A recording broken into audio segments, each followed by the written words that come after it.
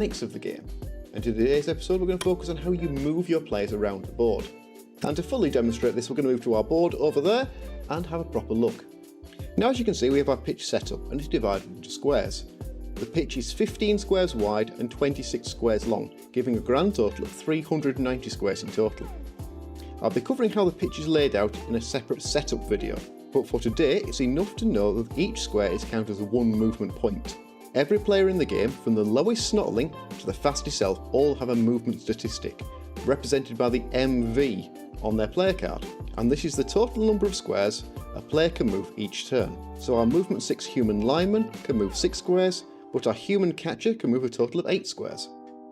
So that is the basic side of movement, but there's so much more to it than just pushing your players forwards up the pitch up to their maximum movement. You can move your player from any square into any of the 8 squares surrounding it, as long as this square doesn't have another player in it, or that square is off the playable pitch.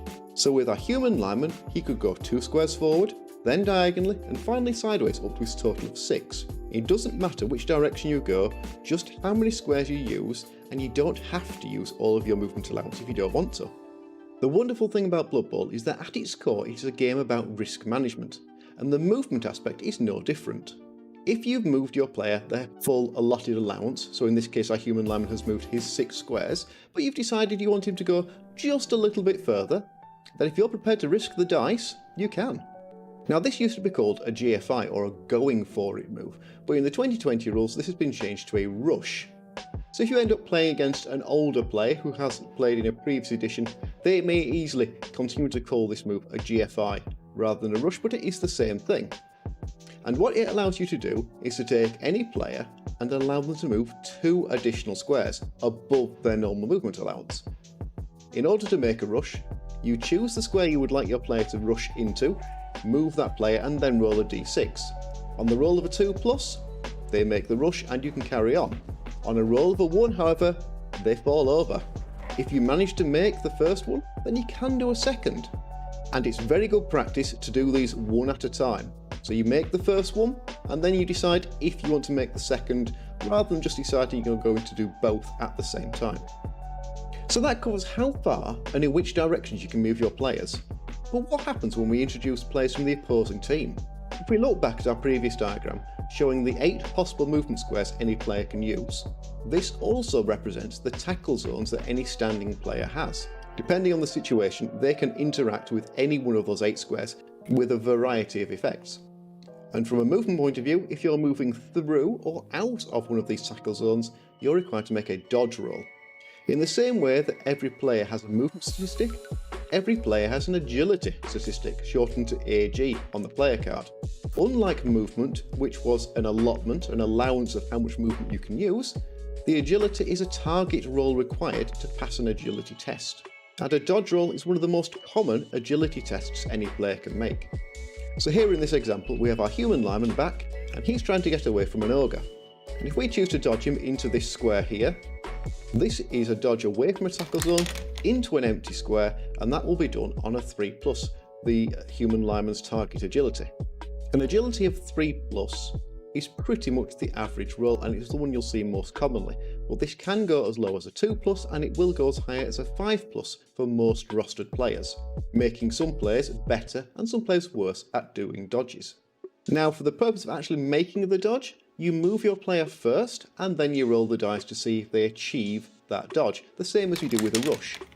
And this means that if you fail the dodge, and in this case that's a 1 or a 2, they fall over in the square they are going to rather than in the square they started in.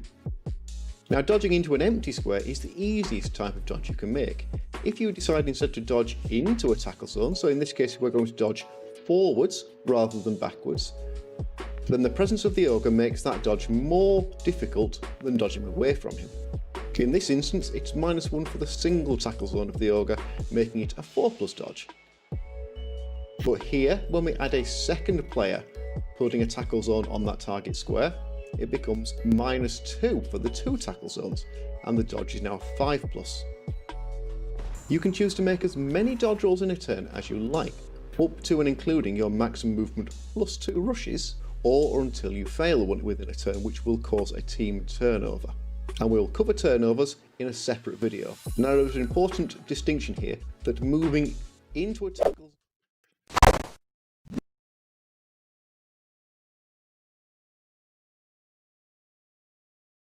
Good evening to whoever happens to be out there. Where are we? We are on, yep, I just can't quite see.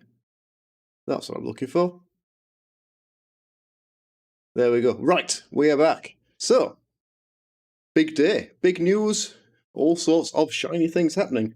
And due to some technical glitches, gremlins, what should we call them? I've managed to make a complete mess of the unboxing.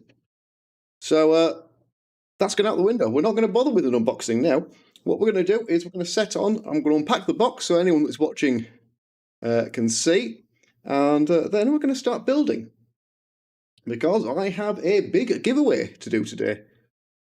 And it's going to be the Bogenhafen Barons. Yes, we're going to give away the Bogenhafen Barons. I don't need those, don't I? As a painted team. So we're going to be doing them with box art level, or sort of box art colour. Don't know about level, because I'm not a big fan of the GW style, that hard edge highlight style. But that's what we're going to do, and we're going to build them up tonight. I'm going to prime them in the morning, and then tomorrow we're going to have another painting stream, and we're going to see how far we can get.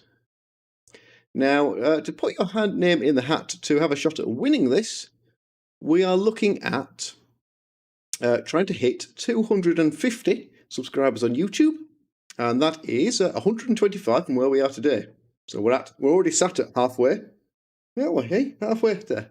And yes, so tomorrow morning there will be a video going up with announcing the giveaway and the rules. But you guys get a cheeky head start. What you need to do will be to be a subscriber of the channel, obviously, and then leave a comment in the giveaway video. And that way you can score yourself an entry into the giveaway.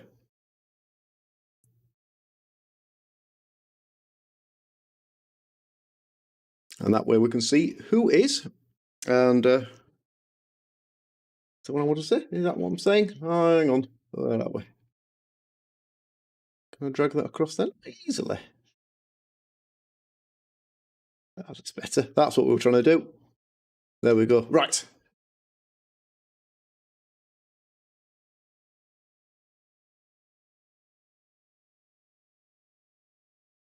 There we go. So yes, you'll be able to put yourself an entry in there. And through tonight's stream and tomorrow's stream, just any Blood Roar related questions, drop those in. I will drag out the rule book and get you the answers. What's that like there? Right corner. That'll be that light there. There we go. That's sorted that out. Sort of. Or better still, why not just turn that one off? We're not going to need our background lights today, I don't think. How's that? Is that better? Oh, quite bright. Will be that one. No, let's just. There we go. Drop those down. Makes it a little bit dark for the overall picture, but I think we can live with that. We can always pull some of the other colours up. Give us a better light. There we go. Not perfect, but it will do. Because you're not interested in watching my face, really, are you? You guys are here for this. So yes, shiny new setup. So we've got ourselves palette cam. So yeah, this is our wet palette. So if I unpack the palette, I'm going to mess up the setup here. I don't think there's anything actually on here. I think I cleared it ready for the new project. I did. So that is just my wet palette in there. Which for some reason I managed to spill turquoise paint all down one side. And no, plenty wet enough is that. So yeah, we are set to go there tomorrow. So that is wet palette cam. So you'll be able to see what colours I've got on the palette and how I mix them. And hopefully how thin I mix them. I think I mix my paints perhaps a little too thin. But I do like that. It gives me about 900 coats. They get decent coverage, but I do get lots and lots of control. So that is over here. We've got, you can't quite see that one, but that's set up on, so this is interesting. That is set up balanced on top of the dice tower to give me the height for the pallet cam. We've got the iPhone over here running the new Elgato Epoch Cam app, which gives me my table cam. That I'm really impressed with. That works really well. Then we've got our normal GoPro giving us face cam. And then we've got a selection of lights strewn up all over the place. The GoPro is on a car mount strapped to the bottom of a paint tin, turned upside down to give me some height. So if you actually get to see the back end of this setup, absolute chaos. Took a bit of jiggering about with to make a reasonable setup. I think you guys will be okay. So that's just a mark of my mat. Oh, no good now. Ruining the mat. So yes, that's how we are set up. Oh, excuse me. Here we go. Right, so we're going to be unboxing the video. Unboxing the video? We're going to be unboxing the box, so you guys can see what's in there. I did say unbox it earlier, but because I made a bit of a mess, I lost all the audio for the video. And look, we can give away a little baby person now. Oh no, we've lost pallet cam. That'll never do, will it, eh? Hey, you little tinker. We've managed to destroy the pallet cam. 1, 2, 3. 1, 2, 3. All the way over there. There you go. Okay, well, luckily, I don't think we particularly need pallet cam tonight. But so let's see, can we rescue it and balance it back up, get the thing back, kind of something like. How is that? That doesn't look so bad.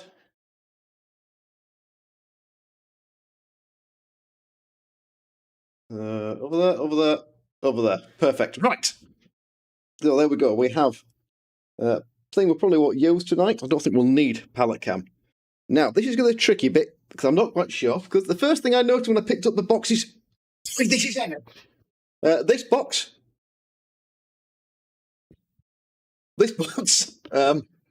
It's really, really heavy.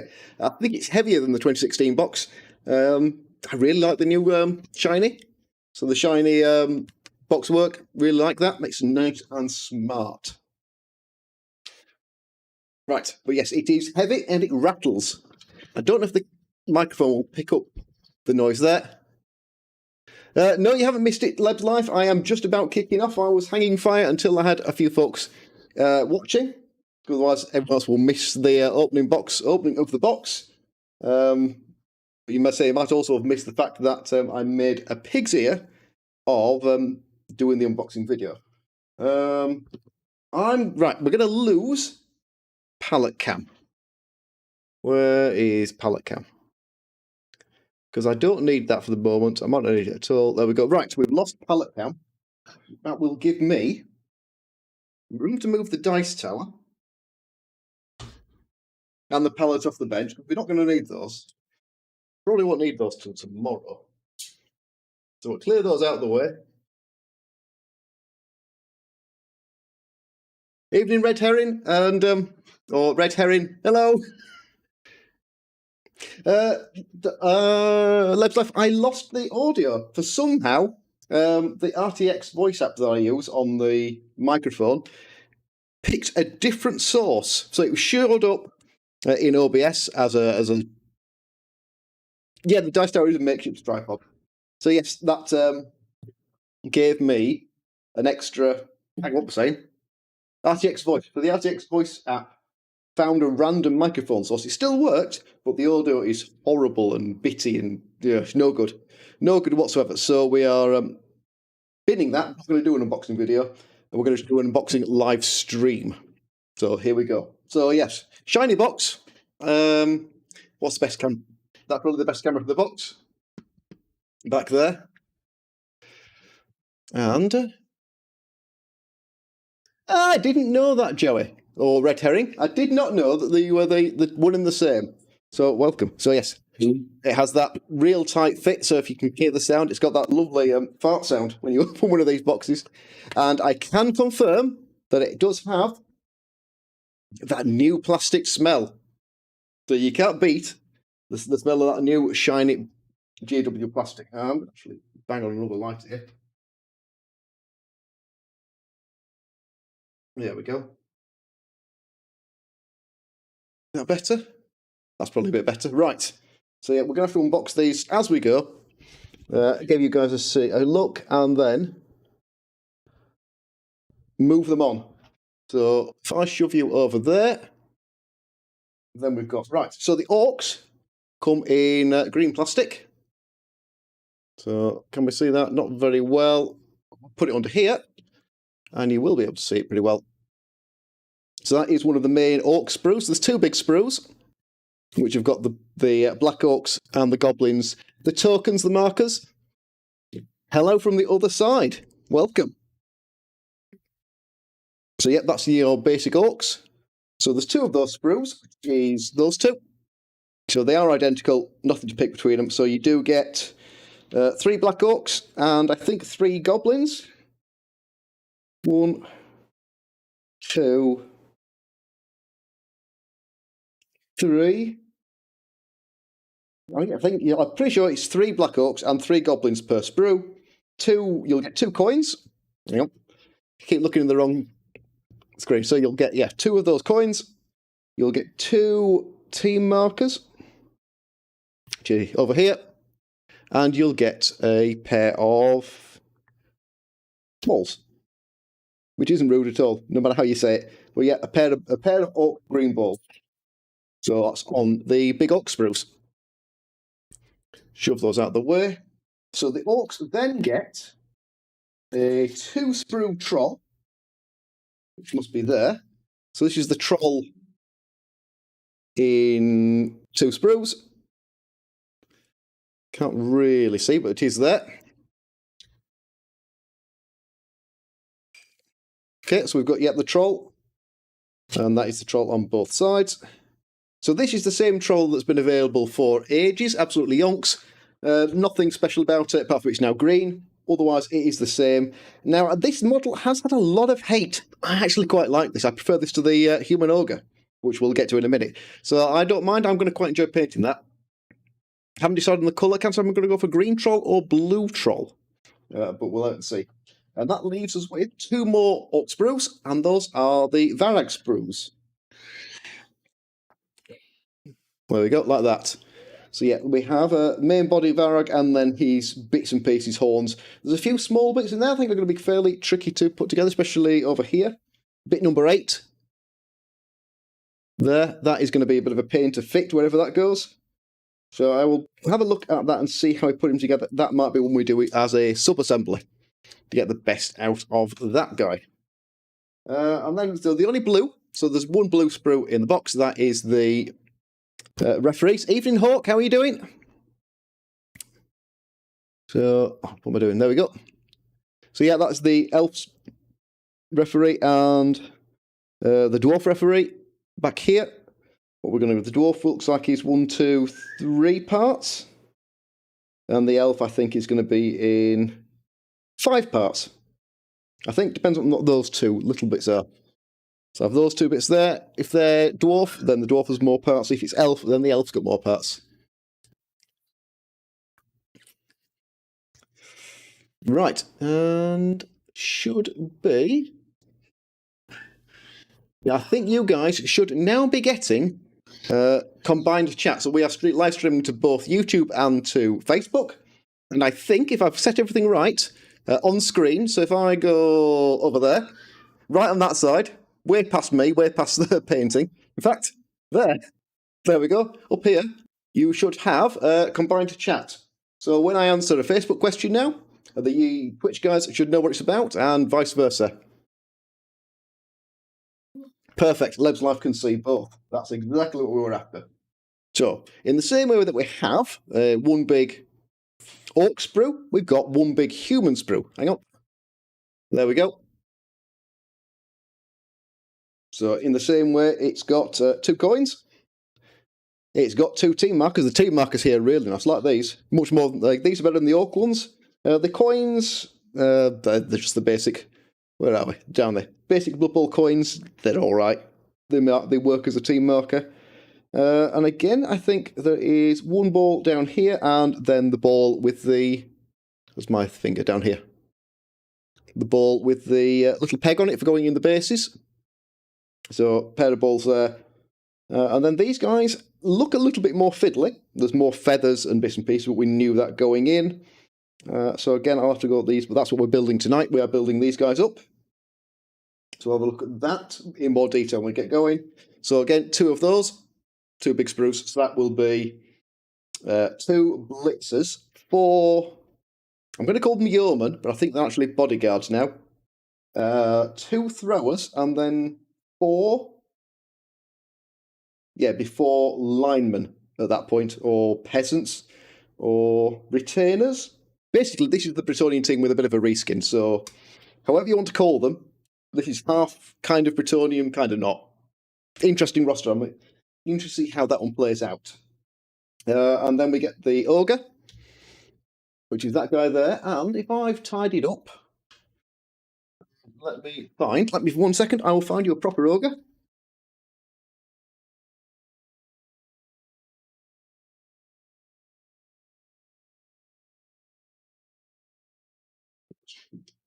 There we go. So that is the ogre actually built up. And he looks a little bit bright there. So that is the painted version. That's from my orange and white humans. And that comes out of this sprue here. So shouldn't be any bother with putting that together. I don't think there was any real issues when I did this one. I think it was fairly straightforward to build. So I should be able to copy that again. The colour's not brilliant on here. Too much light, I think, from the big light. But there we go. So that is the completed ogre. Let's get rid of that guy before I lose him. And that's then the ogre sprue. Which leaves us with Griff. And Griff is a 1 sprue model. So it was it's half the parts that the Varag model is. Let's find Varag for a bit of comparison. That's I've lost everything. That's 1 part of Varag, and that's probably the other half of Varag.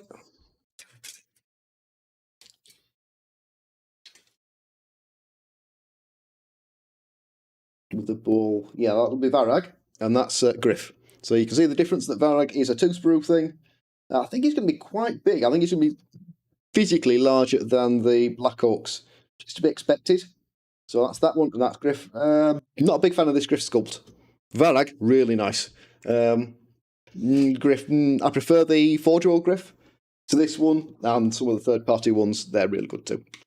But we are going to do him, because he's part of the giveaway, so we will get him painted up.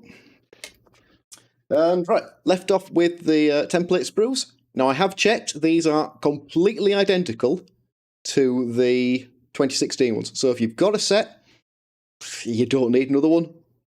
The ruler, everything, it is identical, same thing. So eBay them, give them to a friend, doesn't matter. You've no use for a second set. But new players, important, really important to the game. So if you haven't got them, brilliant. If you have, you've got spares. Right, this postery, protectory thing, we've seen a few things off. It's box art on one side. Oh no, oh, we've lost everything. Let's try again. It is teams on the other side. How's that? Now this appears to be most of the box teams, but it isn't Old World Alliance and it isn't Underworld. Oh, thank you very much to Dan Coty. Hang on. Dance Toady. There we go, Dance Toady. Evening. Dance to Die. There we go, Dance to Die. Well, I'll get there in the end. Thank you very much. So yeah, yes, that is the teams. It's probably not just mine. These do tend to get fairly bashed up in the box. So when you get them out, they're all right, but they are usually tend to be marked and dinged in places. So if you wanted them to keep as a bit of artwork, try and be careful, but finding a good one might be a little bit tricky. So mine's got a few little niches. Niches? Is that a word? nicks, lumps, it's bent and damaged anyway. And it's probably going to go in the bin. Right, so that is the usage. Now, first disappointing thing, slaughter bases. So, bag full of bases, which you need, but they've all got grooves in them. And as we've already seen, none of the models have got slotted feet. So every one of these is to fill, if you're going to use them. I'm going to replace these with some nice textured ones. So these are surplus. I'll use them for basing up more corks, because that's what I use for painting with. So yeah, slotted bases, all 32s. So even the goblins running on big bases, I might reskin my goblins down to 25s. You cannot beat a brew, and here we have. It's a good excuse to have more brew. Cheers. You have to remind me, otherwise that is going to go cold before I finish it. So yes, a bunch of slotted bases that are, fine. You can fill them relatively easily. But when none of the models are slotted, I would like to see those as solid bases. They have given us, hang on, let me just lock off some sources, because I'm about to drag a source out of the way. Right, they have still got little hole in for mounting the ball in. I don't use that shape of ball, but it's a nice feature to have, and they've retained that there. Got 2 sets of dice. Now these are, is there any need to unbox these? Probably is. Right, these are like a clear plastic dice, like a gem style dice. So rather than, let's find 2016 dice, I've had them out today. 2016 dice were a solid plastic. So these a little bit nicer, but otherwise they are fine. And I suppose, whilst I've got them to hand, it'd be a little bit cheeky not to roll them. Double 2, not a bad start. And an 11, so I can't beat that. Well, I can beat that, but I'm not going to. Okay, and block dice. Push, push, defender stumbles. Defender stumbles, defender stumbles, push. So, not bad rolls. Plus a new D16, which has got more use now than it did in the last version, and the D8 scatter dice. And you're going to need all of those.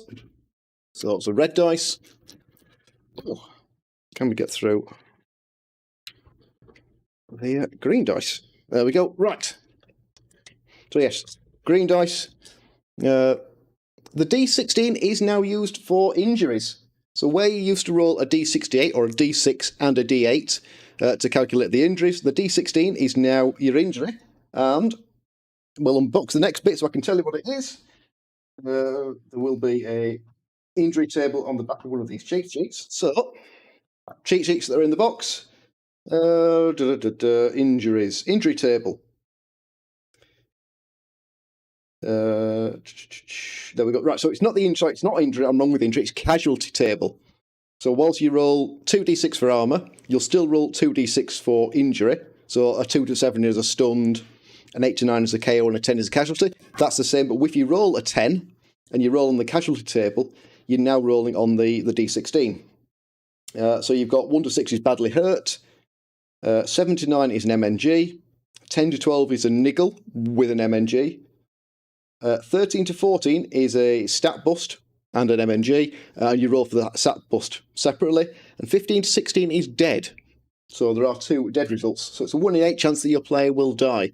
And because it is a D16 now rather than a D68, it's even odds of rolling any result. So rolling a 16 is just as likely as rolling a 1. There's no difference.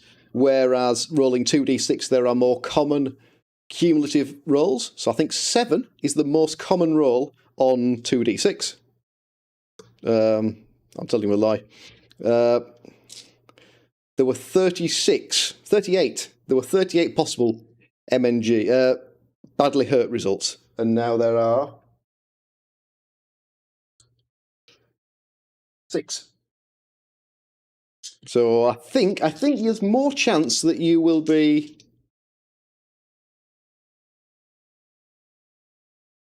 Okay, I will cover that later on because I want to do the unboxing first. I'm going to do the unboxing, I'm going to do the giveaway, and then I'm going to start building, and then I'll deal with any questions you guys have got from that point. So remind me when I get there, but yeah, I'll cover your questions later. But yeah, I think, and I'll have to check the numbers here, but there is more chance of you taking a serious injury and less chance of you actually dying in the new edition. I think. But I will have to check. Right, we don't need that. We don't need that. That's just left of us. So, I've already shown one, but there we are. I have these two cheat sheets. They have the symbol for each team. So over here we've got the Orc team, and over here we've got the Noble team. Where are we? There we go. Both are identical apart from that. They have the same information on, and it's got all the usual bits and pieces. It's got sequence, it's got the post game, it's got how to do a turnover, it's got the weather table, kick-off event, which is going to be really good. I think it's got prayers to Nuffle, weather table. No, it doesn't have the prayers to Nuffle table on here. So if you want that one, and I'm sure we will, it will be a. We'll have to look it up in the main book. It's got the kick-off table, it's got the weather table, it's got more information than most players will need. Hang on, what's best? Big screen there. I'll give you a bit of a look. So it explains what the block dice do, and it explains how passing works. You can't quite see that, but it does, which are things that most players know off by heart. We all know what a skull does, we all know what a power does. So, again, nice for new players, but you could probably do with a slimmed down version with things like the weather table and the injury charts on for more experienced players, but nice to have, and they take up more space than the original. Back here, so this is the 2016 version, which has, as you can probably see, far less information on it, but it was pretty much okay, but it didn't have, but it didn't have things like passing charts. Well, they're not in here either. Having a passing chart is dead handy. Given some people use different sizes of pitch and a smaller pitch, you can't use your new ruler on. Where I'm going to put those? I'll stick those back in the box. And that can go back on the ship. Exactly. Right. So I'm going to cover these next, because they are tucked away in the bottom. And I will grab you a third one. Let me just grab another dugout.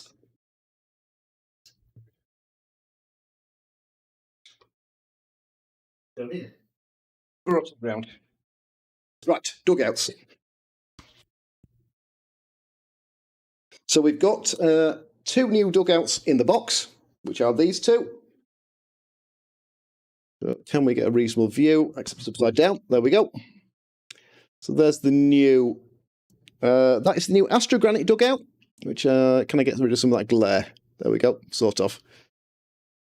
Really nice, quite clean, a little bit more roughed up than the grass side, but dead easy to read. And they've dropped one of the turn trackers, kept the score counter, so you've turned, score, and rerolls, and then your dugouts in there. And the grass side, again, just like the 2016 version, the grass pitch is cleaner and easier to read. So if I bring you the two together, the numbers are significantly easier and clearer to read on the grass one, but by no means are they difficult to read on the other one. But the most important thing here is the side.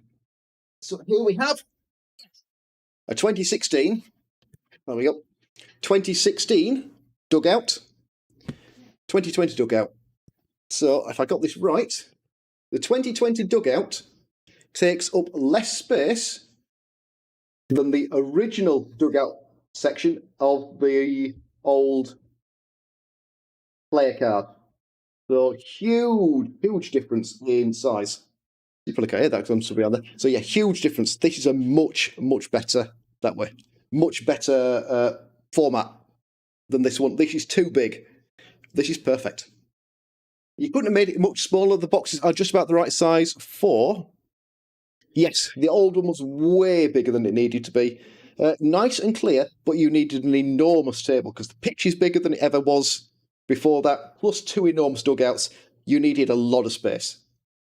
This, two of these being smaller than one of the old ones, lovely change. And we never needed 2 turn trackers, so we used to track turns 1 to 8 and then turns 9 to 16. We don't need that. We're all capable of counting to 8 twice. So that's that one.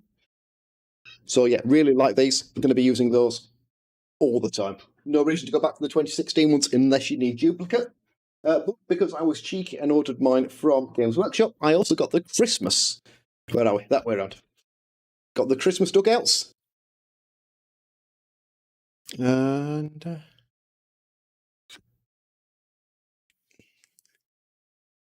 that is very true. Yes, the boxes are smaller, so if you do take a lot of injuries, Battlehawk, then yeah, they are a touch smaller. So yeah, from that point of view, let's have a look and see what can we get. What have we got floating round?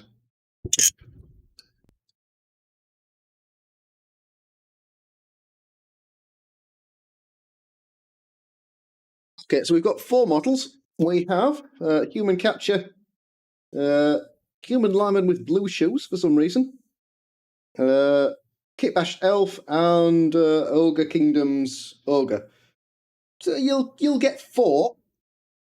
You'll get 4 32mm based models in there.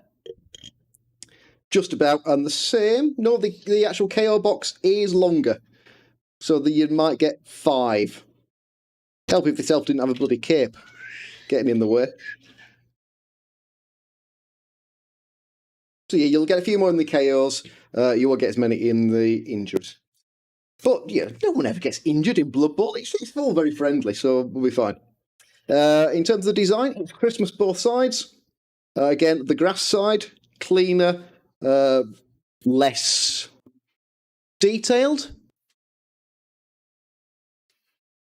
If you're playing halflings, you just put them back in the box. You'll be fine. You don't need to worry about those. And on the Astrogranite side, because it is grass Astrogranite themed, a little bit more weathering, a little more snow. So again, not quite as clear, but by all means not clear. Not unclear. So those are the little dugouts. I'm not going to unbox the pitch here because it's huge. But I can show you the 2 sides.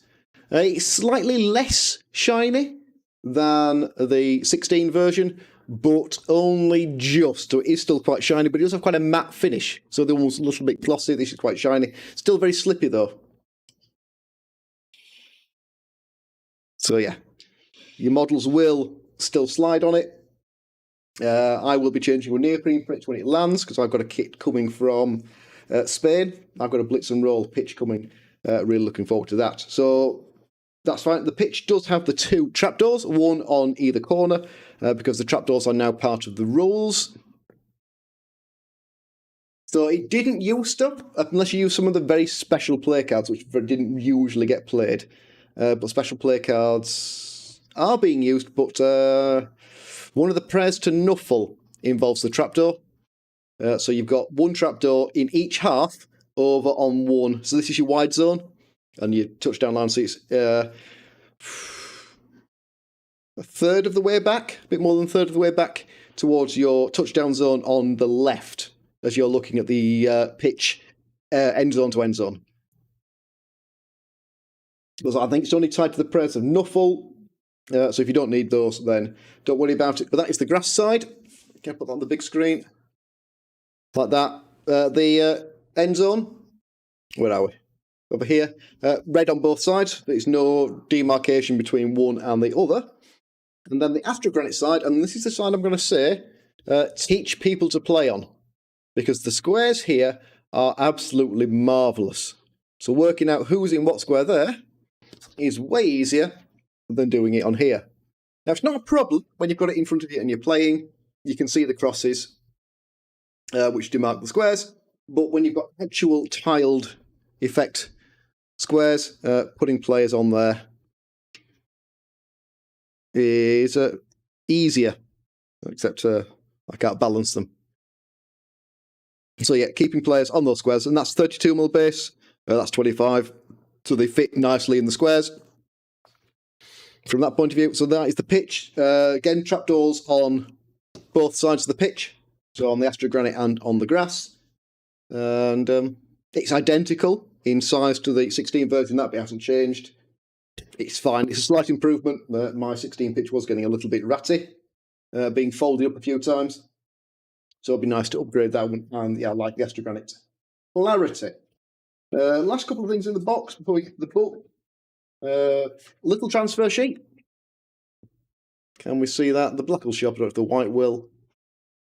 I don't think the white's going to show up very well there. It is numbers, it is team symbols, and it's ball symbols. So there's no positional markings like there was before. So if you want to mark your players, throwers, catchers, wherever they are, not on that sheet. So you'll have to source those elsewhere. Yeah, I really like the tiles too, and your instructions. So it's only one A4 double side, or it's an A3 double sided, so it's 4 A4 sides, and you've got referees, Griff, and a troll. You've got Black Orcs and an ogre, and then the normal players on the inside. So we'll be looking at that one obviously because we want to get those humans together. The sprues are duplicates, so there is a repeat of every figure. So there'll be 2 of everyone on the 2 big sprues. You've only got one Varag, one Griff. But for your Black Orcs and your Human Imperials, you'll have 2 of every sculpt. Right, let me just get shut of those guys because we don't need those guys anymore.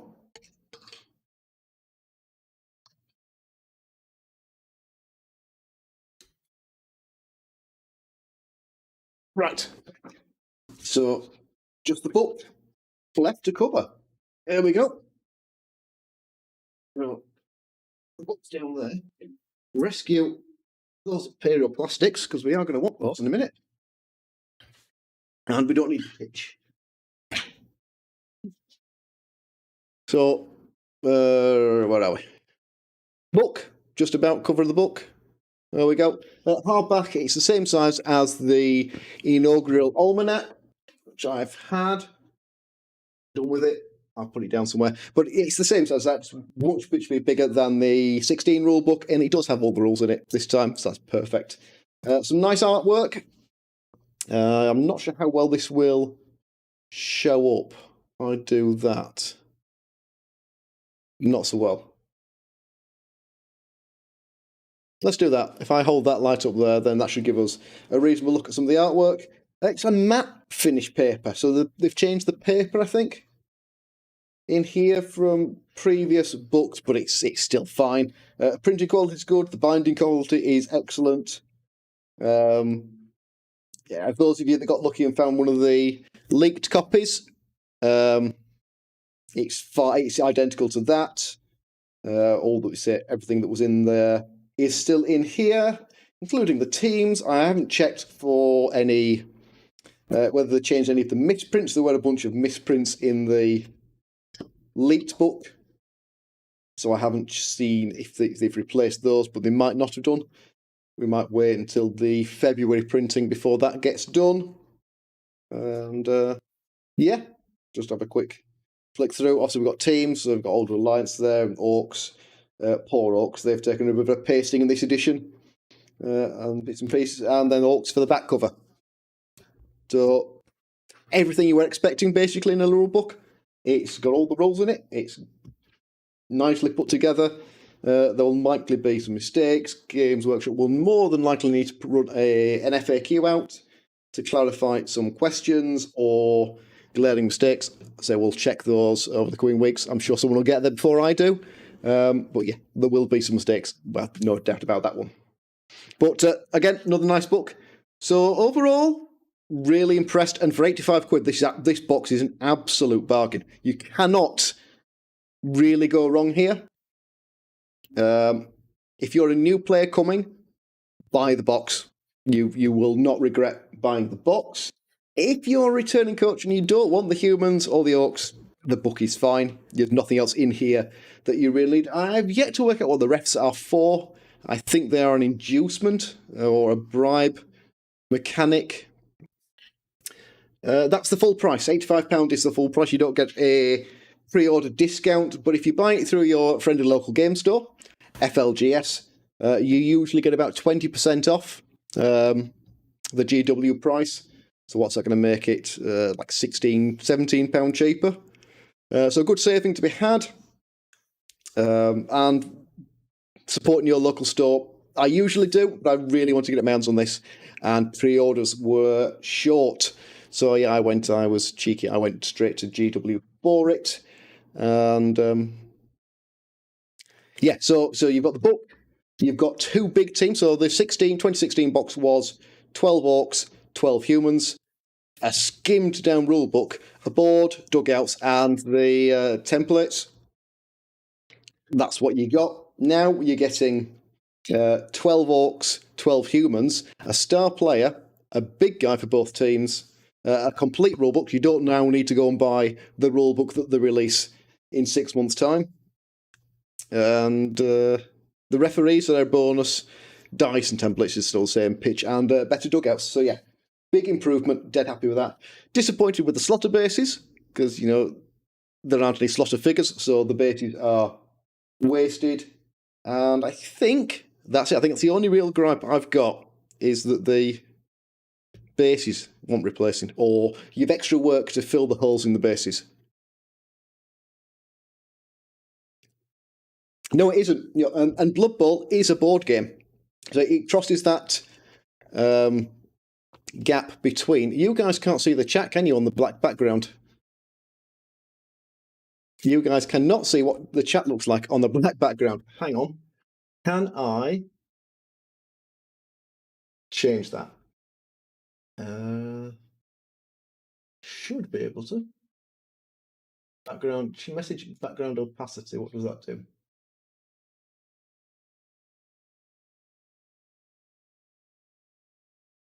Does that change it? Don't know if that changes it. Let's copy that and share.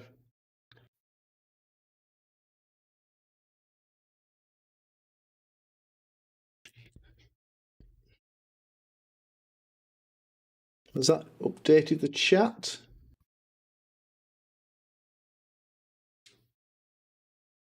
I don't think it has. And let's just see. What did I do with my Twitch? There we go.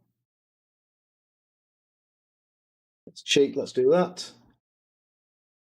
No, it doesn't. How do I get my chat?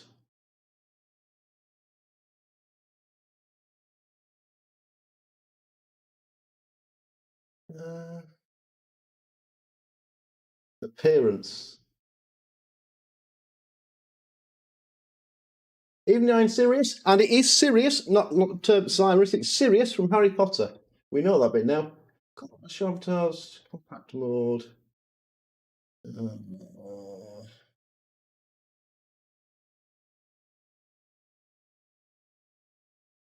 Message alignment, message background opacity, chat background opacity.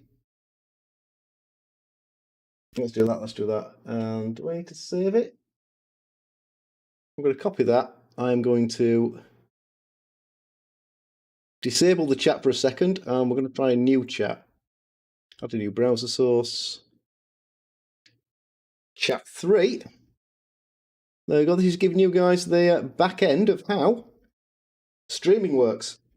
It's a nightmare how it works. And hopefully, there we go. Right, we've got speech bubbles. So if I get rid of the background opacity and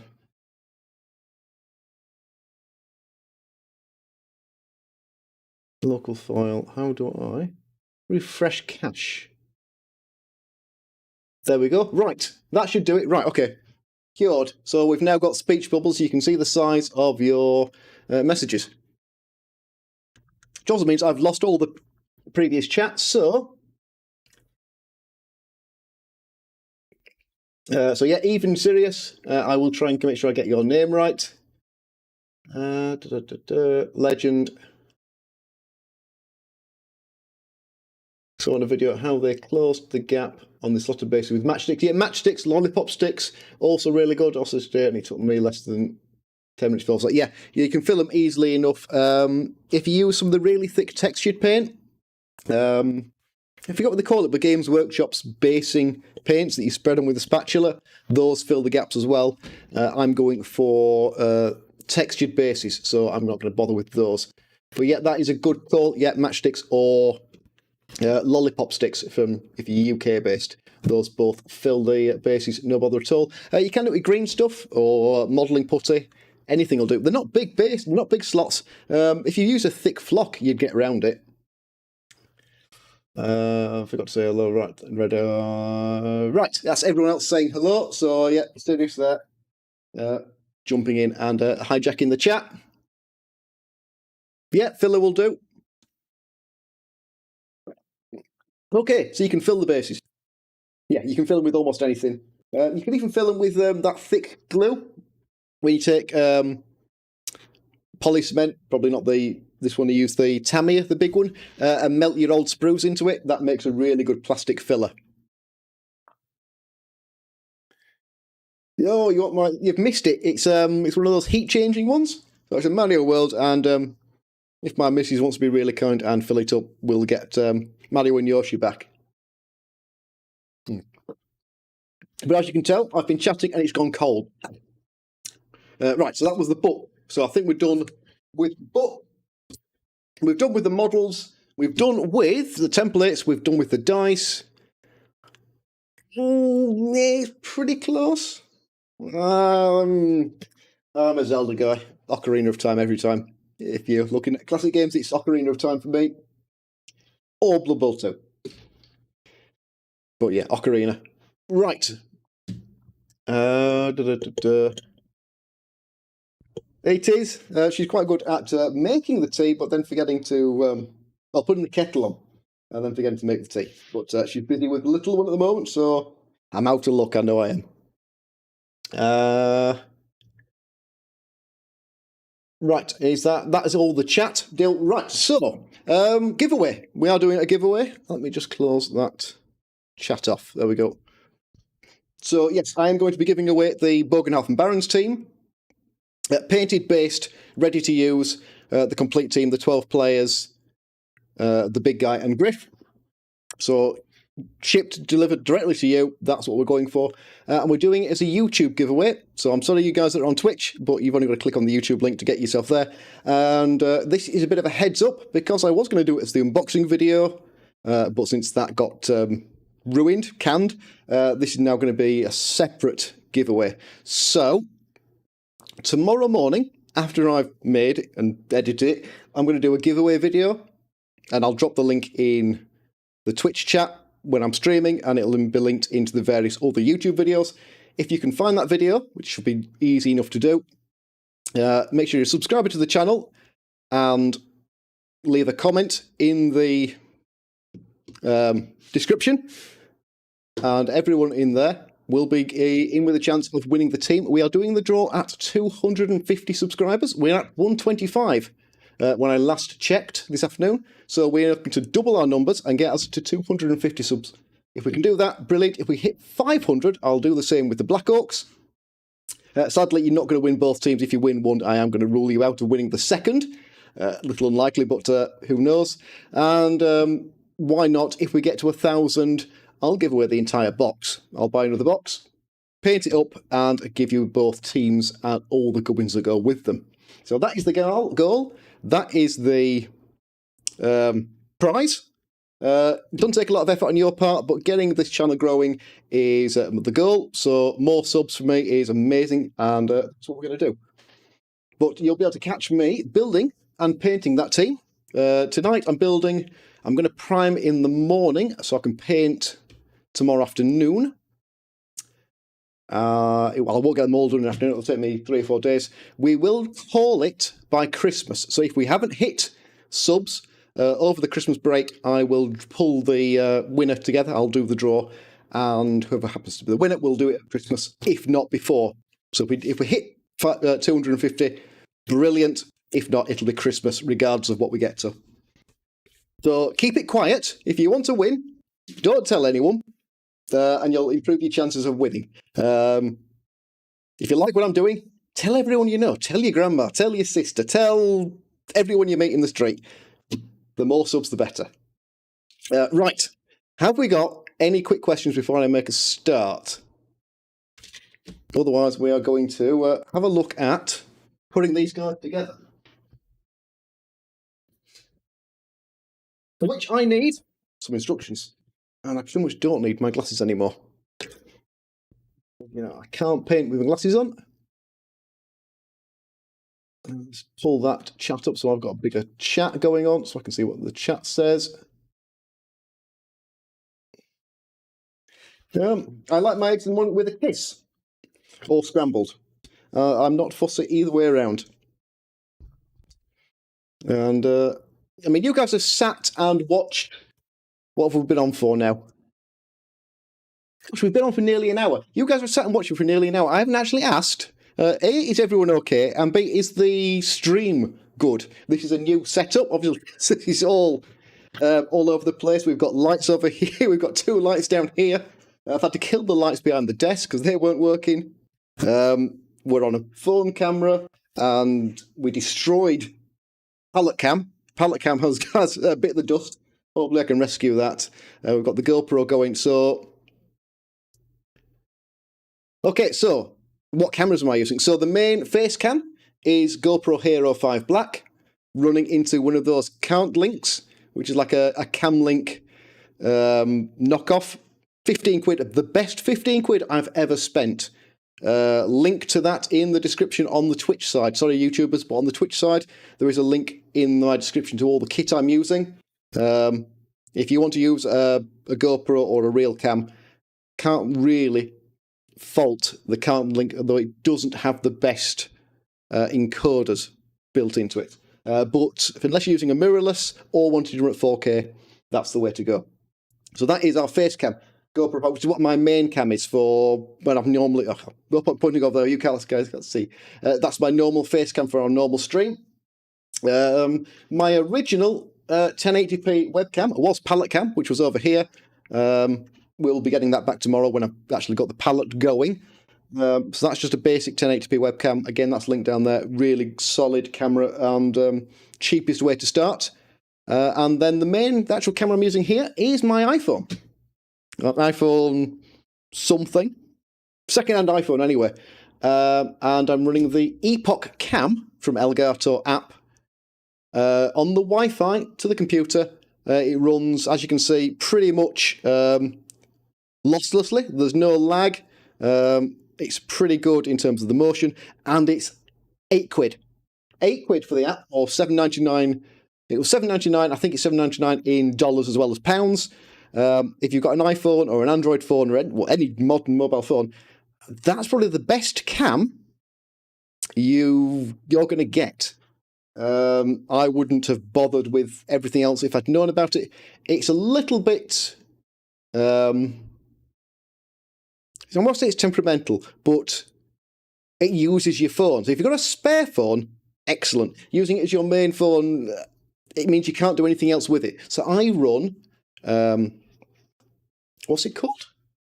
Touch Portal. So Touch Portal is an app-based stream deck. So you guys have seen me stream games when I'm doing the KO and the Ghost, the Salty Streamer. When you guys can change the streams, that's all driven through the Touch Portal app. Well, I can't run that at the same time I'm running this camera. So there are some trade-offs. I also can't check the Discord, because if I open Discord on the PC, that crashes the RTX voice app for the microphone, so I can't run certain things. So there are some compromises. But yeah, you can't really go wrong. And for what I'm doing here, it makes an excellent close-up camera. So I'm for painting camera or building as we're going to do. Can't really fault it. And 8 quid, it's a bargain. So yeah, if you want to start streaming, 8 quid, and you've got yourself a camera, you can run the microphone, and you're away. So yeah, no real reason not to give it a go. Especially for this, because streaming any hobby stuff, very low demand. Even streaming Blood Bowl 2, fairly straightforward game.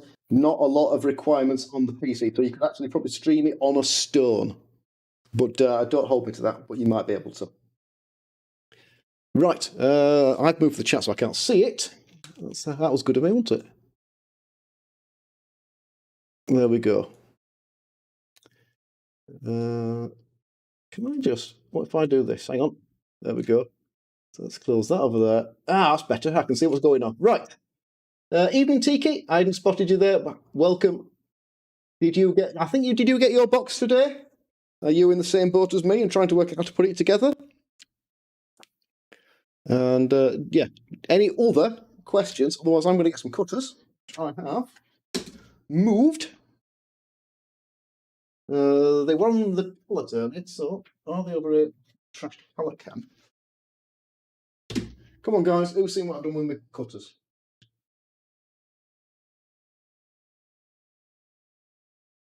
Am I going blind? So I've buried them with all the stuff out of the box. There we go. That's what I've done with them. Right. So, kit for building models with.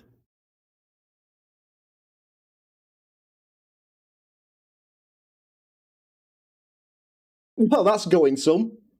Now, they're not under the box, but they are under all the stuff out of the box life.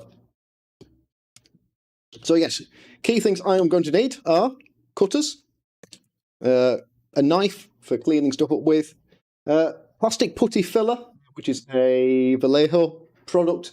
I prefer it to liquid green stuff. I think it's better, and plus liquid green stuff, it just dries in the tub before you get a chance to use it. Little file I might not need, and poly cement, plastic glue.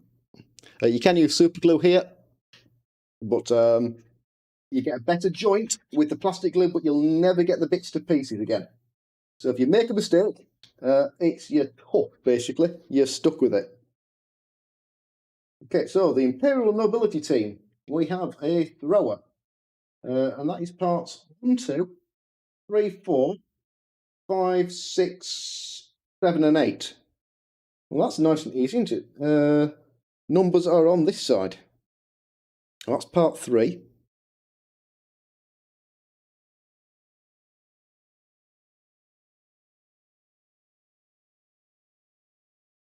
Yes, I don't use them. I've never really used the transfers, but yet not having them is a bit of a pain for the teams. If you're using the game GW models, it's not so bad because there's that many teams out there, and everyone is aware of what the sculpts look like, that they can pick the positions apart. But I tend to, what have I got hanging around that would be painted up? Halflings, there we go, I've got some halflings here. I tend to colour code the bases, the NAF, the NAF, the sort of behind the scenes governing body of Blood Bowl, when GW was not involved. Oh, well, lost a tree, man. Came up with a coloured scheme for marking positionals. So, red bases are blitzers, yellow bases are catchers, grey bases. Have I got any grey bases here? Yep, grey bases, which is difficult to tell that's not white, but it is grey. So grey bases for linemen, white bases for throwers. And was there another colour? I can't remember if there was another colour or not, but if you marked out your blitzers, throwers, catchers, and linemen, if you've got another positional, it's fairly easy to tell apart. The sheep is a Rumbelow sheepskin, who has lost his carrot. So this is a converted model from Warplock Miniatures, who also do... Which Arkworld is the game, but this is their Halfling Kickstarter. And he is the closest thing I could find to a Rumbelow model, which is a Halfling riding a ram out to cause one of the best star players out of the 2016 box, well, out of the 2016 rule set, and they have kept him. He has been retained for Blood Bowl 2020. One of the only 2 models that Games Workshop have kept that don't have a Forge World model. Yeah, so that's it. That was your question, Jill. Yes. Strength 3, horns, juggernaut, block, tackle, movement 6, armor 7, thick skull. Really good. Makes an excellent blitzer for halflings and not expensive. Maybe 180. I think he's actually come down. And I tend to paint my star players with gold Oh, no point putting it there, is it? Gold bases, which you can just about tell that gold is different to yellow. But yeah, gold bases for star players. But then if you had a tree man, evening Scoop Cat, how are you doing? What have you been up to? So if you had a position like a tree man, right guys, I'm going to have to make a move. We've got food coming, so good, I haven't got glue everywhere. I am going to go and deal with that. I'm going to give you a video to watch, so hang around for that. I will be back as quick as I can. This is a video on how to do movement for any new coaches out there.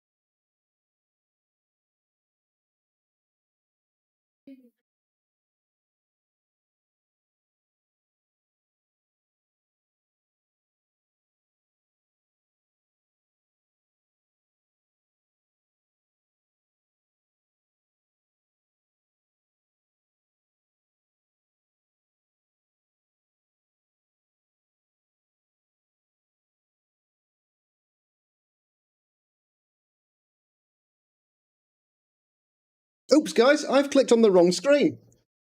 Well, that's not very interesting. I'm terribly sorry for you guys. Let's just deal with that.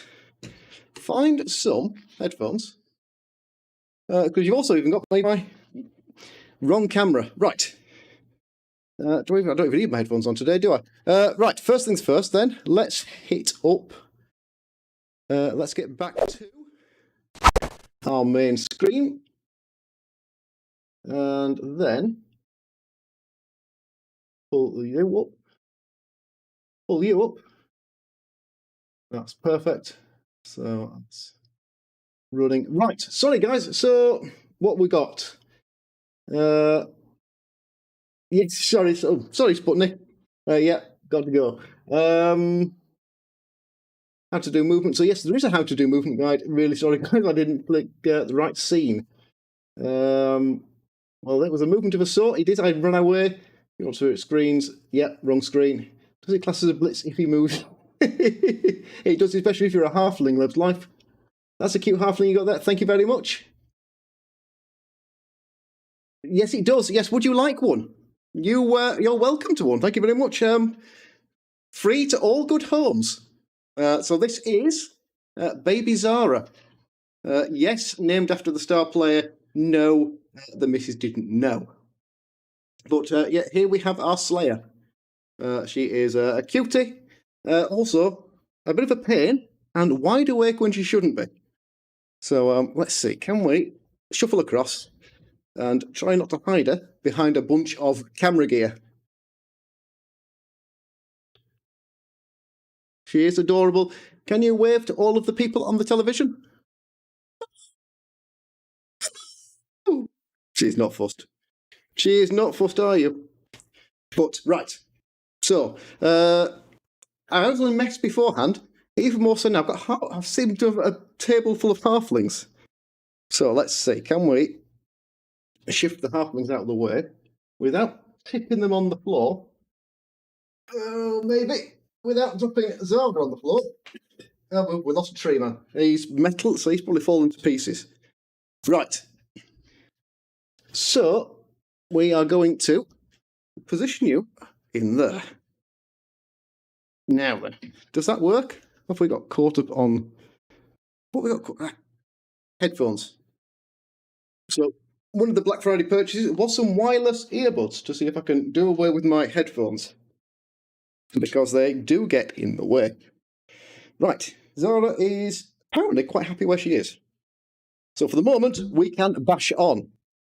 Which means we've got two bits chopped out. We've got parts 3 and 8. And I wanted 1 to 8. Which is good. Yeah, I could tip them on how... it's too late. It's official. She has a name. And we can't change it now. Or at least that's what I'm going to be saying. I do need to get my finger out and register with the NAF. Just so we make sure we get that name saved for when she is old enough. Like, 18 months? 18 months is old enough to teach Blood Bowl, isn't it? Maybe we'll start with 7s. 5, that must be a foot. What else have we got on here? 20 we won't need. 1. Front and back half of the body. Okay, we can do that.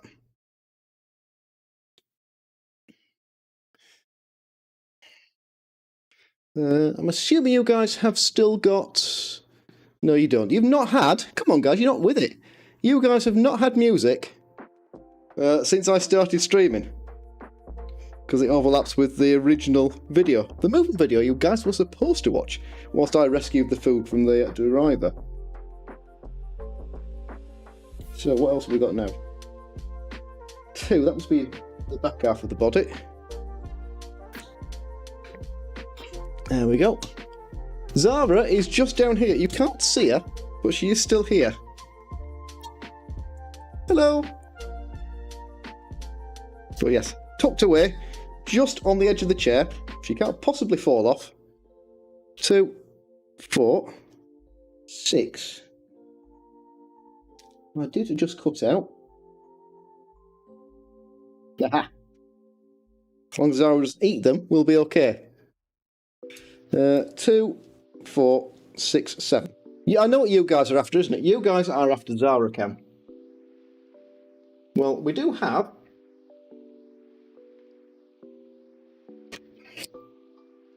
pallet cam. Can't possibly fall. Sure, she'll be fine. Now then, if I had fewer cables, this would be easier. There is an abundance of cables here.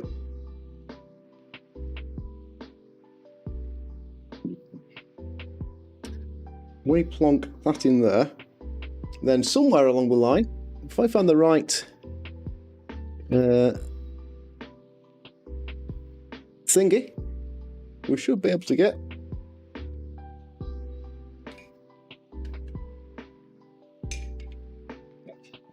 oh dear, we've lost lizard men now. As you might have guessed, I have an abundance of unpainted models, which means this giveaway is absolutely a really good chance for me to actually get some stuff painted. Oh, you can tell the difference in the cameras, can't you? Well, you know, a bit of eye candy for the dads. That isn't as creepy as I thought it sounded. Yeah, that is not creepy at all. 2, 4, 6, 7. We are missing one piece from our alignment. And I'm just going to gloss over what I just said, because it's likely to get me in trouble. And yes, Zara is not some sort of purple hued monster. Can we? Where are we? Webcam. Filters. Colour correction. Are we on defaults? Well, that's a good start. And let's crank the brightness right down. Let's crank the gamma down. Nope. She's still just really, really washed out. Can we? No, can't make her any quieter. Once you're blown out, you are kind of blown out. There we go, slightly better. Well, I will do anything for a watch it. You know me, I am a bit of a stream. What am I going to say? How am I going to say this nicely? I'll do anything for views. That's what we're going to say. And if that means I have to shut up, if that's the consensus, I'll shut up. I'll just build in peace and quiet, and you guys can amuse yourselves. Be surprised, guys. There's not been more rules questions. Are you all really happy with the new rules and how the game is going to play? It's going to be a bit of a fiddle. Let's just shove you up there. There you go. Little fingers can't quite reach there. I don't seem to have.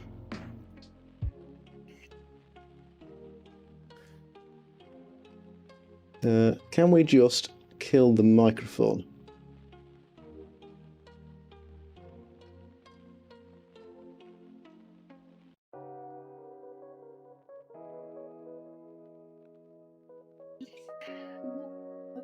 Oh, okay, well, she's just here, occupying the stream. I don't even know how the old rules work. Well, good job, you don't need to learn them, because as of today, the 2016 rule set, unless you run across a random tournament, or Blood Bowl 2, oh, look at this! I know, but... That's okay, you're doing the food.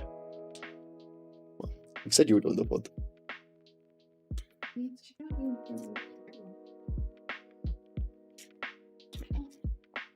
Now, if I do this, look at that.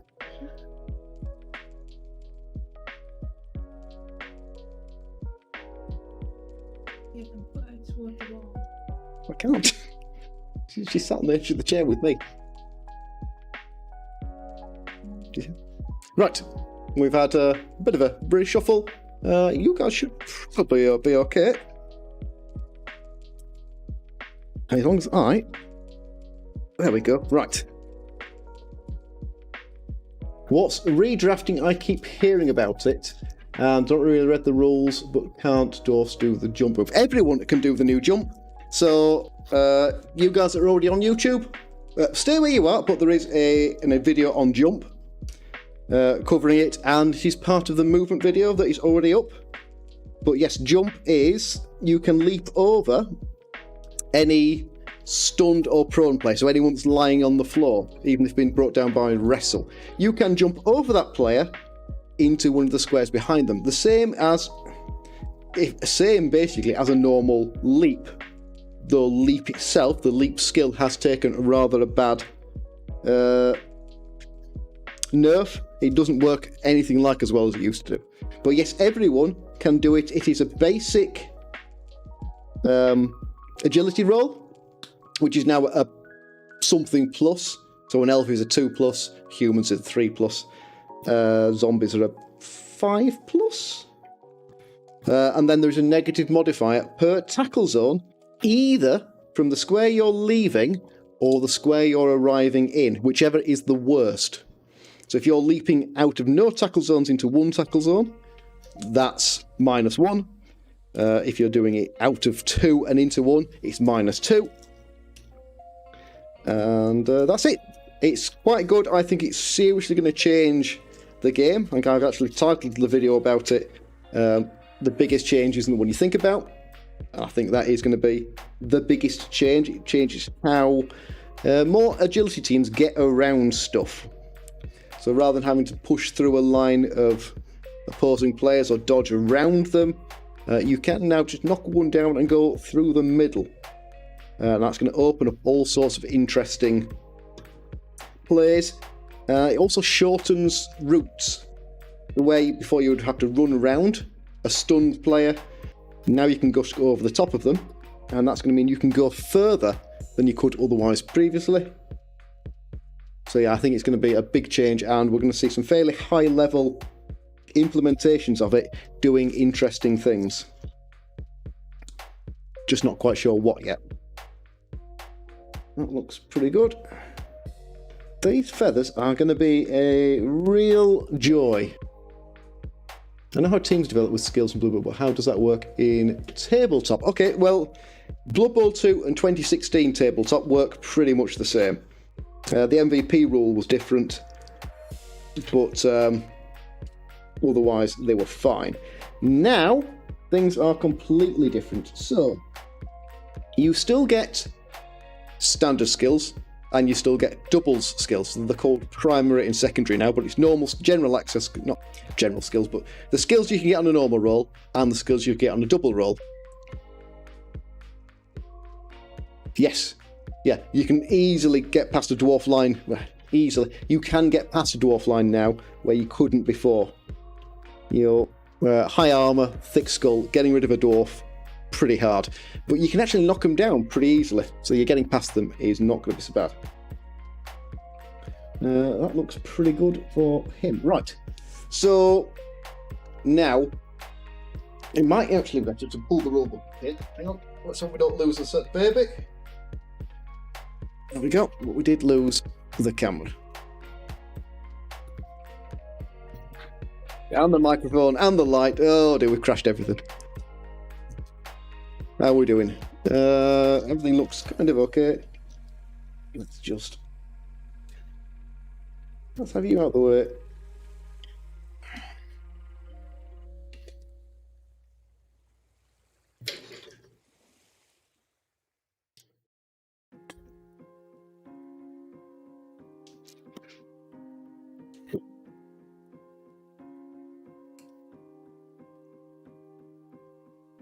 Ah, someone's got a butterfly, that's what it is. Someone's butterfly is making camera things all over the place. Right. Okay, so, rules.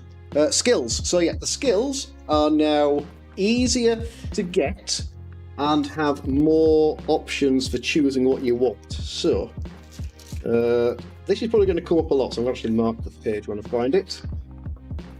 We want skills and traits, post-game, drafting characteristic pass play tests, touchdown, the end of the drive, the Eastern map. We're going to be in 60 something, I think. For skill, let's have a look and see, where are we? 64, touchdown, stalling, which is another thing that's changing, deal with secret weapons, sudden drive, post game, create the dedicated fans, new skills, here we go. Right, so player advancement. So you still earn star player points, the same as you've always done. You get 1 point for making a completion. You get 1 point for completing a thrown teammate, which you never used to do. Player makes a superb throw teammate on this throw pedals. Yeah. So if you can make a superb throw teammate, so that's the best possible thrown teammate, you will get 1 SPP for your big guys. If you can deflect the ball, that's 1 point. If you can intercept the ball, that's 2 points. It always was 2. The deflection is new. Not quite, but she is pretty close. Casualties are still 2 points, touchdowns are still 3 points, and the MVP is now 4 points. So the MVP has gone down from 5 points to 4 points. But here's where it gets interesting. So you can, at 3-star player points, randomly select a skill from your general access. So let's just take our human lineman, because he's nice and easy. He can have general skills. Then he can have strength and agility. I don't think he has passing anymore on doubles, essentially, when they're our secondaries. So at 3-star player points, after 1 touchdown, you can pick a random skill. Well, you don't pick, but you can roll for a random skill from any of your primary pool. So if you're an elf, that could be a general or an agility skill. And then if you save up points, which you can do, you can now save up your star player points. You don't have to use them as soon as you get them. You can save up 6-star player points, and then you can choose a skill from that primary pool. So you could choose block rather than rolling randomly and getting I'm going to say kick-off return, but it's not, it's now on the ball. So you get a random general skill or choose one, but you need twice as many points. And at 6 points, you can then randomly roll for a secondary skill. So you choose the what you want to roll for, whether it's an agility skill or a strength skill. You choose the category, and then you roll. There are 12 skills per category now, so you roll you're going to roll a d16 and re-roll anything over 12 to get your random skill, but then you're going to be assigned a random double skill at 6 points. You can choose a secondary skill at 12 points. So those big guys, your tree man that wants block, you can wait till you get 12 points and then take block. If you save up to 18 points, you can then roll randomly for a stat up. Now this is really awkward, because you then roll for a stat. So if you roll, and it's a d16, so if you roll a 1 to 7, you can improve movement or armour. If you roll 8 to 13, you can improve movement, passing or armour. On a 14, agility or passing. A 15, strength or agility. And a 16, anything you like. You can choose what you want. So the chance of getting an agility is 3 in 16. The chance of getting a strength is 2 in 16. Whereas movement is 1 in 13. So you've got a reasonable chance of rolling a movement. It's a d16, so there's no cumulative effect, so there is no distribution. Some things are more likely than others. You're going to roll one of these 16 results, and you don't find some cropping up more than others. And so that those point values give you the first skill you take. If you decide to go, when you get to a second skill, those point values reset to 0. So once you've spent your points, you go back down to 0 at whatever tier you've spent them. I'm not sure what happens if you happen to earn 4 points. I assume you keep them. I haven't read that far, but if you get 4 points and choose to take a random general skill at your first level, I'm assuming your remaining 1 point is carried over to your pool to use again. So let's just take the random primary skill, because it's nice and easy. You start, you get 3 points for your first one, 4 points for your second, 6 for the third, 8 for the fourth, 10 for the fifth, and 15 for your sixth skill. But those are all random skills. So as you move up, the cost per skill per level increases, and then depending whether you go for a random skill or a chosen skill or a secondary skill, the cost at each level increases. So if you want to go for a 6th skill and you want to make it a stat up roll, you need 50 star player points for a stat up at your last skill slot. So that's how it's changed. So you no longer do you roll 2 dice If you got a normal skill, you choose one, and if you got a double skill, you chose a double, and if you rolled a stat, you rolled a 10, 11, or a 12, you picked your stat. So, big change to how things level up. I haven't decided whether or not it's going to be good or bad to have players leveling up with random skills fast, or normal skills slowly. But I mean, whoever picks up the MVP levels after the first game. If you want to go for a random general skill. So you could level your team faster, but you might end up with a bunch of skills that are useless. Can we get some glue out? Yes, we can. So you're not sure there what the right course is going to be. I should have tested these first, shouldn't I? Because these are not push fit like the 2016 stuff. These are glue fit, which means you need to make them fit, and that's actually not bad. To say I didn't test that or adjust it, that's gone together pretty well, and you will be able to see the mould line, also the gap, but it's not bad at all. Games Workshop over the years have got pretty good at getting their pieces to fit. Now, I'm not quite sure when it comes to these legs, where these legs are going to go.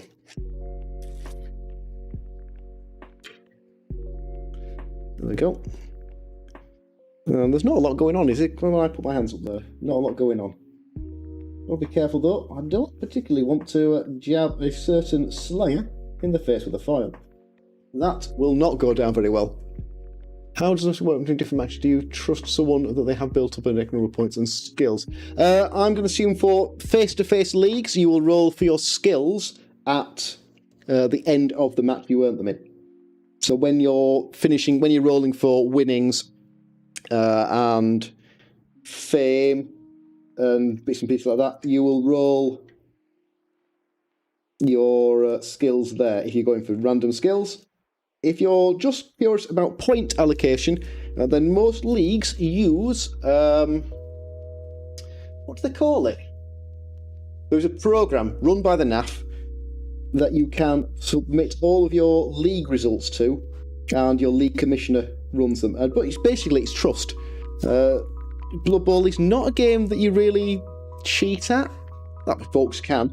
But I've never really come across that as an aspect of the game. Most folks are pretty honest with it, and half the challenge that you league play is that random nature of how the team builds. If you try to cheat that, you're really only cheating yourself from the experience. Apparently I can stick all the rest of the models together in any order I like.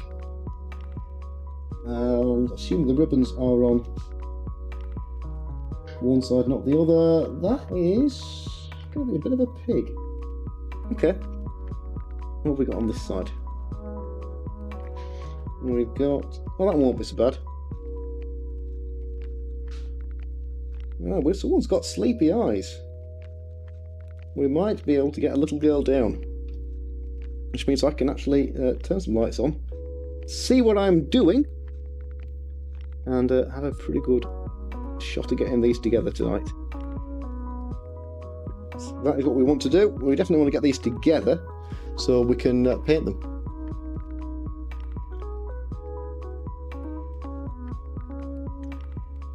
Because you guys are going to want to win them. Or at least that's the hope. So yeah, this is tonight's job. First thing in the morning is produce a giveaway video, so you've got something to click on, and then you guys can start clicking.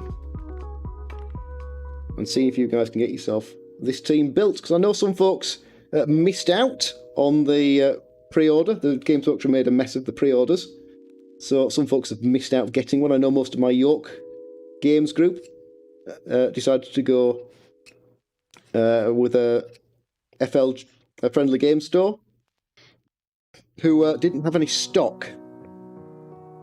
So they've still ordered it, but they're not now going to get it probably till February. So anyone that wants a new team, this will be a good chance to get them. Played. Have you got any plans for getting some plated?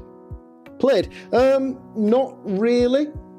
The Christmas window will probably be my only shout, given the latest changes in the restrictions, but I don't think so, and I don't see there being a tournament run anytime soon. So the new edition will have to sit unplayed for a while. Is that supposed to go in there? Okay, the legs. Don't like these legs. No real location for them. I can't glue that.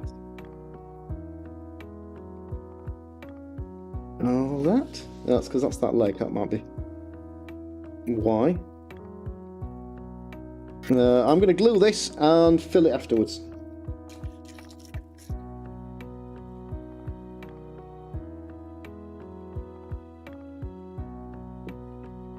And make sure I get the right leg on the right leg.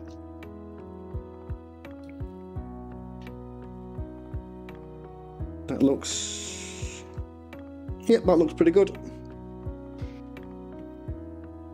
And my local big tournament is UKTC. So the UK Team Challenge I have been the last 2 years. I know this year, so it's a January tournament, this year has already been cancelled. So it's not going to be happening. They might run it later in the year, which I really hope, because it's a wonderful tournament. I have run humans the first time there. My desk. You definitely don't want to eat the desk. Does that look about right? I kind of think that looks okay. Oh, here we go. I'm glad I'm not using super glue. I would have to explain how you got a little red man stuck to a little girl's head. For anyone who missed it earlier, you need to sub on YouTube and comment on the upcoming giveaway video. Do you win the draw? Yes, you do. Thank you very much, Leb's Life. I know I keep you around for a reason. That is exactly how you qualify for the giveaway. I will be trying to remember to cover that one as we go. But that balance is not bad. Now then, you missus, please can we not eat the desk? Because that is not good for you. That is not good for anyone, is it? Eh? No one wants to be chewing on the desk. It is a tasty desk, I suppose, but you know, you never know what I've spilt on here. Granted, there'll be a fair chunk of chocolate ground into the desk, because I'm a bit of a chocolate fiend. But you're not ready for chocolate, are you? Milk and Calpol, that's all that crosses your lips. But we're getting there. Maybe Christmas time we'll be starting to think about pureeing some vegetables. No one wants veggies. Now then, if I hold you there, are you going to stay put? If we do that. There we go. Right, looks like you're going to stay kind of put. Except you've lost your toy. There you go, you can actually chew the toys. That's better. Chew your toys, don't chew Daddy's toys. And that light's a little bit bright on my hand, isn't it, guys? Oh, apparently it's bedtime. So say goodnight, guys, because baby Zara is going to bed. And thank you very much for watching me. Thank you very much, and say hello. Good night. Oh. Night. You're very jubbly. Here we go. Right. Would you like a butterfly? Here's a butterfly. Everyone says good night. Right, thank you very much, guys. Yes, I am a family man nowadays, so I have to put up, no, so that's the wrong word, accommodate a different pace of life. There we go. Right. Are we pretty set? I think we are. Super. Right. So, we've got our legs on. It is bright, isn't it? Can we dim that down a bit? Does that help? Marginally so. Right. So, we've got some legs. What else have we got here? What's that? I think that's just leftover junk. And little bit all. I don't particularly want to lose the microphone. So, Ball hand, that's going to go in there somewhere. Yeah, these are just flat, so if you get round to these guys, the joints are simply flat faces. So we have a flat end of his arm joining the flat end of his arm. So no, difficult to tell there, you can just about see it there. There's no guidance on locating those. So that is simply a matter of offer it up and see what we think is good. The body went together fine. The legs were a little bit like this, but they did have a little bit of shape. But the arms have nothing. So it's going to be a matter of stick an hand on, drop it, because you know that's what you do with these things, and then see what we think looks about right.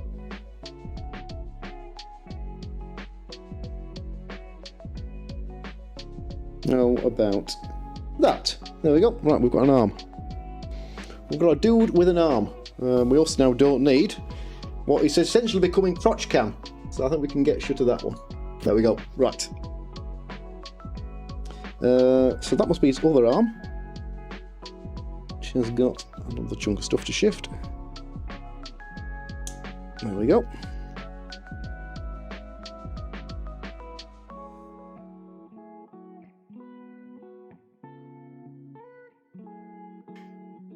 Push.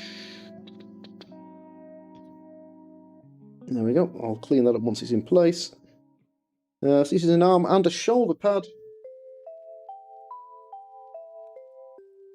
And it's just the way it looks in the picture. He does have a hand here. And well, that's not so bad. It's actually jointed across the shoulder pad. So if you can see, you've got a favourite team. That'll be in the new rules version. I love humans. I know it's not very exciting. So yes, you can see this one does actually locate better because it ties up with the arm, flat arm joint, and then the shoulder pad. So that is much better than the other side. See, my first team was humans, was the 2016 human squad. I've done quite a lot of work with them. I've had quite a lot of success with an unusual human build involving all 4 catchers in various leagues and tournaments, online and physical. And so I do have a soft spot for your basic human roster. That's because he's hand on hip. That's why there doesn't appear to be a hand, which means painting that hand could be a bit of a trick. And there we go. Right. So what leaves me with is a head, which could be a bit of a fiddle. Head. Oh, the head does have some shape to it. We've got to clean it up. So yeah, I do like humans. The 2 new teams, not really fussed on the nobility side. I do prefer the Bretonian roster to this one, but the Bretonian roster, as far as Games Workshop's concerned, has gone. We can't use that anymore. But I don't see that the NAF will overrule it. So I think the NAF will keep Bretonians, Slan, Kislev for your Blood Bowl 2 players. It's the same roster. And Khorne. I think the NAF will probably try and keep those teams alive. I love Slan, Kislev. I never used them in tabletop, only online, but I do like their style of play. I hate playing against them, but I do love playing as them. And that team, probably more than anything else, has lost its unique selling feature, because leap does now not function. Well, it does. You can still leap, but you're leaping with penalties for tackle zones. So where before it was a base agility test or +1 for very long legs, the mutation, now you're making an agility roll. So a war dancer is now leaping on a 2+, not a 3+, but if you're landing in a tackle zone, which is usually why you're leaping, then you're now leaping in at 3, 4, 5 plus maybe. So it's cage diving really that suffered the chance to leap in and break cages. Has dropped. But the combining leap and jump is nice. I think you get to cancel one tackle zone when making a jump move. Can't cancel them all, but you can cancel one. Which means you can do a leap into a leap, jump. You can jump over a player into a tackle zone or out of a tackle zone without having the modifier. Which is nice, it's a little bit of something. But yeah, leap and very long legs. Taking a bit of one of the skills that's gone down in terms of its usefulness. There we go, that guy looks pretty much intact. That'll do. Right, so we are getting there with our first guy. Can I get a bit more light so I can see what's going on? Might be a bit bright for the camera. That's not so bad actually. Right. Bunch of feathers, where do they go? Will they leap or attach just to the front of his shoulder pad? Like that, okay. That's going to be an interesting one. This team has a lot of detail. I'm going to have a stab and say I'm going to build 6, paint 6, and then see what went wrong and do the rest. Because I think there will be some changes. Is that him? That looks like it's him.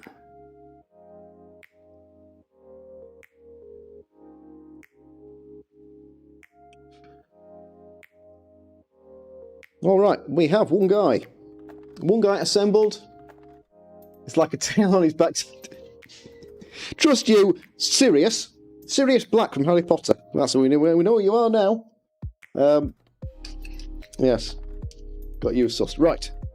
So, unlike most coaches, or most painters, I don't like painting them on their bases. I've done it here with a Snotling, which is probably worse than most models, but getting to the legs around the bottoms of the feet and up the middle, and even sometimes underneath the arms, it's tricky with the base on. So I tend to drill out the bottom of the model, also file the feet flat. So this is a little tip I've picked up over the years, is once you're ready, just run a file across both feet. Not a lot, you're not looking to file them down. What you're looking to do is match the levels. And you'll see where the feet themselves don't line up. So long as your file is flat, don't use a half-round file for this.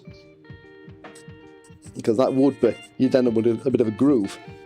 And you probably can't see, you will be able to see where the shiny bits are and where the not shiny bits are.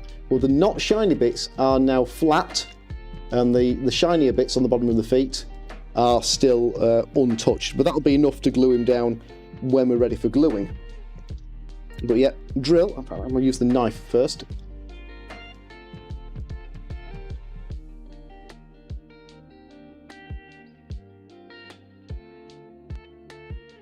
Well, there you go. It's a good time to be doing it.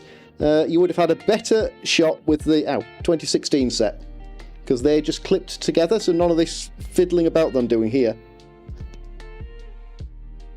I also wouldn't advise doing this if you've never done it before, because you've then got to deal with a painted model and the feet.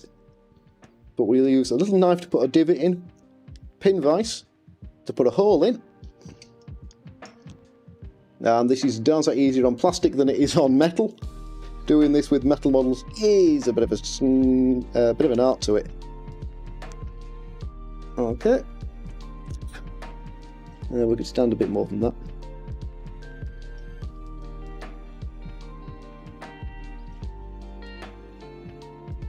We're a little bit crooked here, but we'll get away with it. Because we can always green stuff the foot up if we need to do. I shouldn't do that. I should stay just inside here. You guys even see, you can't actually see what I'm doing there, can you? Me busy chatting. No, I've never had to pin any Forge World stuff, and the last metal stuff I did was Grebo, and luckily not, but I did have to do quite a bit of work to get the good fit. So, look at that, we've reached 100 messages. Okay, so, if you can just about see, we've now drilled a nice little hole in the end of his foot. And here I have a little bit of rod. And I will just need to take the edge off that rod. And then that rod will go in there, and I'll be super gluing that. Rather than, well, I can't plastic glue it, it's a metal rod. So we'll be super gluing that up the end of the foot. So we'll take the edge off, because as you cut your metal rod down, it sort of brays the end over. So just file that flat on the end. So you haven't got any pointy bit, because that will reduce the amount of rod up the foot. And then just take any sharp edges off so it fits inside. And also try and make sure that your drill is the same size as your rod. Like that. And then all you need is a bit of super glue. Trim your rod down. You don't need a lot of rod. So maybe, what's that? 1.5 inches, 2 inches? Or 40 mil for you metric types. And then make sure you've got your filed end, not the other end. And that's the quality of my super glue, which has been open about a week. And that feather is already loose. Okay, again, you don't need a lot of super glue. And I use the thick super glue gel. So in this case, it is Gorilla Super Glue Precise Gel, because it's a little bit easier to work with than the thin, runny type. And then simply stick the stick in his foot. And then you just need to hold it until it goes off. You can blow on it, you can use activator, which is not available as far as I can tell in the UK. But if any of you guys are in the US, you can get, it's like an aerosol. And it cures super glue instantly. It's probably not very good for you, which is probably why we can't get it over here. But dead handy for this sort of stuff. Water works as well, but makes a real mess of the joint. It gets very brittle if you use water. So I just tend to use super glue and let it go on its own, though it can take a while to go off.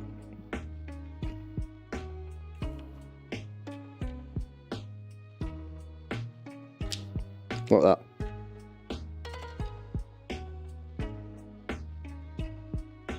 I want to be in 3D printer at work to try printing some models. That would be really cool. It's very popular. I mean, the last probably 3 years, 3D printing has gone on leaps and bounds for models. Whether it's just the quality of the printers or the availability of the printers. And as you can see there, we've now got a thrower with a stick up his foot. Definitely on up his foot. And I might be doing something with that feather before we're finished. But whilst that goes off, I will... Let's move our wash out of the way. Prop him up in the painting stand. And that was enough to disturb it. There we go.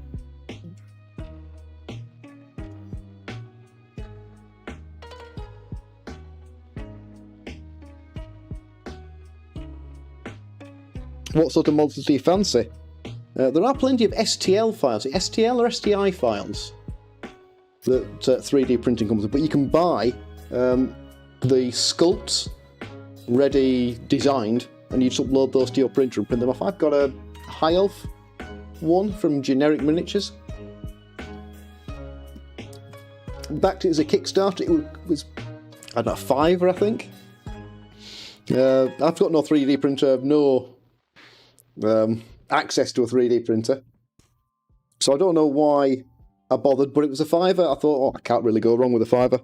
And they look pretty cool. They're not GW level sculpts, they're not that professional level of stuff.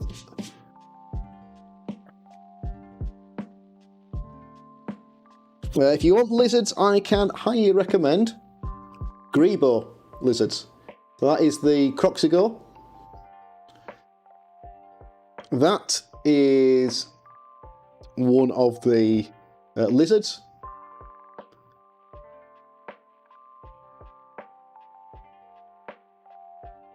And somewhere I have a skink. So that there is a skink. In fact, in terms of sculpt quality, I can't find anything better than Grebo. I love Grebo's work. They are expensive, especially compared to doing a plastic Games Workshop team. Can we get that to focus? Just about. And can we also get it the right way up? Because it's the right up in the camera, but that is a long way from the right way up.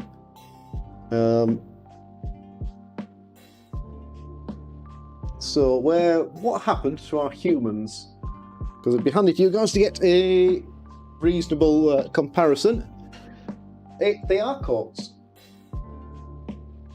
Oh, look at this. Thank you very much. It's a mobile tea service. You can take back what you said earlier now.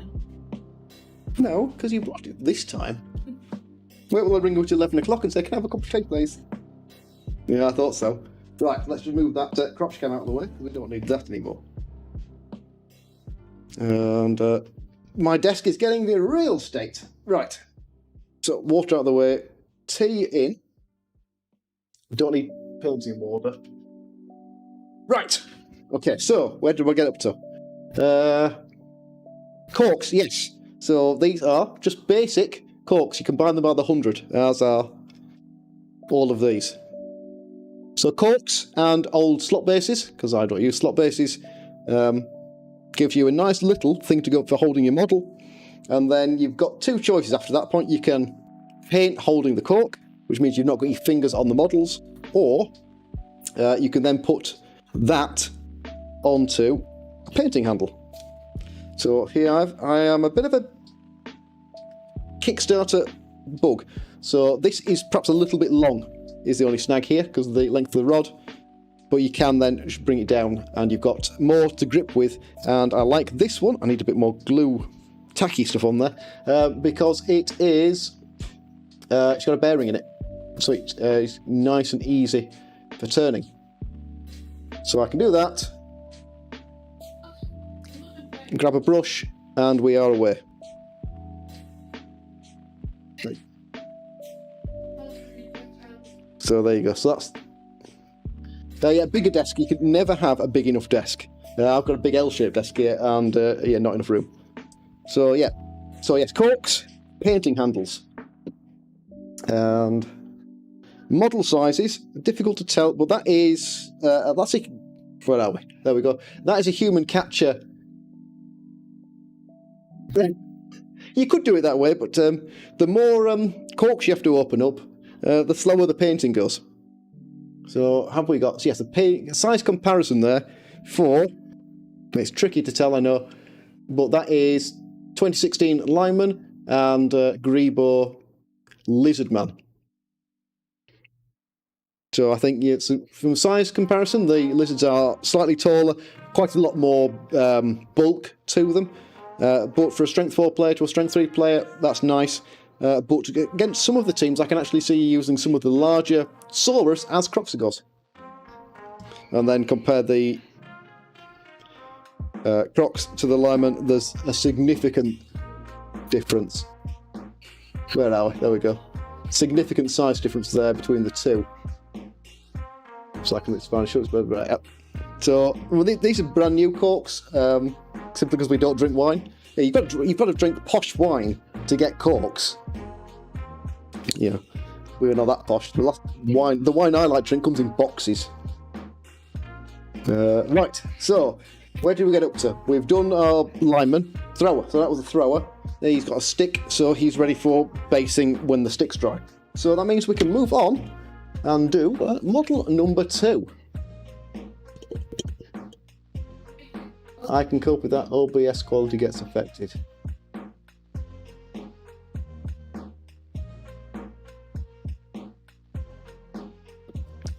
What's Battle Orc? I'm sorry. What's the OBS quality bit? What have I missed? Not quite sure. Right, so we've done our first guy. We've got a lineman who is who's these parts 1 to 8. So it's actually Imperial Retainer lineman number 2, 9 through 16. Where on earth is that then? 9. Front of his body? Yep, 9's front of the body, so there we go. Follow declines with more bottles bought. Yep.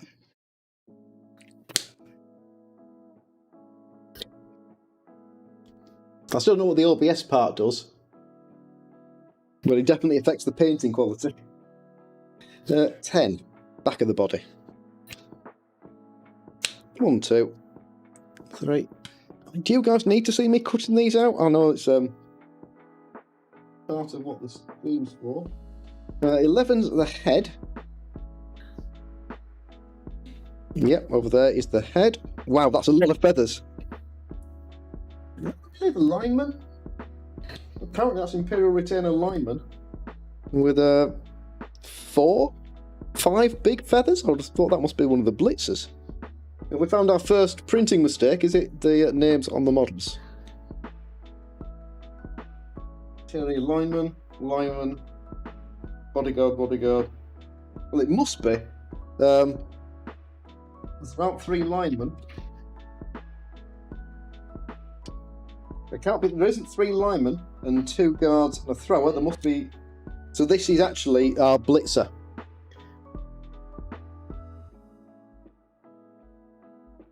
I could do. I haven't been recording this, but I am streaming it onto YouTube.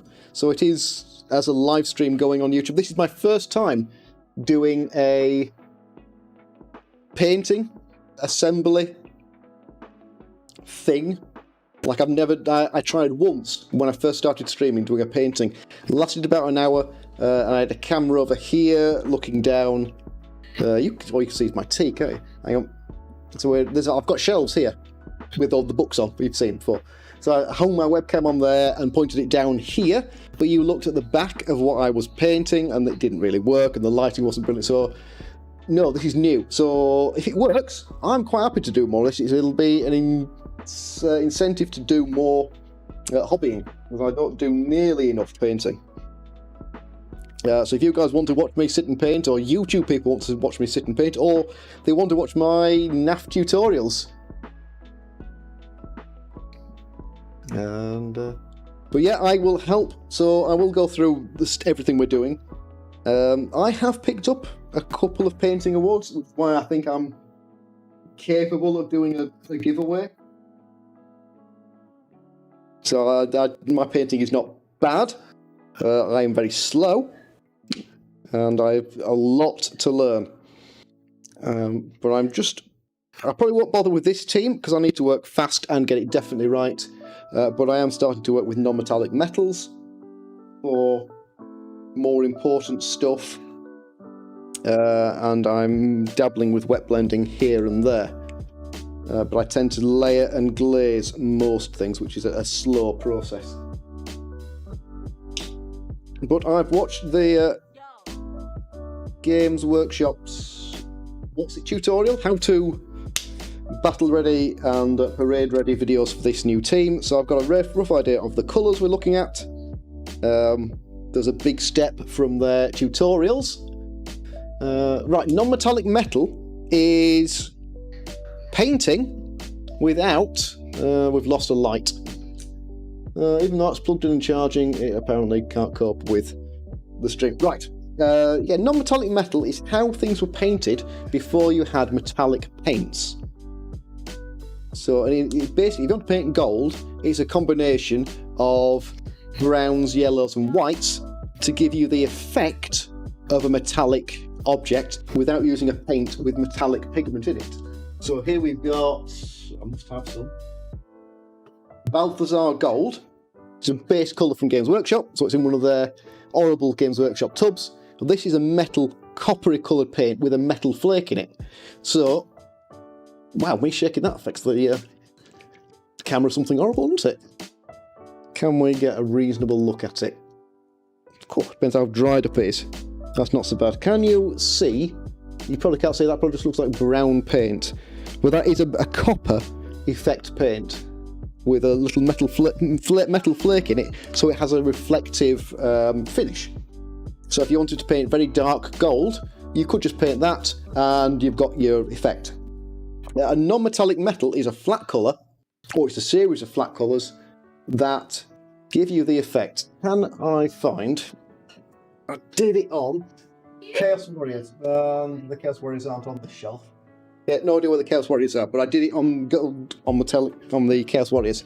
It's not that tricky once you've worked it out, but it is time-consuming. I think non-metallic metal is more effective on a miniature scale. So when you've got your models and they are, what we are now, 28mm scale? Tiny, anyway, we're tiny models. If you can't get enough contrast between your colours, you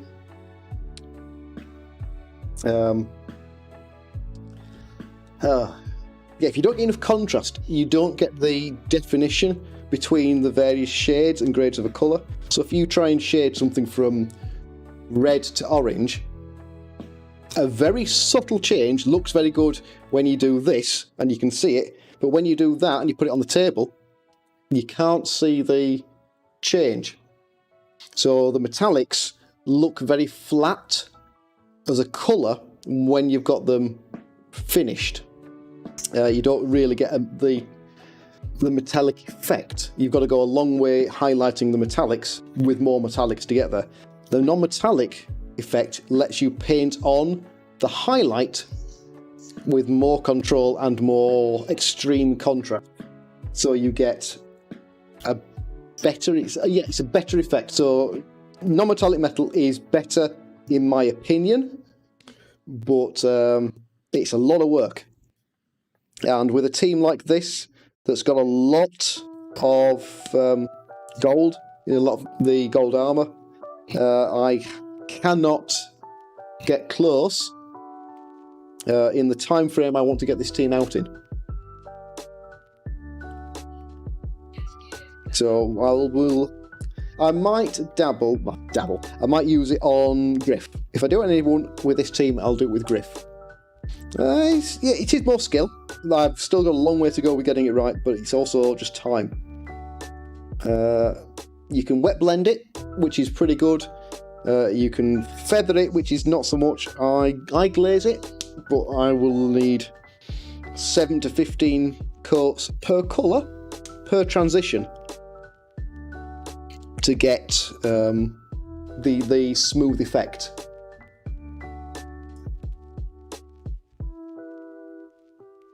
Right, so that is most of it. Right, feet. Got a foot there. Now have we got like that? And this one looks to have a bit more locatingness. That's not even a word, is it? But more stuff to locate the appendages. So if we're asking painting questions, who is and who isn't aware of zenithal priming? Because that is going to be tomorrow morning's job, and I will do the spray off stream simply because it doesn't really work. I don't have an airbrush, so I'll be doing it outside, and then I will go through zenithal, which is zenithal priming, is a gradiated priming effect.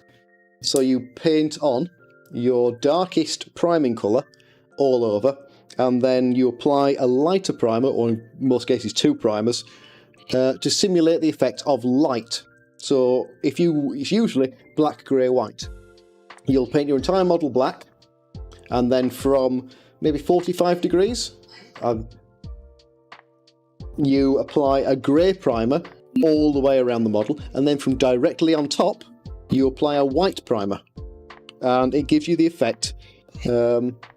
I've started on those, so I've lost the effect. I haven't got anything that's primed. to show you, but I will have tomorrow. So if you look down on the model, it's white. All of the areas that you can see from above. Let's pick something. So if I do that, when you look at a model like that, it will be white all over, because that's where all the light's hitting. And if you do that, you can't see because of the base, but you might be able to tell it's significantly darker underneath, because that is all in the shade.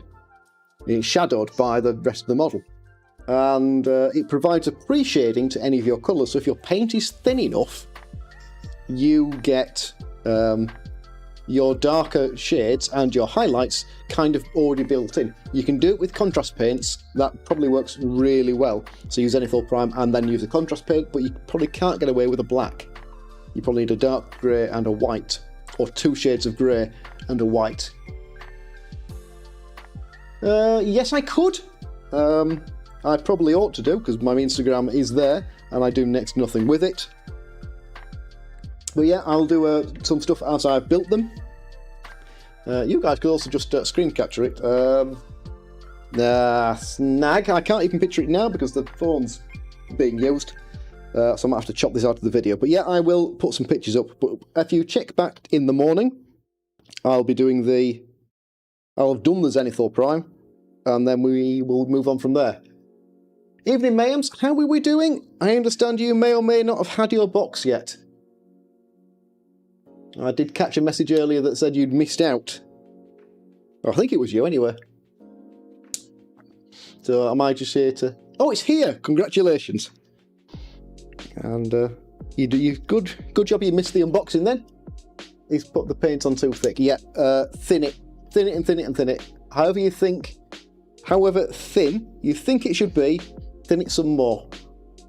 And then dry it off. So this will be easier tomorrow when I've got the palette, but I'll have a wet palette here, which is what palette cam is for, and then a bunch of paper towels, and then brushes, and I will thin it. Probably a good bet, Mayhems. These are not the simplest things to put together. I don't know about the orcs, but certainly the humans, bit of a fiddle. So let me struggle on, tell you what not to do, and then you've got a nice, easy assembly, because I've done all the hard work for you.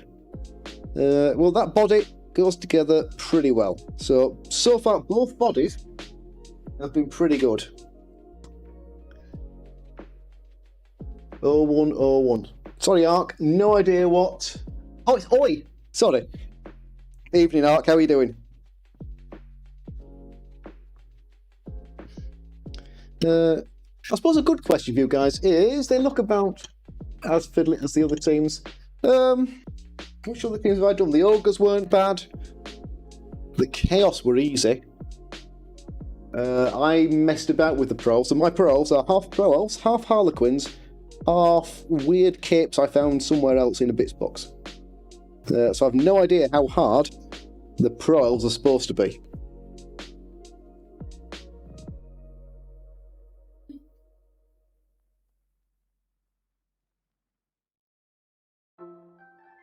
There we go, right. So that is both halves of the body. And there we go, right. So stick that together, that looks again, it's closed up most of the gaps. I don't think we'll have to do much filling with these guys. We'll see. There we go. Yep, that's going to be pretty good, right. So, is there any other step? Basically, no. Everything else is straightforward. 15. Okay, so again, 15. So these are flat, jointed arms. No shape to them.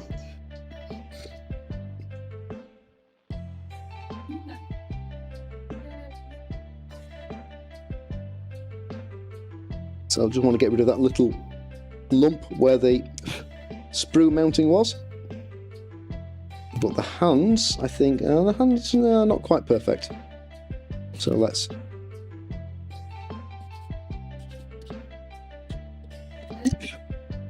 There we go. Right, so that should be somewhere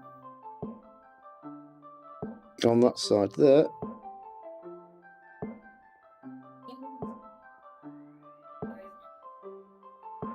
Which way around is the hand supposed to be? Spiked out, kind of. Easier said than done, though. One in there.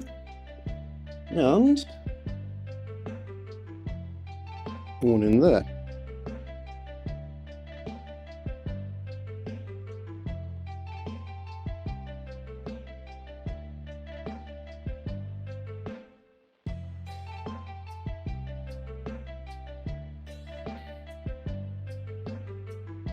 Like that.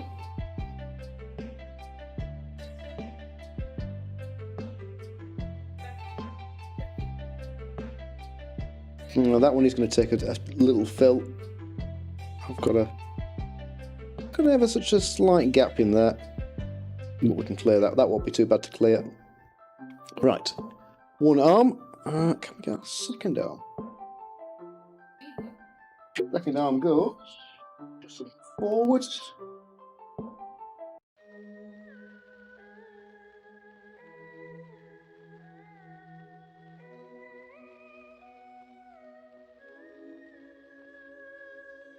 Like that. Oh, we've got a lump of stuff. I've missed it. Right on the back of the arm. One and two. There we go. Right. There we go. Just pull up. There we go. No, everything is running fine. Perfect. Just keeping an eye on you guys. Make sure the stream doesn't fall over. Because there's not a lot for you guys to say, I'm afraid. So it's a bit of a dull watch, even though it's kind of interesting. But dead happy that you guys are even here, because there's actually quite a lot of you in between the two streams. So thank you very much for hanging around. I thought I'd better shout out the giveaway again, hadn't I? Because I'm sure there will be one or two of you out there who are here because of that, and rightly so. That is what the title is for. And you're more than welcome to hang on simply because of that. So I am giving away this team painted at 250 YouTube subscribers, which is just the follow part of YouTube. It's not a paid thing. So everyone that subscribes to the channel and leaves a comment on the giveaway video, that will be around. I haven't done it yet, so there's no video at the moment to follow. But when there is, if you can follow there and leave a comment, I'll enter you into the draw to win the new box. Where's that supposed to go? Is that gone there?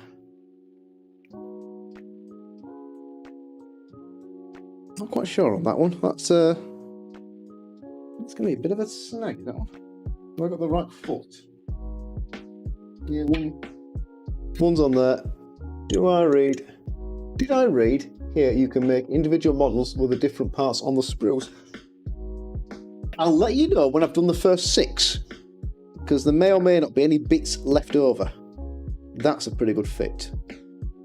So let's get that leg in there. Normally, there are head swaps in most of the GW kits, so you don't have to have completely identical models. You can have a dozen different heads. But I don't know. Normally the bodies are all the same, and apart from an odd change, they are very much the same. But yeah, if you can get some different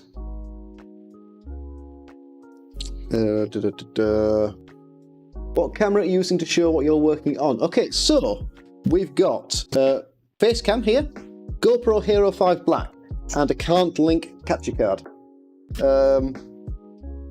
Palette cam, which was /Zara cam /crotch cam, is just my original basic 1080 webcam. And at the moment, this cam, the desk cam is my iPhone, running on the new Elgato Epoch Cam. Oh gosh, what do they call it? It's Epoch. I'm sure it's Epoch app. But if you search Elgato, the streaming company, it's in there. It's £8, and it converts your phone camera into a webcam. And for most folks, if you want to start streaming, buy that. Don't buy anything else, and use what you've already got, because it's a better camera than you'll buy for most chunks of money. Until you're into the sort of the £400 mirrorless DSLR, you're not going to get better out of any of the webcams than that. Does this leg go? It's for rinsing goes. Like that. Goes in there.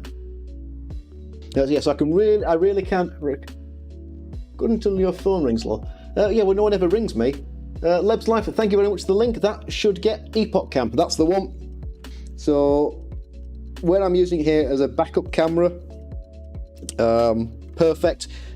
It causes you a little issue if you use your phone for other things. So I use Touch Portal, which is a Stream Deck alternative, to run my channel point rewards, my scene switching, and some of the audio stuff is run through that app, which works really well, alternative to the Elgato Stream Deck, but I can't use it when I'm using the webcam. I have always, for years and years and years, I didn't even know that modelled Toy Soldier stuff existed outside of Games Workshop stuff. Right through school, I didn't even know there was anything else available. We had a local Games Workshop in Leeds where we grew up, and just didn't need to go anywhere else. So I always bought Citadel. I've only ever played Citadel games, or Games Workshop games. So it's only in the last couple of years that I've started to realise that there is other stuff.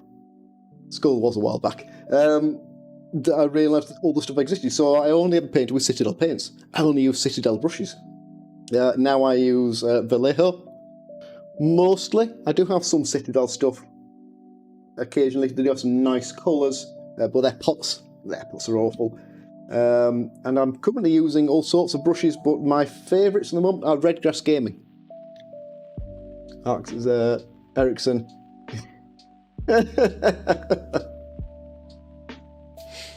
Well, in that case, you might as well use a cup and string, because that'll be a better bet. But yeah, once this is gone, I will be looking for something else. But I don't do a lot of plastic nowadays, because I'm buying more and more Kickstarter teams. I tend to be using more super glue than anything else. And I've thrown away that many tubs of super glue, various like squirty bottles and tubes, that I just buy it by the pack load now, so I can use it, and when it's iffy, I can just chuck it and start again. Because you're forever trying to rescue your super glue, and it's never quite the same. Right, I've got a little bit on the bottom of that chin.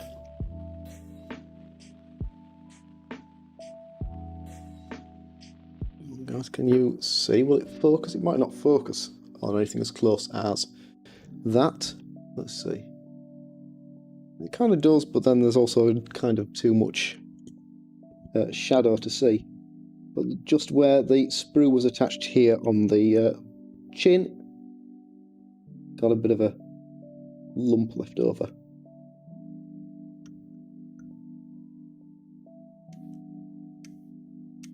Can we get in there and do that? Just about.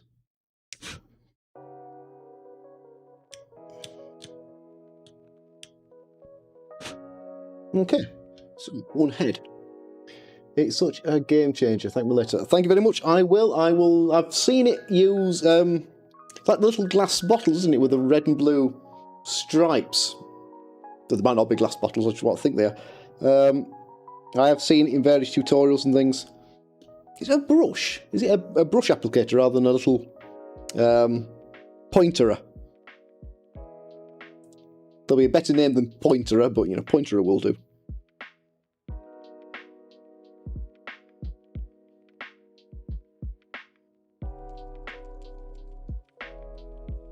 we go. Is that supposed to have a cookie dead? It's supposed to be looking sideways, certainly. There, that's it.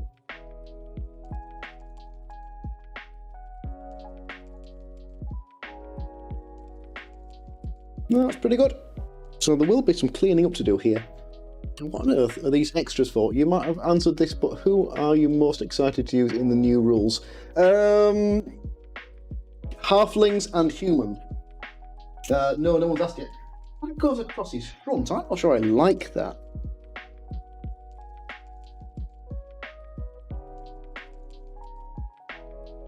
That is extreme embellishment. Okay, so streams opinions, but one will be and one probably won't be getting. But here is one of the two blitzers. Can we get a decent focus? I want a bit of white paper. So let me just grab something white.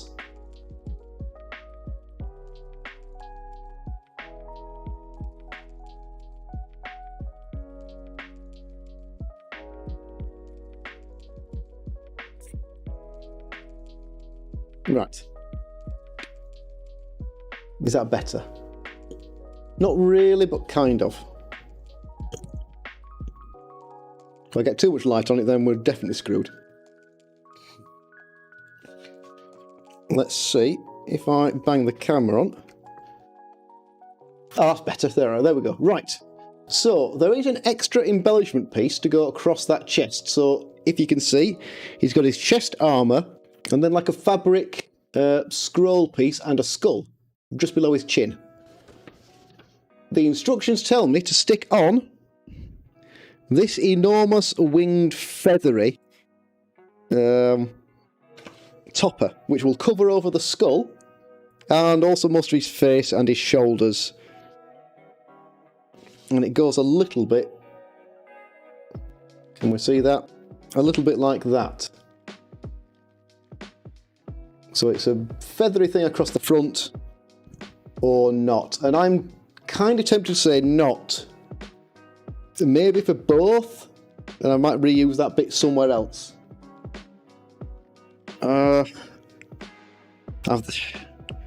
Whatever I do, I think I might have to paint it separately. I think it's a bit much. I think with all the extra feathers and stuff, it looks just stuck on. It just seems like an extra that is just not necessary. I think, well, because it's just an extra, I can just drop it and add it on afterwards.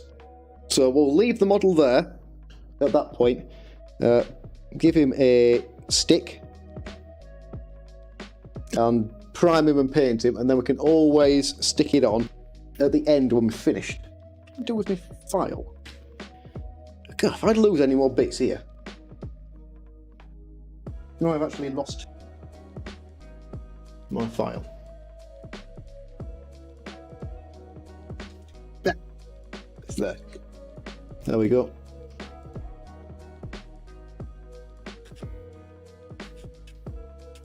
So we've got, again, just another little tab left over from the sprue.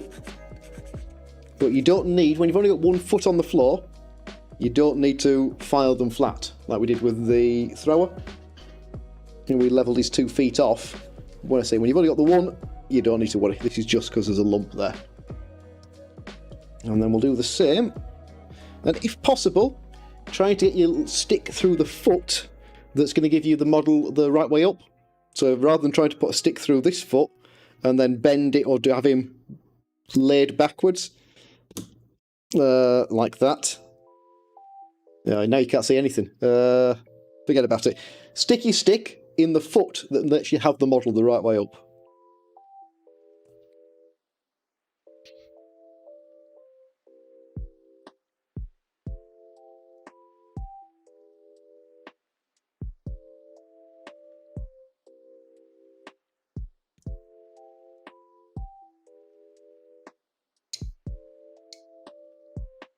It's only 8:30. I thought it was much later than that. So we've been going for, short 2.5 hours. It feels like ages. I know it took us an hour to unpack the box. So yes, if anyone wanted the actual unboxing part of the stream, check back in the first hour. I went through all the bits and pieces there, what we thought about it. Generally, it's all pretty good, and if you're looking for it, it's a bit of a bargain. At £85 UK. Less if you're going via one of the friendly game stores. I'm here to answer questions, that is why I'm doing this. If I was just here to paint for my own benefit, then I could probably do it quite quicker. But then again, I would also have a baby here, so you guys are a bit of a baby deterrent. So I'll be paying for it. I will be Christmas decorating come Sunday, Monday, which will slow down the painting side. Probably time for a new drill here.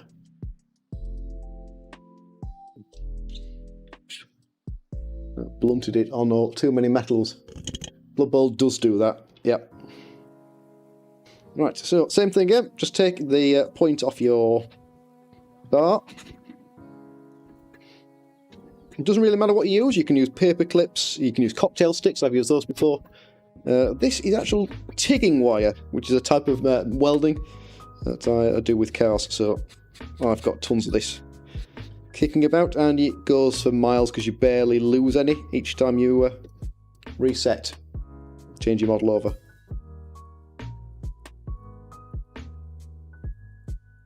Yep, perfect. Yeah. Don't forget we want to shorten it down. Don't need all of that. Which end? That end feels pretty good. So again, 40mm, inch and a half, something like that. You don't need a lot. There we go.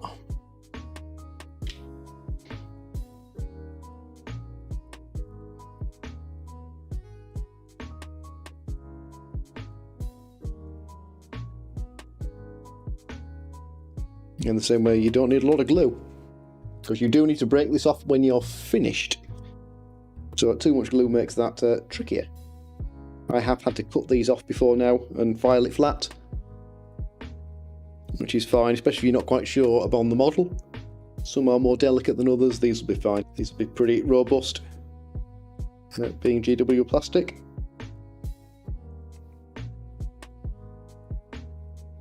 And next will be glue break.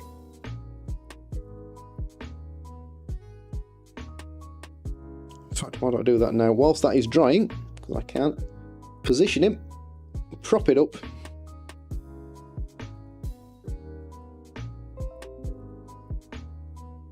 and leave that to dry. Right. I'll be back in 1 second, and I'm going to hit the right thing this time. So this is the movement video I was on about earlier. Back in a moment, guys. What's going on, YouTube? You've picked up the shiny new Blood Bowl Season 2 from Games Workshop, and you've had a read through the rulebook, but you've got a few questions, and that's why you're here.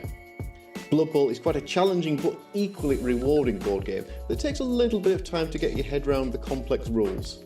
But once you do, this is a game with endless replayability. Every single match playing out slightly different to the one before, even in the same team matchups. In this ongoing series, we're going to cover all of the core mechanics of the game. And in today's episode, we're going to focus on how you move your players around the board. And to fully demonstrate this, we're going to move to our board over there and have a proper look. Now, as you can see, we have our pitch set up, and it's divided into squares. The pitch is 15 squares wide and 26 squares long, giving a grand total of 390 squares in total. I'll be covering how the pitch is laid out in a separate setup video, but for today it's enough to know that each square is counted as one movement point. Every player in the game, from the lowest snotling to the fastest elf, all have a movement statistic, represented by the MV on their player card, and this is the total number of squares a player can move each turn. So our movement 6 human lineman can move 6 squares, but our human catcher can move a total of 8 squares. So that is the basic side of movement, but there's so much more to it than just pushing your players forwards up the pitch up to their maximum movement. You can move your player from any square into any of the 8 squares surrounding it, as long as this square doesn't have another player in it, or that square is off the playable pitch. So with our human lineman, he could go 2 squares forward, then diagonally, and finally sideways up to his total of 6. It doesn't matter which direction you go, just how many squares you use, and you don't have to use all of your movement allowance if you don't want to. The wonderful thing about Blood Bowl is that at its core it is a game about risk management, and the movement aspect is no different. If you've moved your player their full allotted allowance, so in this case our human lineman has moved his 6 squares, but you've decided you want him to go just a little bit further, then if you're prepared to risk the dice, you can. Now this used to be called a GFI, or a going for it move, but in the 2020 rules this has been changed to a rush. So if you end up playing against an older player who hasn't played in a previous edition, they may easily continue to call this move a GFI rather than a rush, but it is the same thing. And what it allows you to do is to take any player and allow them to move 2 additional squares above their normal movement allowance. In order to make a rush, you choose the square you would like your player to rush into, move that player and then roll a d6. On the roll of a 2+, they make the rush and you can carry on. On a roll of a 1, however, they fall over. If you manage to make the first one, then you can do a second. And it's very good practice to do these one at a time. So you make the first one, and then you decide if you want to make the second, rather than just deciding you're going to do both at the same time. So that covers how far and in which directions you can move your players. But what happens when we introduce players from the opposing team? If we look back at our previous diagram, showing the 8 possible movement squares any player can use. This also the tactics. Right. Back, I hadn't had my headphones on all day. So, very quiet. Just clear. I do need to get my wireless one sorted. Drop some of those more. Right. Forget about that. That is not interesting. Right. Go back to our original thrower. Because we can do that. And we can take our pre-prepared poke bases. Yes, you probably do. I will try and remember that I need to kill the streamer music on the video, or not go anywhere, and don't need to run the video then.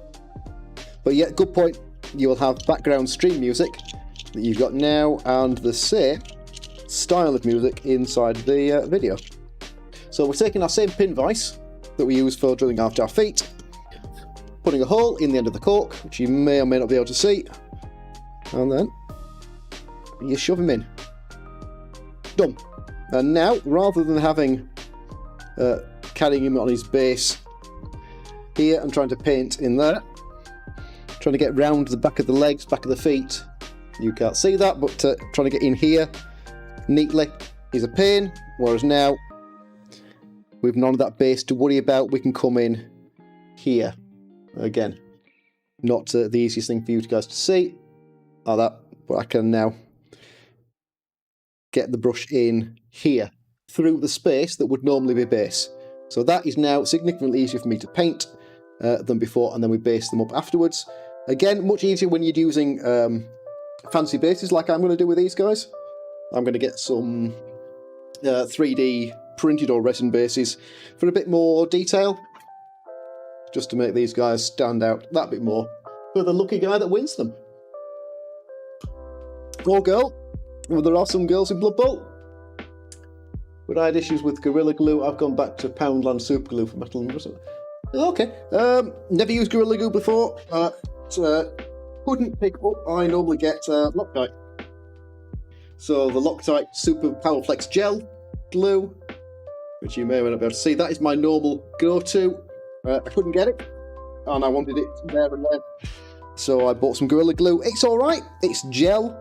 It's a bit thicker than the Loctite stuff, which can be good.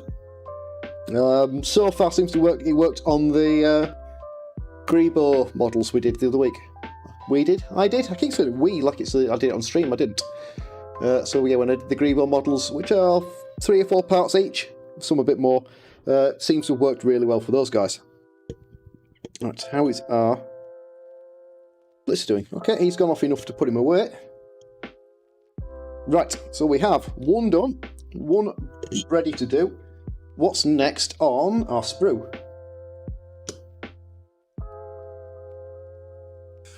Sure, we've done up to part 16. which we're not using, which is a feathery thing. Let's bag that up, because otherwise that's going to get swept up with all of the scrap.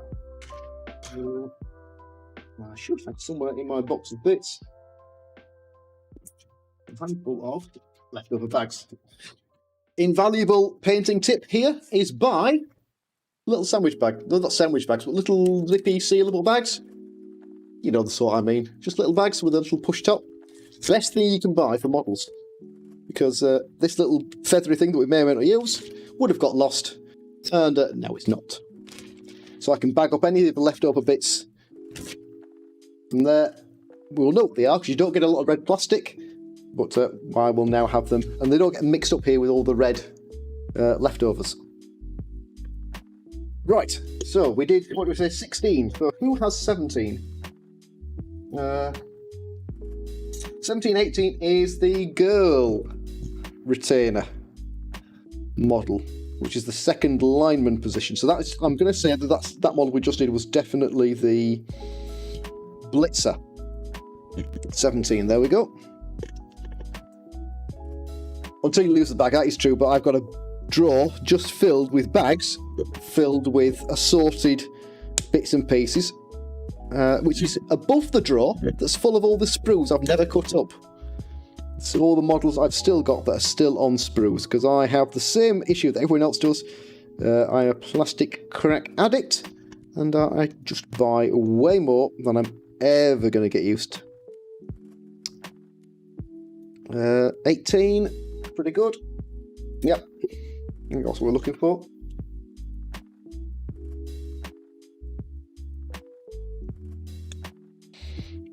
Okay, how many of you, this is a good question because I've just noticed it on this model here, are Mandalorian fans? And how many of you are aware of the backlash over the shape of the female Mandalorian's armour? Because there has been quite a lot of hatred, I'm going to say, for something I'd never even considered before. And it's basically, it's boob armour. Which on the face of it, we would have thought would seem fairly obvious. Yeah, girls have got boobs and they need a bit more room. But apparently it's not a real thing. So I haven't seen this series. I watched the first series. That was okay. But I haven't caught up with this series. I'll binge it when it's finished. But yeah, it popped up in my Facebook feed, this debate over whether or not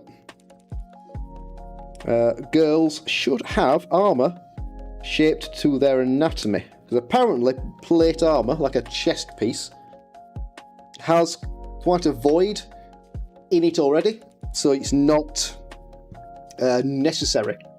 And that shape, that boob shape, is potentially able to deflect a strike up.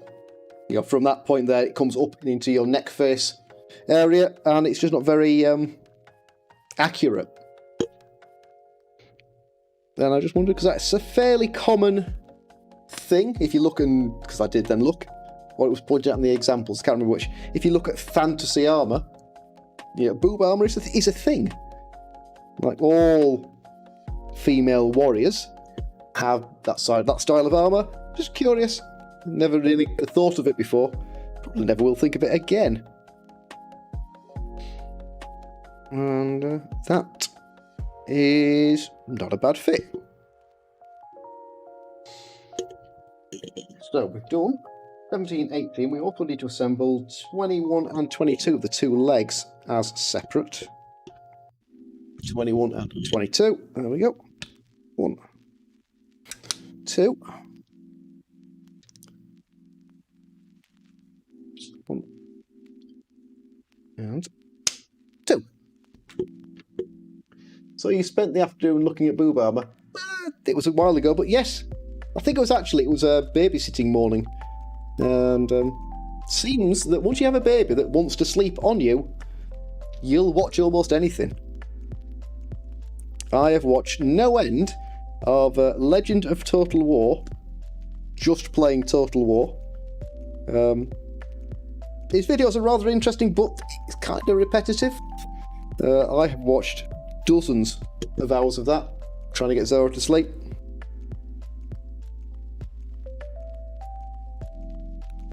So yeah, you will pretty much watch anything. Right, got a bit of a lump there.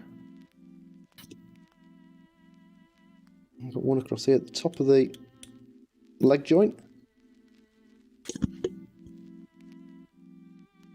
Move that out of the way, you don't need that. You only want these relevant bits and pieces.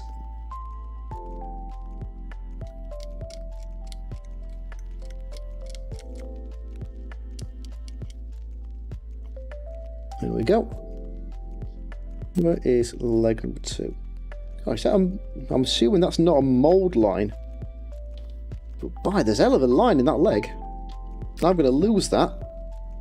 Can you see it? Maybe not, maybe so. Hasn't focused on it. Can I force it to focus? Almost, but not quite.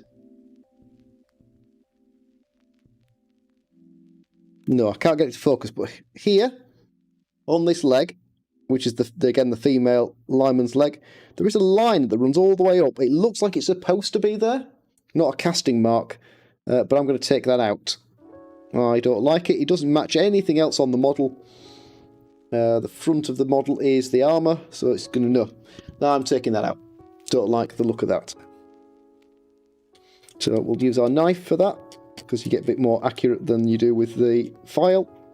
You also don't leave any file marks in here. If you have one of those mould line removal tools, that would probably work as well. But I just stick to the trusty old knife, and this one is an old knife. I've even lost the point. It's probably about time for a new blade.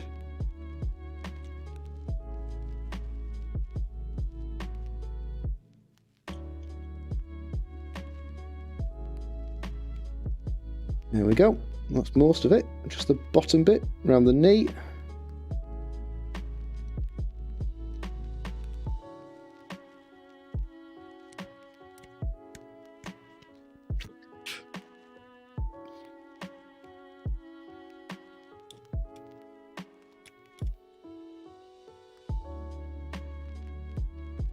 And what we got? Can we just squeeze in there?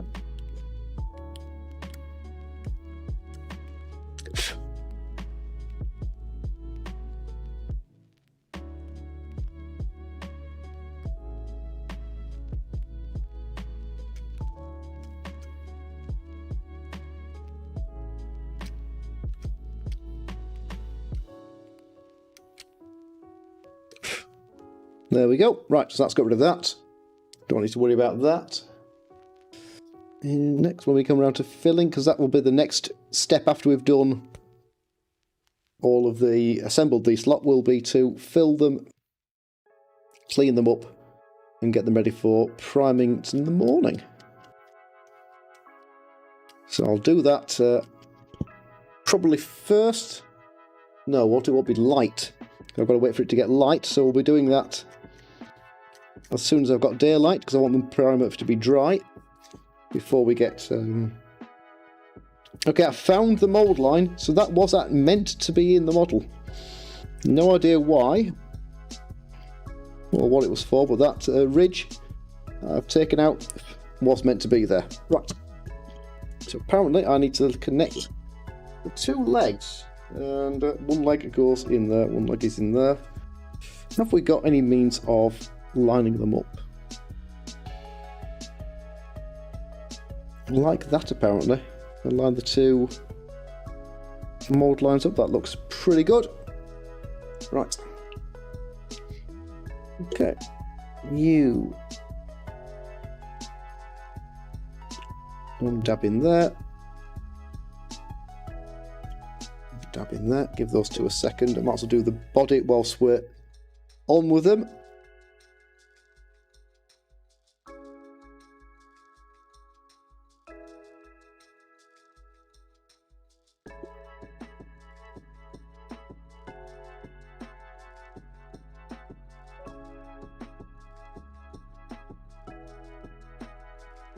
There we go.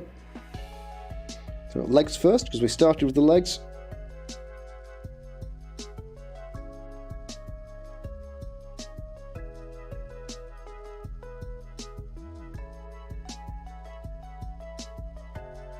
And if we've got it right, maybe the legs themselves won't stand up, but they should at least sit pretty flat.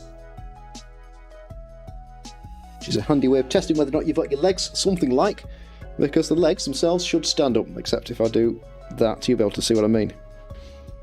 So the flat of the foot is flush with the other one. Handy way of telling whether or not you've got your angles as intended. No, except now they don't stand up.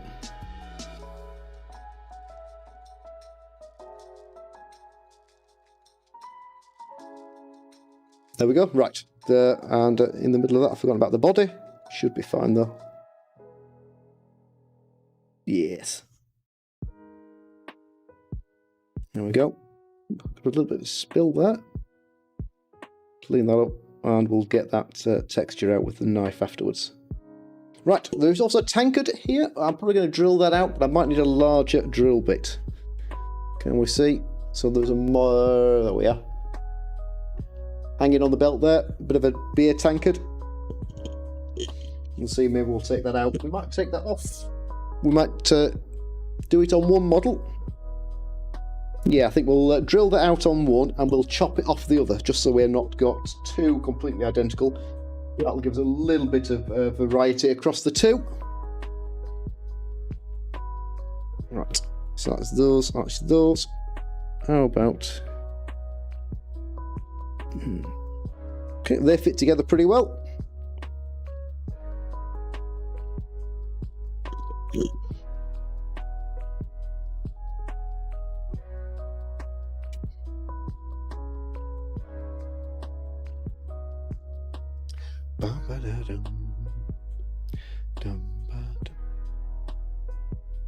Right, there we go. Line you two up. Perfect.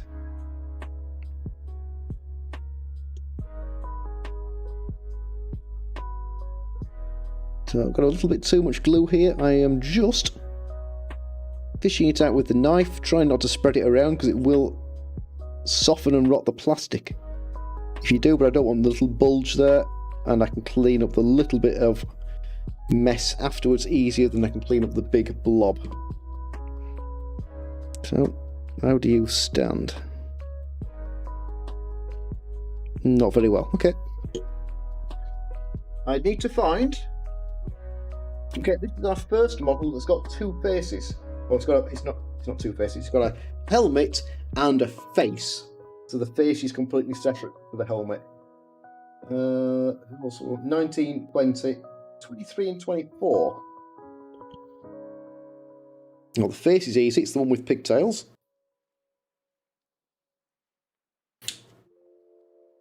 Which is straightforward. 1, 2.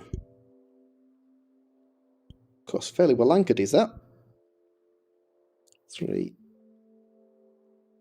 And 4. There we go. That's going to take some cleaning up. That must be the head. 19.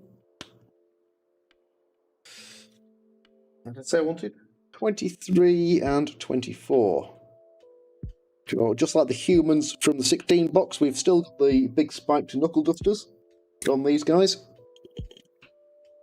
So it's they've taken the lessons and they've realised how much of a violent game it is, though up against those Black Orcs, that could be a tougher matchup. I think the Black Orcs will be a relatively good team when we get them going. Cheap access to bribes will help. Cheap access to pretty good goblins with thick skull will hang around. And Brawler. Is it Grab and Brawler? Starting skills. He's going to give the Black Orcs quite a lot of potential, more so than the Saurus have.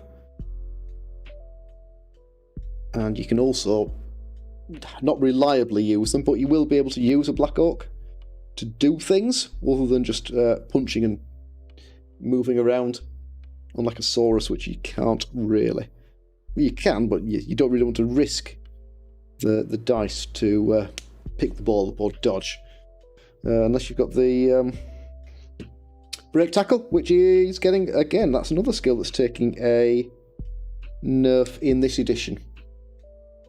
Can't remember how it's getting worse, but I think it is getting quite a bit worse. I will have a look and check on that. There we go. Last one. Oh. Okay, yeah, that face definitely has quite a few bits on it. One helmet. There we go. Just get the worst of that off. Okay, so does it give me a sequence? Face on head and then head on body. How well does that fit? Oh, okay, that fits pretty well. Right, and the second model will be losing its pigtails. That's how we're going to separate the two. So we'll be losing the tankard and the pigtails. It's not a big difference, but it's enough.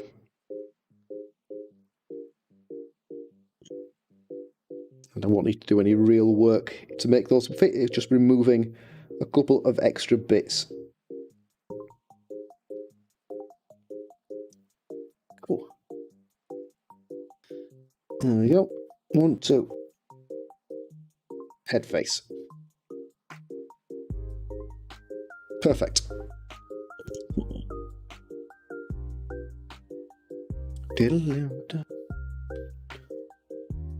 Same thing again, a little too much glue.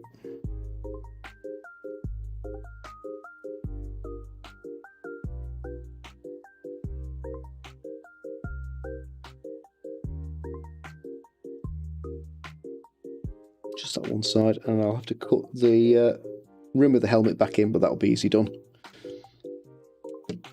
So that must then be stuck on there.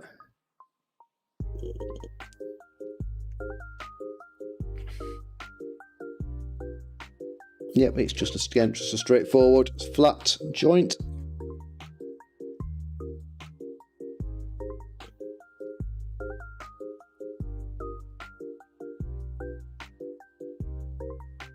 Give those a bit to etch in, and look at those two on.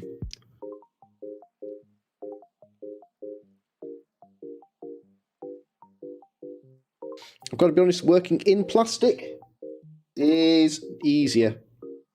So much easier than working in metal and resin to some extent. Resin can be a little bit fiddly. But yeah, the metal here is... Sorry, the metal here, the plastic here. Up to Games Workshop's usual standard. Nice and easy to work with. And it goes together pretty well. Right, which hand's which? Spiked hand on that side.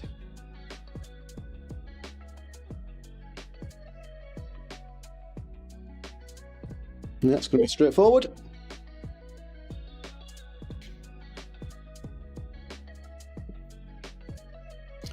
Now then. So have you in there like that.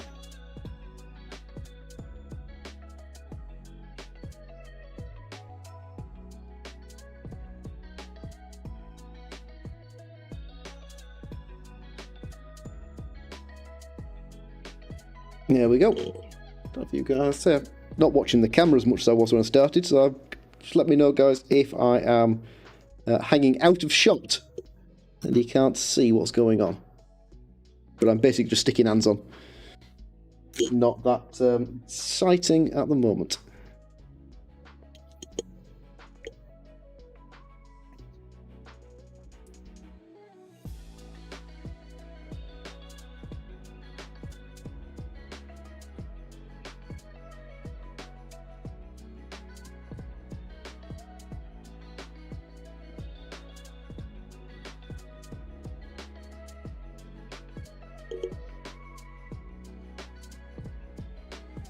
Perfect. A couple little glue bits on that one, but otherwise we have 1, model that doesn't really want to focus, but is pretty good otherwise. Hopefully they will, once I get them painted and inked up, they will stand out a bit better. We'll leave you to stand while the glue goes off, and we'll move on to our next one. Which is going to be, the way that got us to 24, so 25 is our other lineman, and looks like this is the big body. Yep, it's the one that comes complete. This should be the easiest one so far. Legs and body all in one.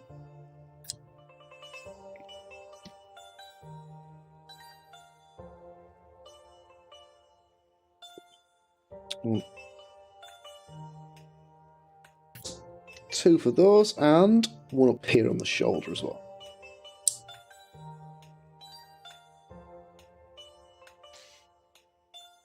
I think we're going to get a spike. Yep, we are going to get a spike on that side. So let's clean that little lump off. So I don't think this shoulder will go on with it in place.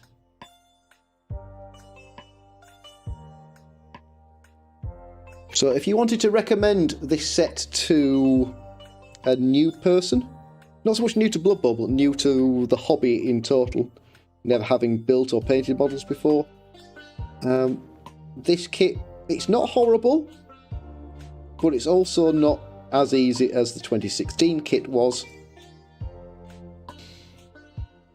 So if you happen to have some 2016 stuff lying around, or 27 for the back, the body. Yep. Or you can get your hands on it cheap, because you might easily find some of the old box sets going at pretty good knockdown prices now. That would be a better way to get into the modelling side of Blood Bowl. The teams aren't bad, the rulebook's out of date obviously, but those models being push fit went together so much easier than these do. And there wasn't a big difference. I'm saying there wasn't a big difference. There is a difference in the level of detail, but not horribly so. It's not like we're talking second edition stuff here, where everything was very much basic and repetitive. Let me just get... can I get the knife in there? There's a star on this shoulder. Right next to it is a lump of stuff. Lump of sprue. I want to get that off without catching the star. Like that.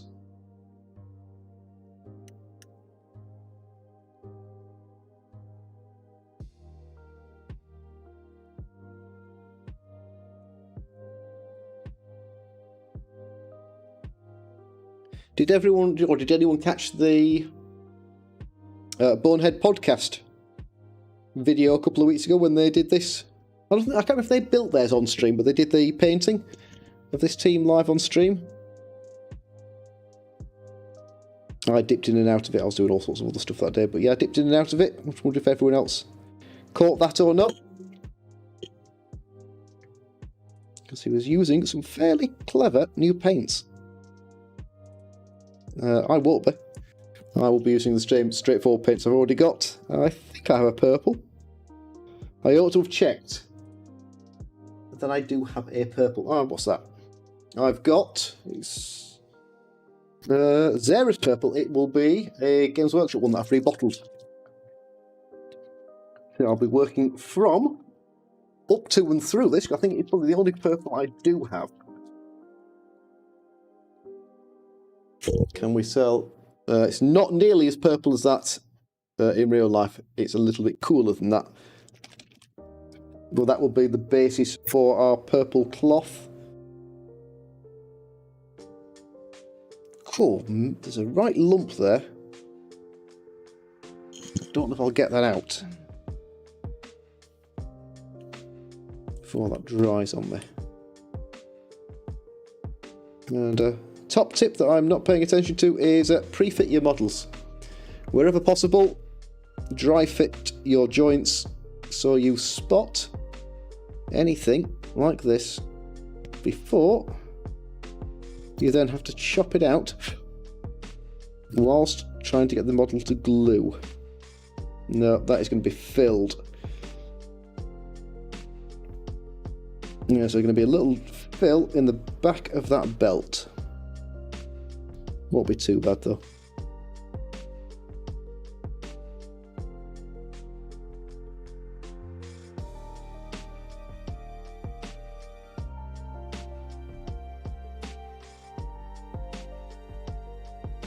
Okay, right, so we've got the body. Now what? Where are we? We want head 26. 26, there we go. That's just the guy with the pipe.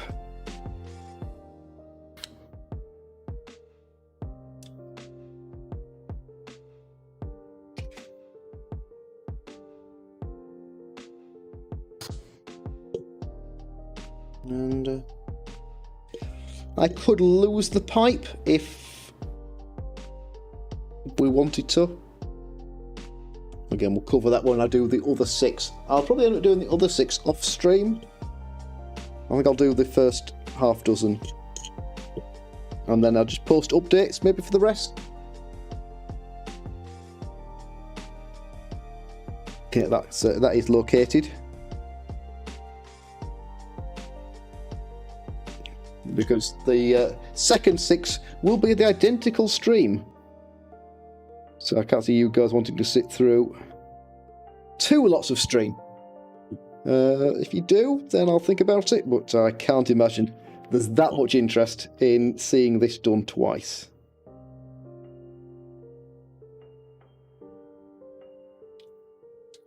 Alright, 28 and 29. I'll be those 2 hands there then.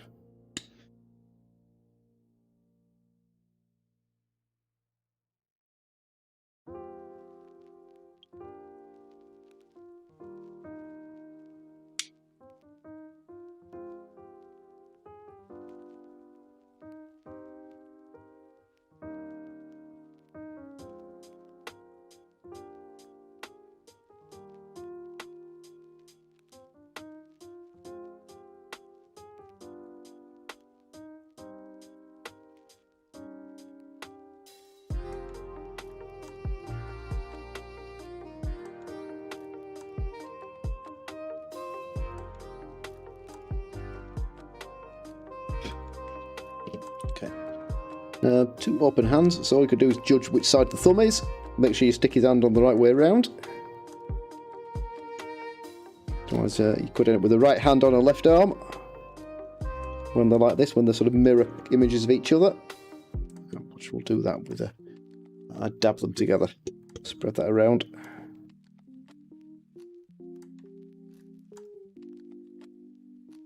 I don't think it's the first time I will have stuck the wrong hand on the wrong arm.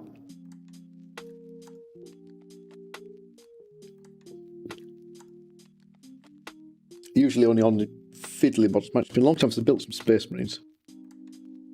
So I might have managed it with a Marine or 2. Back in the day.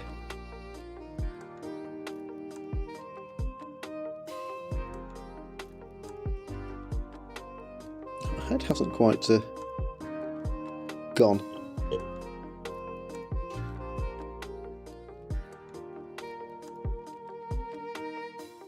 Just give that an extra dab of stuff.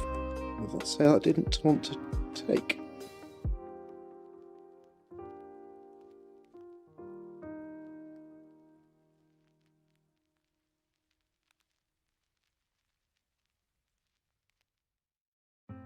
How is that? That gone better this time? Looks like it.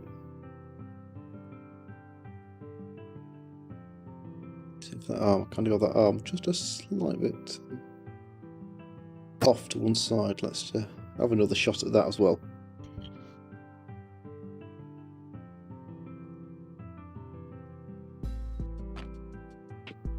I could have taken this arm down, so you run the file over the end. It's got a slight concave edge to it.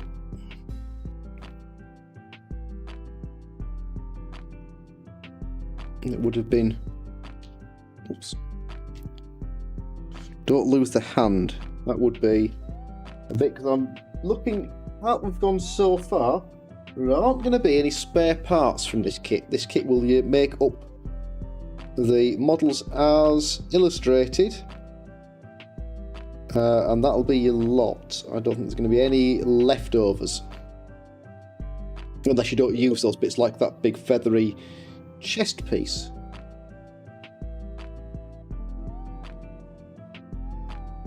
Alright. That looks okay. What have we got? Let's see. I think that's going to have a...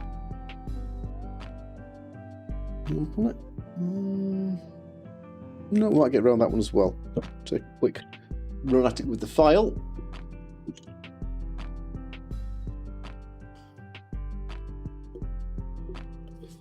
There we go.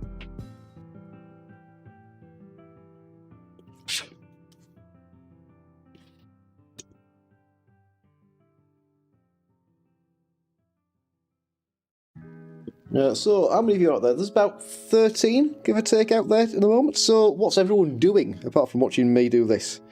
Are you all putting your own stuff together, or in doing games, or what are you up to?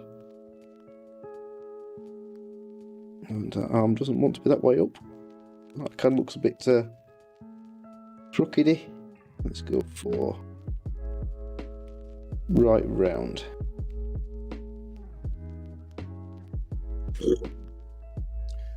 Looking at Black Friday deals, painting chorfs. Nice. Which chorfs are they? I couldn't find any really good Black Friday deals. I've got my eye on a Sony camera for the stream and a blue microphone. And the microphone had £4 off. The camera I couldn't get a good deal on, and the cam link I couldn't get a good deal on.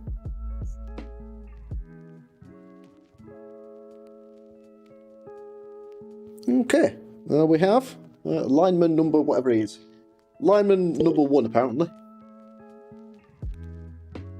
Was that the made to order run that they did last year? Was it early this year? Good mics, really good mics. The Elgato's new USB Elgato ones. They've got a essentially a Go XLR interface into them. £30 off, that's pretty good. You're using a, a headset mic now, aren't you? With your stuff. So it'll be a big jump up from that. I went XLR, so this is a newer NW800. It's a fairly basic XLR mic, but pretty good. I've got my on the Blue Ember. I've got to decide if I want to go condenser again, which is this one, or dynamic. If I go dynamic, it'll be the Rode Pod mic.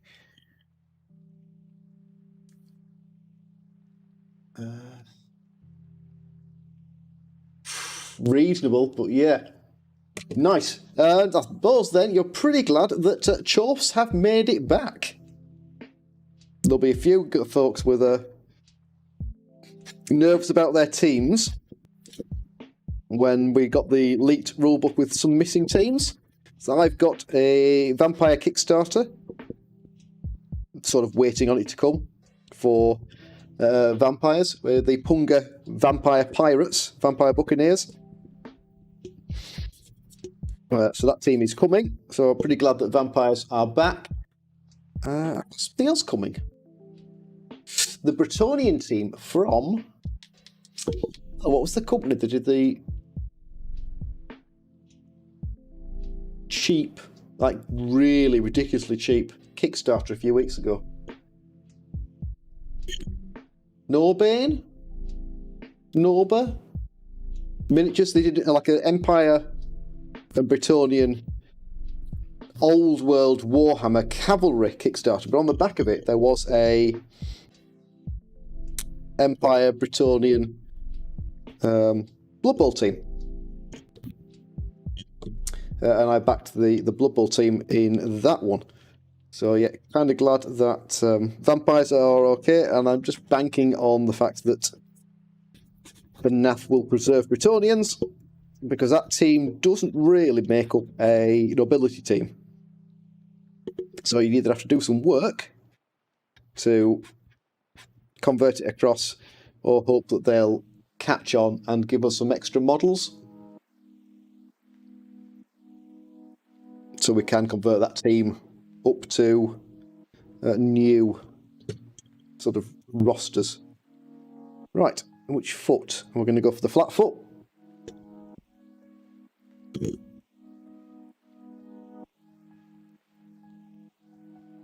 I think I say it on... Yeah, it was. The models aren't amazing, but I don't have a Bretonian team, and a full team for £25. I couldn't really turn it down. And like I said earlier, if it's on Kickstarter, I'm going to have a bit of a dabble now and again. Can't help myself. I would like to see Slan Kislev preserved, and everyone that backed the Grebo Kickstarter for their frog team, they're definitely going to be hoping that the NAF preserve them. But if they do, the rules for Slan have taken such a hiding that they're not going to be the same team. They're going to be... I don't know. Once you've lost the ability to leap everywhere, it's going to be tricky to make most of them. You're paying a lot for a skill you're not going to be able to use properly.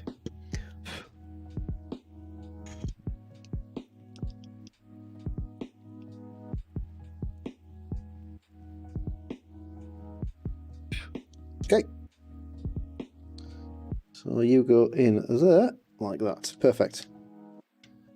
Where is that Grebo team? Which the Slan team, if you just type, I think you probably have to type Grebo Slan into Google, or hang on, I could do it for you, couldn't I? Because I know what I'm looking for. Hang on. 1 second. Let's find what you're after. My desk is now covered in sprues, dice, all sorts of stuff.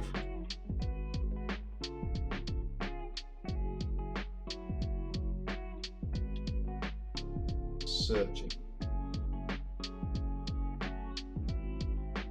There we go.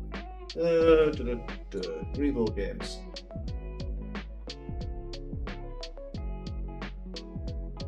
It's actually 20% off Grebo. So if you were looking for a team, I can definitely recommend their kit. Fantasy football. Oh, don't Chaos Demons, Humans, Amazons, Lizards, Dogs. Is it that one? Let's see. Yeah, it's this team here. So let's I copy that and then do that. That should be the link. Maybe not. See if I've logged myself out of my own chat.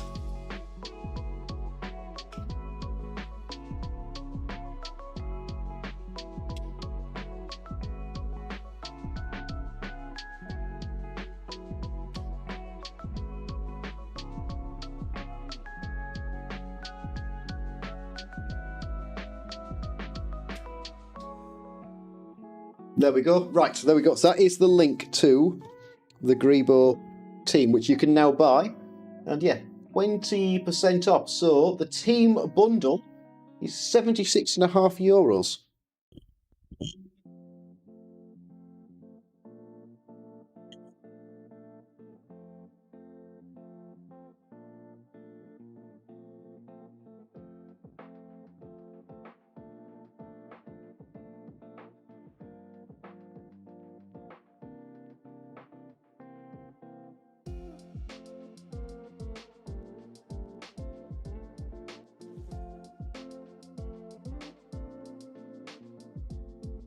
You're welcome.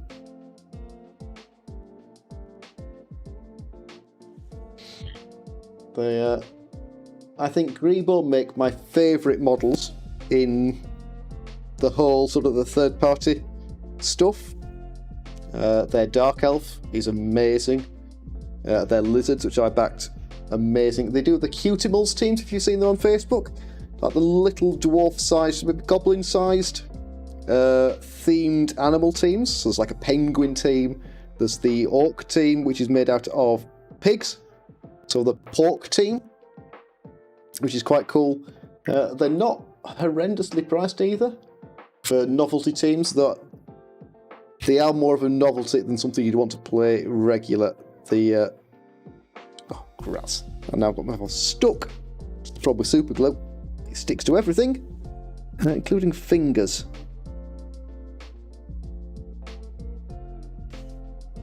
What's it saying? Oh, the Cutimals. Yeah, they are nice models, but probably more for painting and displaying than actual use. But you can use them. You can use anything. I came across a little tournament somewhere, and a guy was using Lego figures. Didn't get to play him, so I never got to ask the question of why. But yeah, his models were Lego, and I think what team it was. Might have been humans. Can't remember. But yeah, you can use pretty much anything for the bubble. As long as everyone can tell the figures apart, have at it. Oh, super glue everywhere. Alright, let's get you rested on there, and chunky alignment. Oh, rat. I've just sort of spaced that up on my file. That'll do. Sure. Same thing as we did with the first guy. Both feet are on the floor.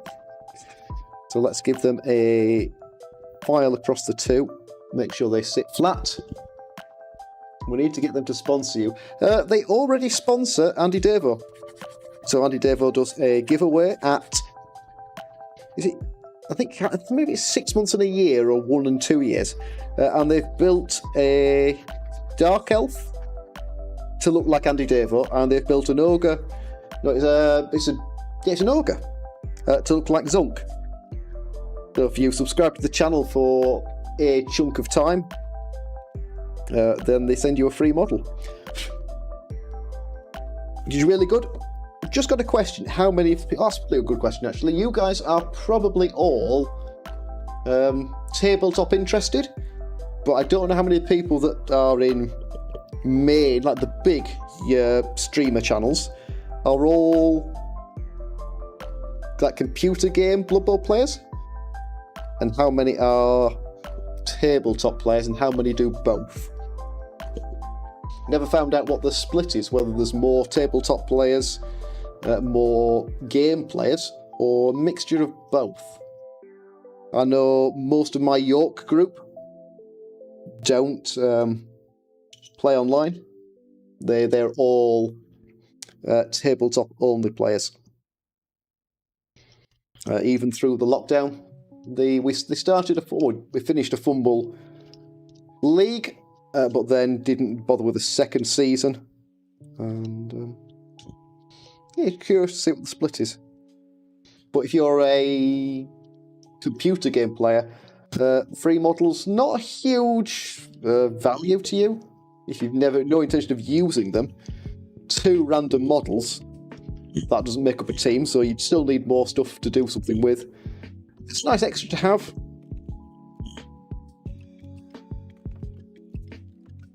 But yeah, I haven't seen anyone that's painted them up particularly. That would help if I actually joined a certain Mr. Devil's Discord, wouldn't it? Would give me a bit of an insight into whether or not folks are using and painting them.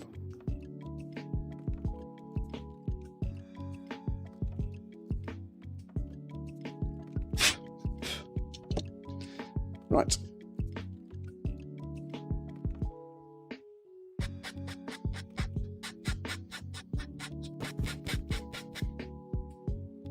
Where are we? Knocking on.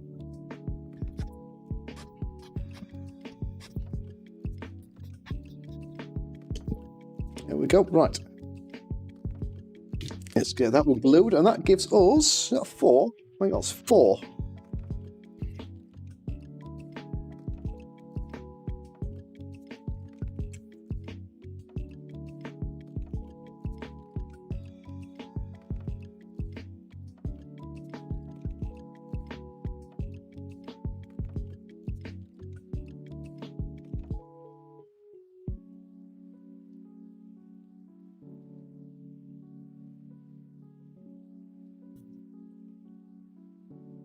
Oh, it's no good now. I've opened my chat on top of a white screen and I can't see what the chat says. Don't think I've missed anything. No, Leb's last seen the Andy and Zup models. I did catch that message.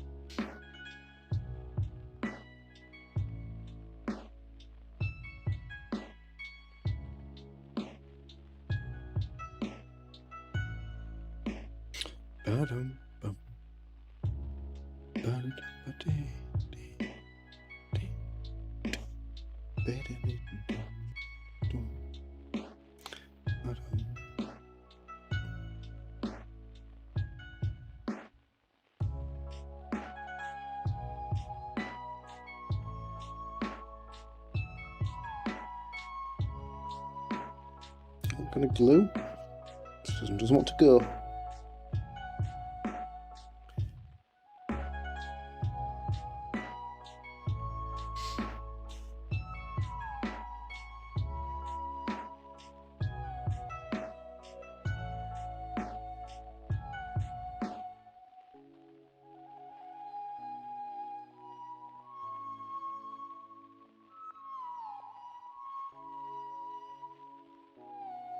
Yep, starting to go now. Right. So whilst that is drying, let's deal with the chat box so that I can't see what's going on. But we've got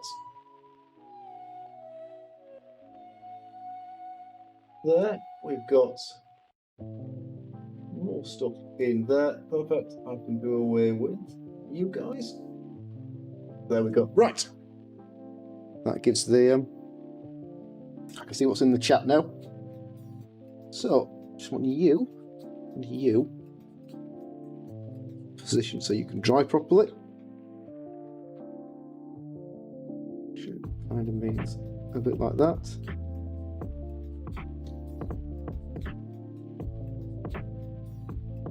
And hold you up there, right? And always remember, stick your lid on your super glue, guys. Otherwise, A, it goes off, and B, it usually ends up stuck to your desk. Right, so that means you should be pretty good. So let's drill out another cork.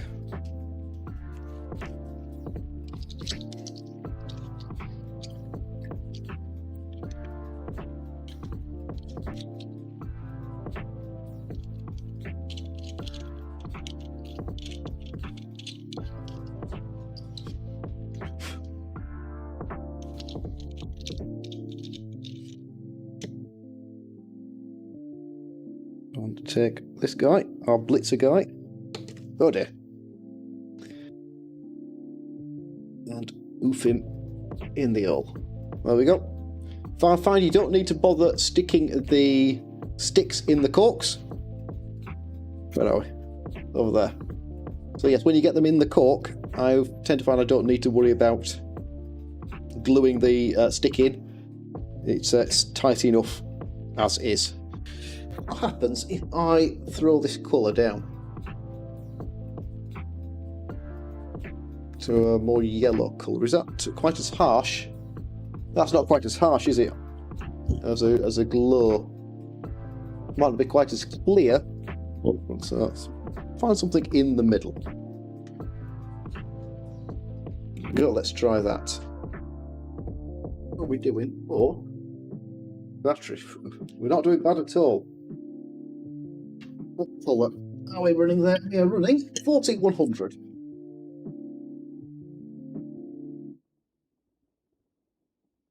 And let's bring you down to 65%.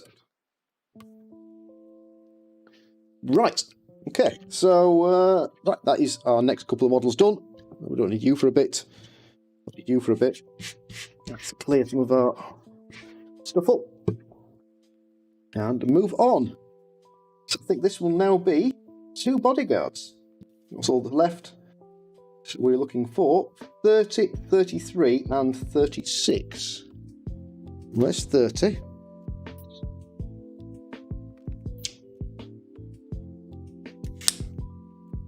Do I spend the 120 on the cam link? I've got a £1,500 camera setup. It seems a shame not to make the most of it.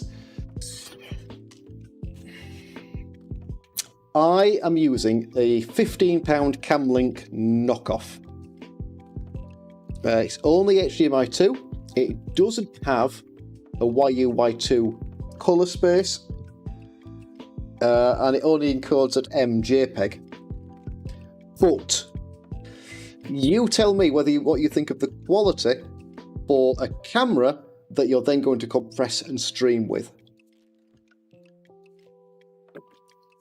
My advice, that until anyone is making money at this, don't spend any money. I did it, and I know it's not a mistake, but when you get to a certain point, the increase in quality and the amount of money you need to then spend to make that increase don't match up.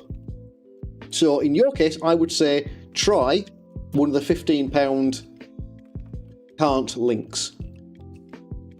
And if you search on YouTube for a guy called Epos Vox, EPOS space VOX, he does all sorts of reviews for streaming, capture stuff. Cameras, more cameras than anything else but microphones and capture cards. Have a look at his channel. He covers these in pretty much detail. So does Harris Heller, the Alpha Gaming guy. Start with a 15 quid one and see how you get on. Because you're not streaming in 4K. No one can download it. You can't transcode it, so you can't stream in 4K. So you're only streaming at 1080 at best. So having 4K capability doesn't matter. If you're using it to record videos, so more YouTube recording than streaming, then there is a difference. But simply for live streaming, you're taking your signal, you're compressing it, you're streaming it, Twitch compresses it, and then it's half decoded at the viewer's end. So the loss in quality is quite significant. So starting, you don't notice the difference in quality. That's what I've got to say. Having the fancy camera makes a difference. So a clever camera gives you better white balance, gives you better ISO, gives you more options in lenses and focal lengths and apertures, so you can get better low light performance. So here I am in a relatively bright room, especially with the extra lights going on, and the camera still struggles to get really good colour. Like this wall is bright yellow. It's like proper yellow, and it doesn't really show up. Right, well, if you're going to do that, then you start with a cheap one, and then work from there. If you find it's lacking, you've lost 15 quid. If you buy a full cam link at about 115, 120 quid, you can't get better for cameras. It's like the top end of stuff, but you don't need to spend that much money for it to work. I was a bit dubious when I bought mine, but again, I gambled the £15 and it's been fine. I've streamed, I don't know, hundreds of hours through the GoPro with it without any issues whatsoever. So yeah, from that point of view, start with a 15 quid one, try it, make sure you're happy with the camera and how you've got it set, and your quality that you're streaming at, make sure everything can cope with it, and then down the line when you're ready for an upgrade, then you can upgrade. So when I go to a new camera, because I will eventually treat myself to a DSLR or a mirrorless. I think mirrorless is the way to go. I'll buy a camera and keep the cam link for a while, but then I will upgrade when I get round to it, assuming I like it. Because I find that recording separately on the camera and recording separately on the audio and then trying to combine the two to make videos is harder work than recording natively video and audio together. So I will buy a better cam link so I can run at 4K, record it at 4K with the audio built in inside of OBS, transfer that into DaVinci Resolve, bring it down to 1080 but retaining the 4K quality, and edit it that way rather than having to mash the audio and the video together, which is a bit of a pain. There you go, I've just gone on a rant about video stuff, and for most Blood Bowlers that means absolutely nothing. So sorry guys, I did get distracted there, but I suppose you could say this is stream chat as well. Always happy to talk streaming gear or shortcuts or how I do stuff. So if you do have stream related questions, don't hesitate to ask those. I will happily cover those for you. I do keep meaning to do a video, like a stream setup guide, how to get going, because I did it on a bit of a budget. I think I spent less than £100 when I first started, and I bought a pretty good webcam, a studio microphone, and a light. That is all you really need to get going. And things have changed, so I bet I could get you going now for probably less than £50. Assuming you have a phone, because the Epoch Cam Link streaming app thing that we're using on the desk cam, this camera here, changes everything for a grand total of £8. So that knocks most of the money off the price I spent buying a camera.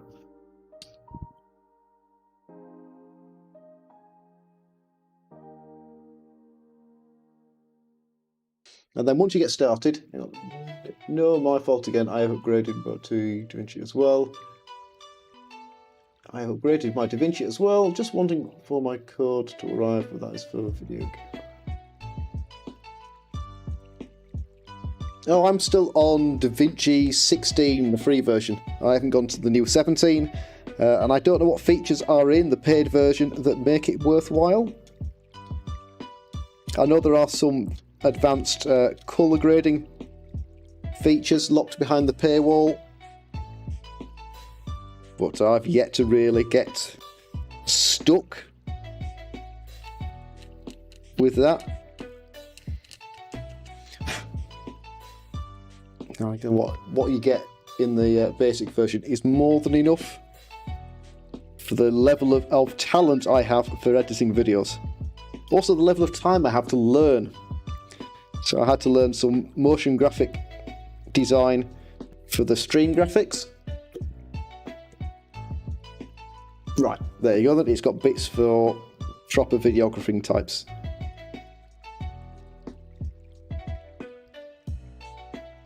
But yeah, I had to learn some motion graphics to put our stream... I keep calling it our stream. This is our stream, you guys. If it wasn't for you guys, it wouldn't be a stream. It would just be me sat talking to myself in a dark room, playing with my toy soldiers. So, yeah. You guys make this not sad.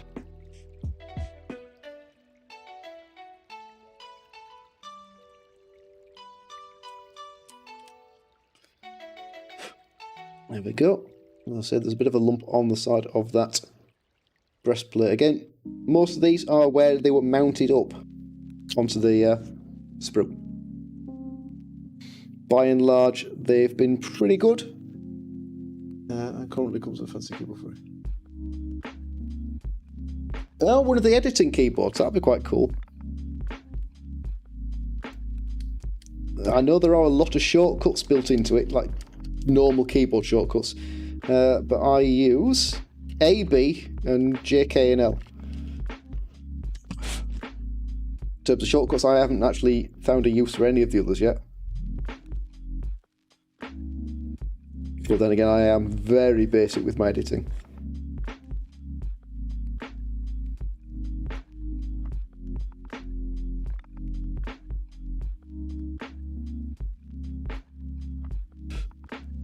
And right. It's got my lump out. Let's just take those file marks out now with the knife.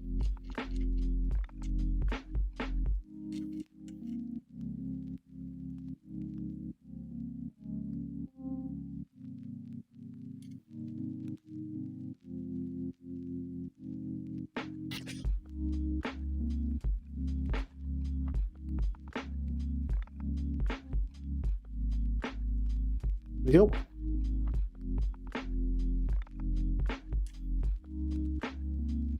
Okay, and that is the lump out of that. There's a little nick in there, but it's meant to be there. That's the bit we struggled with last time, right under the waist there. That's what held that set of legs off. So let's just ease that out with the knife. Give me a smoother joint. It'll save me some work later on. And I think we've got a leg as well, yep.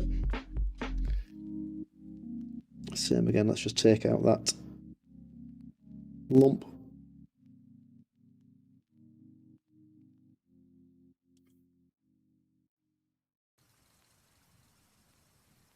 There we go. Okay, so that's the instruction. Leg on the front of the body and then attach the back of the body. Well, that doesn't... I think we might be doing front and back of the body.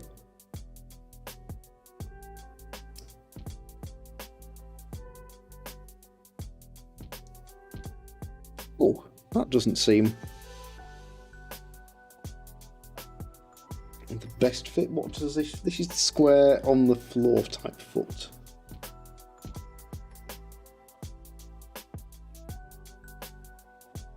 Ah, goes right round. So yeah, front and back of the body first when it comes to bodyguard number 1. Don't try and get the leg on first.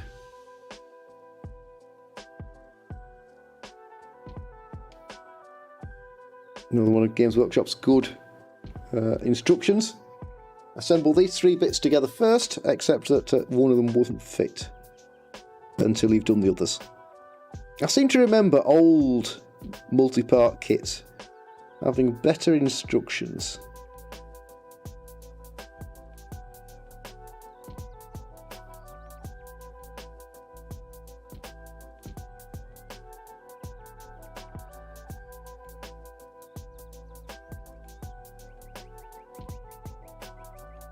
There we go. As long as we get our... put a dab in there. There we go. Miss a bit. Let's just get that shoulder pad glued. It'll give me the joint so I can sand it back and lose the crack. Oh dear. A disaster, we've dropped him. Oh, there we go, rescued it.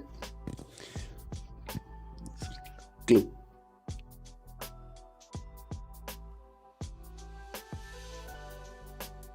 Okay.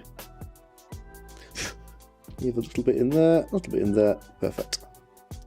So the leg goes in there, so let's glue that side up, and then all of that side in there. And then try and make sure we get the leg in all the way in the right spot, because this is a not it's straightforward. Just doesn't feel overly positive until you get it right round like that. So it does go.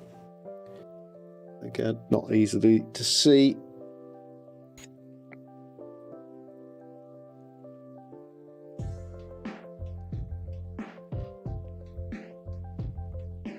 No idea what that was. Sounded like something banging.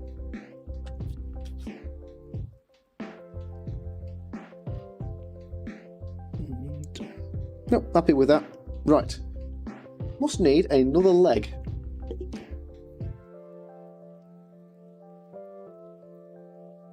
Well, thank you very much, Red Herring, and good night. I will say I'll be back on tomorrow morning where we'll do the post-priming, and we'll start on the painting side, so we'll be doing that mid-morning-ish, maybe lunchtime. I might have to play a game. I've got a Bubble 2 match to squeeze in at some point this weekend, so I might be doing that in the morning. Thank you very much for hanging on, and good night.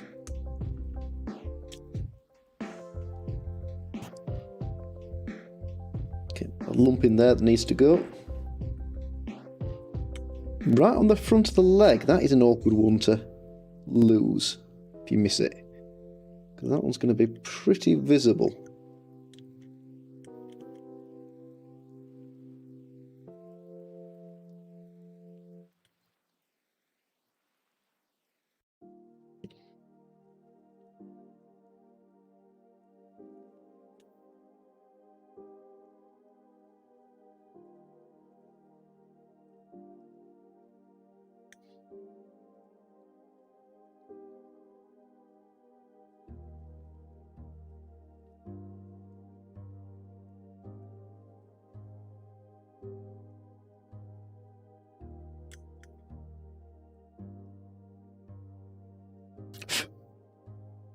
Okay, right. Oh gosh. Cool, see you soon. I stopped dilly-dallying, bought the Wave 3 and a knockoff cam link, also redesigning the stream, so hopefully bike upgrade.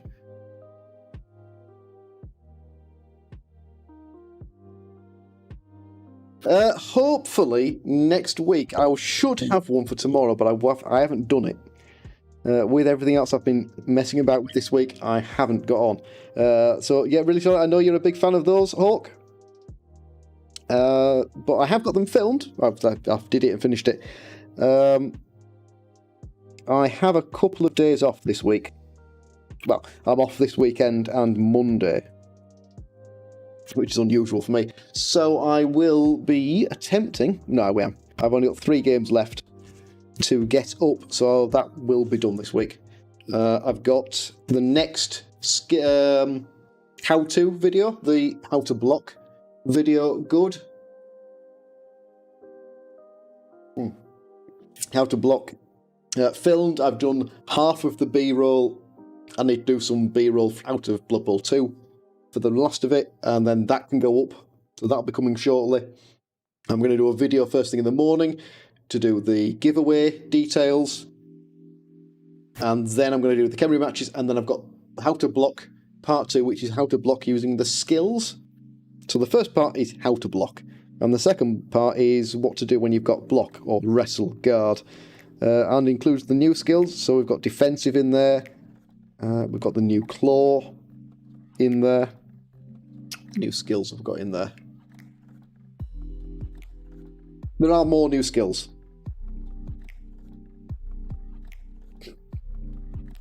Brawler. Of course, we've got the new Brawler skill, the new Poor Man's Block, or Big Guy Block. Okay, that is the other leg in place. So we want 32, 34 for the arms. We've also got some bigger shoulder pads. 32. And 34. The bodyguards are quite a bit chunkier. Yeah, that guy doesn't look it. This bodyguard is significantly chunkier than the rest of the team. He looks like the sort of guy you couldn't shove out of the way, because these guys have got stand firm, I think. Here's me telling you the rules. I ought to have read the rule book, hadn't I? Pretty sure these guys have got wrestle and stand firm. Nice combination of skills to have, though they don't synergize that well. Must have been all the parts. I'm guessing so. Right, he's probably got one of those halfling chefs behind the scenes, keeping the team fed.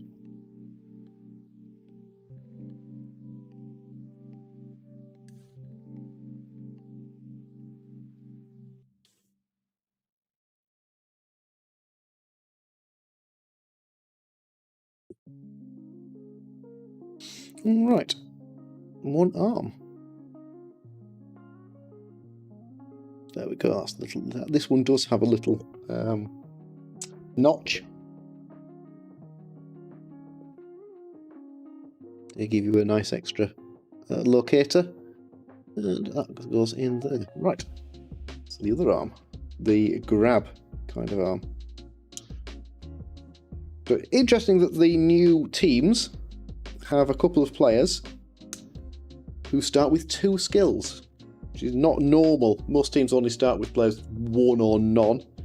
There are oddballs. Yeah, Wood Elves have got quite a few starting skills that stack, so the humans. But a wrestle, stand firm, and a grab brawler, especially when you've got 6 of them, or 5 depending on your roster build. It's going to be nice to see teams that start with, or it's going to be harder for other rookie teams to deal with. You start with a chaos team and you're bringing nothing more than horns to the party. I think the Black Orcs have got a bit of an advantage there. More strength, more skills. But their ball carriers, like all stunties, have no general access. So that could be the downside for Black Orcs, fetching and carrying the ball. The Black Orcs themselves, not really suited to it. And I can't see anyone saving up the points to potentially roll for an agility. On a Black Orc, I just don't think that is one of the options. Okay, that fits pretty nicely in there, so let's give you a bit of a touch of glue.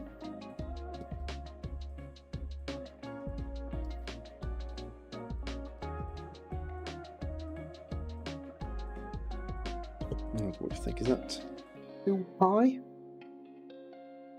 Difficult to tell, isn't it? You guys can see. I'm going to drop that brightness again.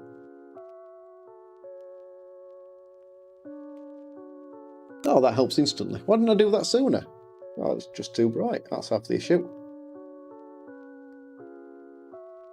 There we go. That solved a chunk of it. Right, I think that arm is just too high. Let's give it a bit of a twist. Like that. Perfect. So, we are missing... Oh, that's quite a few bits left. We're still going to have 31, and then 2 shoulder pads. One of them looks overly ornamented. 1, 2, and in the bottom there, 3. Right. 2. Nip that one out.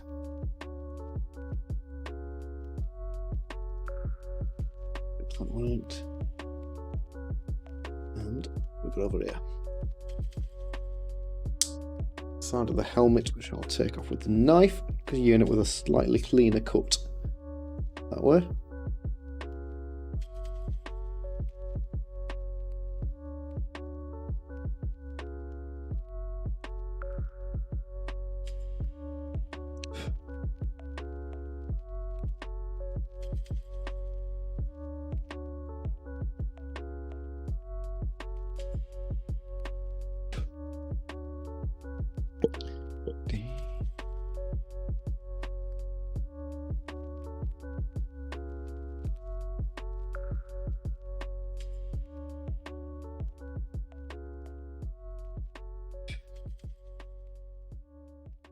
Cool.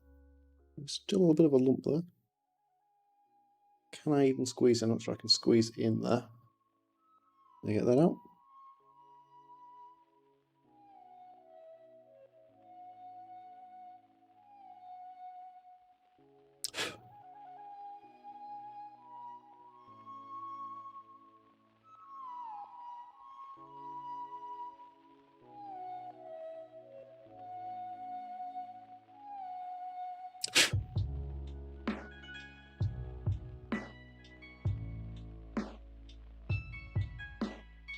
That's one side, and the other side's just a mould line, so we'll catch that at the end.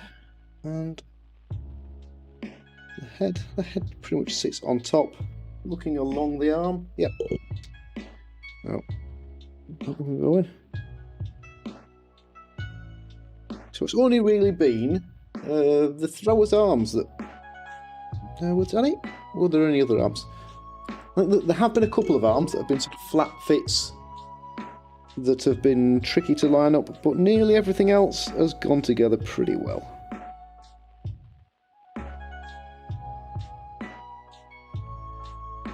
Doesn't look quite right.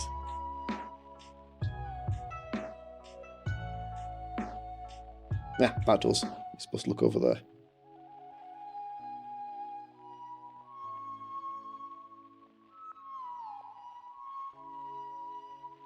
Perfect. Okay, that is the bulk of him. Now then, I must have these two, 32 and 35. No, 38. I'm sorry, that is 38.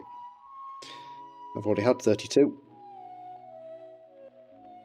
One is a straightforward shoulder pad, and one is not a straightforward shoulder pad.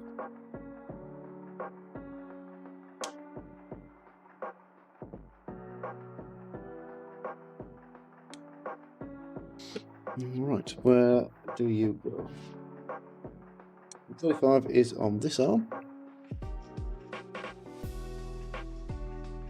And sits in there. I can probably live with that.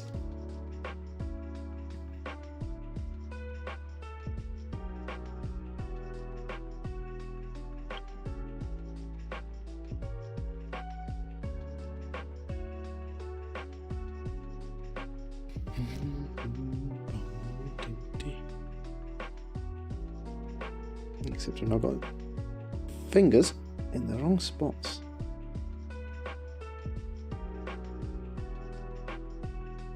I don't want to spread glue everywhere. Getting close.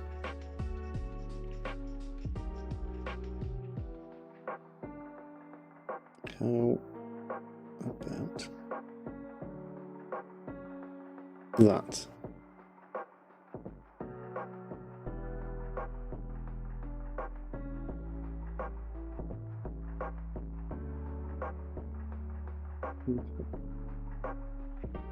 Right, so the big one now then.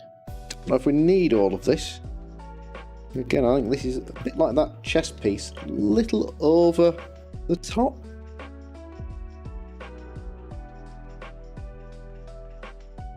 No, it's not really the shoulder pad at this point, it's more like it is just a front shield, an ornamented shield.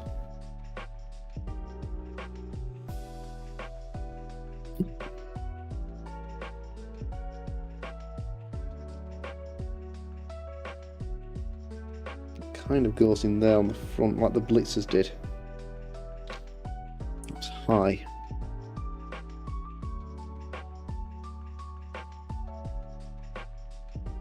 Okay, can I just pin that in place? Not easily. I think I might be leaving some of this off as well.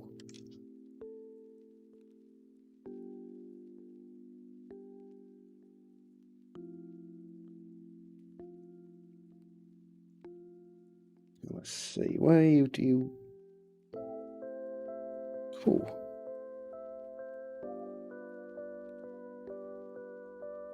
You do go in there, but not amazingly well. I think we found another bit that's tricky. Let's have that bit off the front, because if I do anything that is going to bug me. No end. Also, getting that out afterwards would have been fun.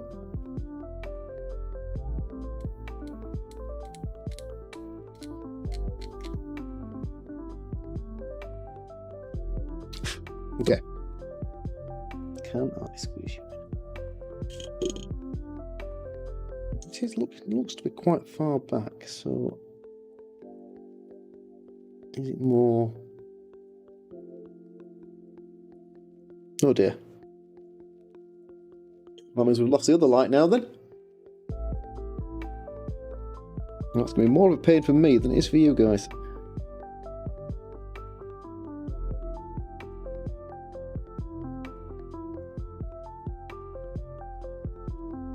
Not convinced I like this.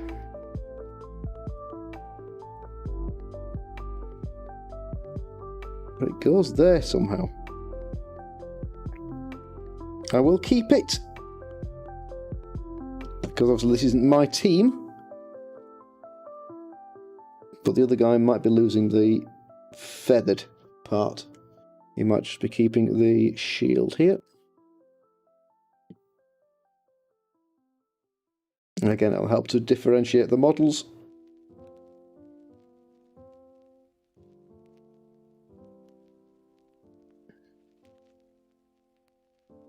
There. How does that look? Not amazing, but it's pretty much where it's intended to go.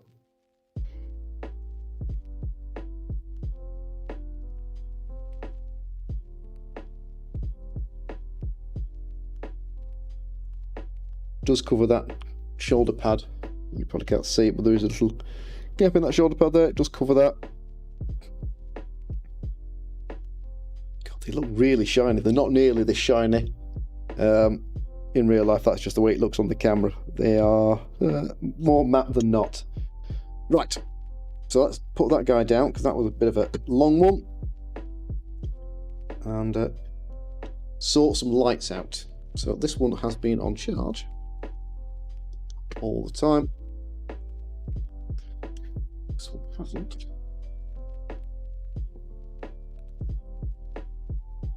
I can do that. 1, 2, 3. And that we were running at only 15%. So I can turn this one well down.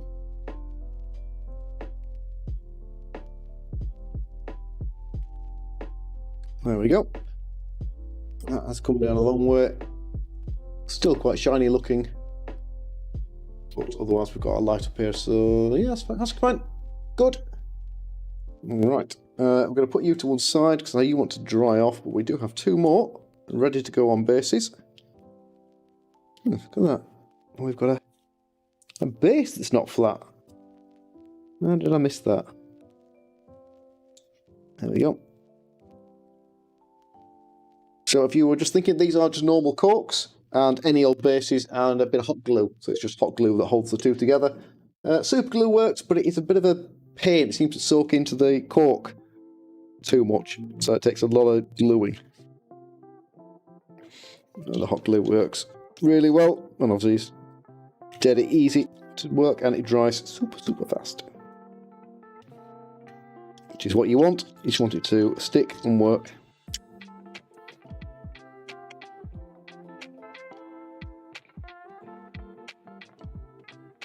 There's one.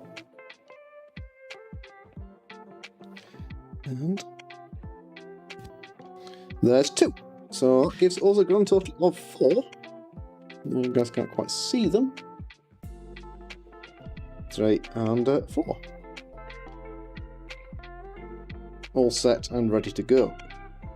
And I keep bashing the microphone, so if that's really loud, I'm dead sorry. I need to find a better location for the microphone. I wonder if I went up with it. Awkward, there's that much kit floating around. I don't know how the guys that paint all the time, the big YouTubing types, organise themselves, but this is not a neat solution. I'll take some pictures before I'm finished tonight to show you how I got this set up, just so you can see how crazy the setup is. If I drop that down. Is that in shot? Do that. And then kick the mic out. How does that sound, guys? Does that sound okay? Because I should have got the mic now in a pretty good spot. I'll just give that a twist like that. And that should actually be pretty close. It might even be a touch too loud. You just tell me. If it is, I can turn that down without too much difficulty. 46 and 47 are boot ribbons. Okay, so there are some boot ribbons here to go on. They're not going to be fun. Can still you fine. Sounds great and perfect. Brilliant, thank you very much. That is one of the reasons I haven't bothered with a new mic so far. I'm still getting pretty good mileage out of this one. I did check this morning on the Black Friday stuff in case there was a good deal to be had, but there wasn't. And given what everyone else seems to get away with in terms of audio quality, certainly in the Blood Bowl, I want to say family, but it's not, but the people that produce Blood Bowl content have a relatively low standard of quality. There is always Monday to go, and I might get a better deal there. You never know. But yet Blood Bowl stuff does strike me as having a relatively low standard. Hi from North Dakota. Well, hello there. I have had a couple of American folks before, but not many. I don't normally stream at very friendly, North American friendly times. Did you guys get your releases okay? I know there's been pre-order issues here in the UK. Curious if you guys were plagued with them as well. And where are we? No, it's Friday, so it was Thanksgiving yesterday, wasn't it? So happy Thanksgiving as well. I need a bit more light on this side. I can't see what I'm doing.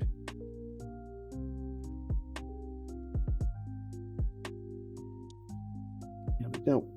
There we go.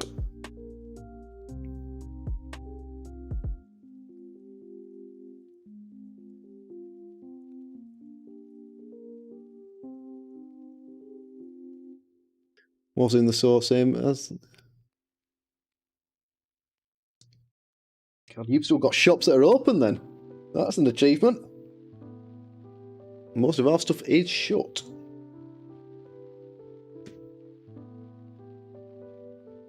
Causing folks no end of grief, and no one's open for playing matches, which is a really small, unimportant part of the state of the world at the moment, but a little frustrating. Shiny new box, no one to play it with. So I'll probably have to do some either solo games or drag the missus in to test the new rule set out. See if there's any cheeky exploits I can find. And then I can tell you guys about it.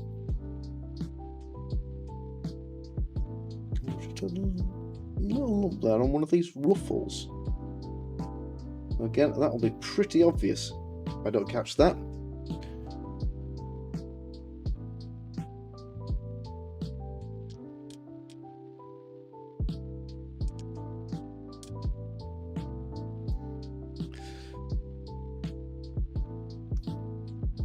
Yes, the Acorn Star Player. I picked up White Dwarf. I don't typically read White Dwarf because I only do Blood Bowl. Don't do any of the other Games Workshop things. But being a new edition, I thought I'd pick up the magazine. And apart from the Star Player card, there was nothing in it that I could find that was Blood Bowl related. I thought, that's a real shame.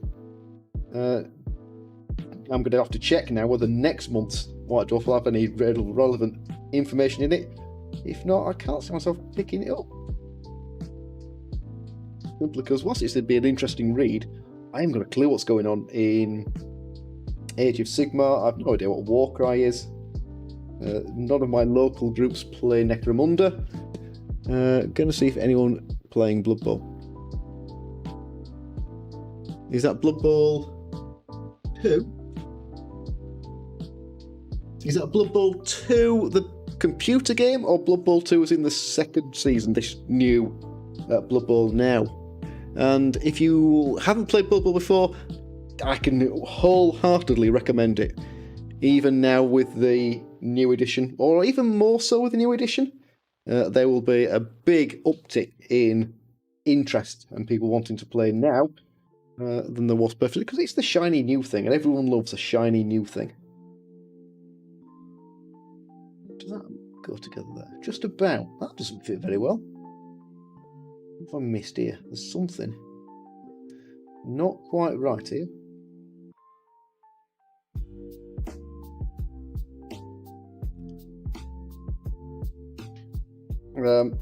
Usually, plenty of folks. Most of the stuff I do is Blood Bowl 2.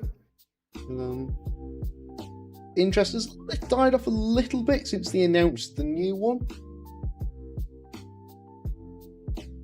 but there's still all sorts going on, and there is a couple of weeks left in this current CCL season. So if you wanted to pick up just a pick-up game there, you should be no bother at all finding someone there. When can you use your Blood Bowl 3 code? No idea. I've not heard anything to announce when the new beta testing thing will be launched, but I'm guessing after Christmas into the new year. I don't think it'll be before at this point. Might be, could be surprised. Looking forward to it. The more you see, little bits and pieces that keep getting announced. In the pre-orders, there is. And it's pre-orders direct from Games Workshop. It looks a bit like this, and I'm just going to have to cover up the code, otherwise someone will pinch it. Where are we? Hang on. There's a Blood Bowl 3 access the beta code. The iconic despot returns with new video game, fantasy football, faithfully using the latest board game rules and new content, and it does appear to be exactly that. It is a like-for-like copy of the new rule set and the model. So the computer game figures, players, I don't know what you want to cast them, but the actual characters in the game are the tabletop versions turned into digital players, rather than their own interpretation. Yeah, it's launching next year, supposedly Q1, but then there'll be a testing section, like an open beta test. And if you pre-ordered the box, you got a access code to get into it early. When I bought the 2016 box, it did have a discount code for Blood Bowl 2, so maybe they'll do the same. Well, that was after, because Blood Bowl 2 launched before Blood Bowl 16. Can't see anything there that's holding these two off. I can't see anything there, but there's something. I'm going to nick that little spot off there, just in case it's going to be something or nothing here that's going to cause me an issue. Nope. Not certain though. Yeah, I got a... Right.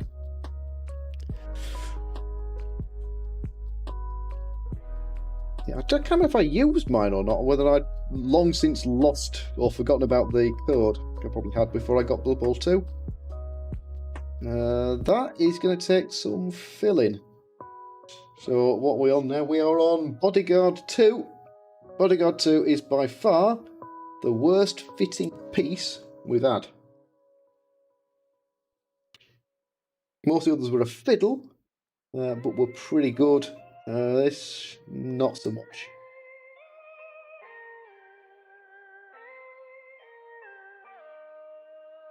Let's glue that up. Let's put a good chunk of glue in here. Hopefully we can use that to fill some of the gaps.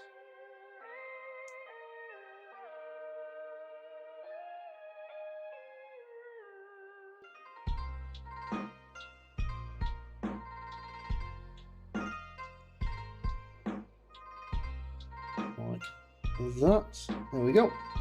Let that go soft. Online and minis. Oh, excellent. So I didn't realise you were an existing player. I assumed you were a newer player in the way you first said. Ogre versus Necro online. Are you Ogres or are you Necro? Because props to anyone that chooses to play Ogres. I love Ogres. I have actually quite a good record of Ogres on Blood Bowl 2. Played them in a couple of tournaments. Good team if the Bonehead works. If Bonehead goes against you, oof, it can be rough.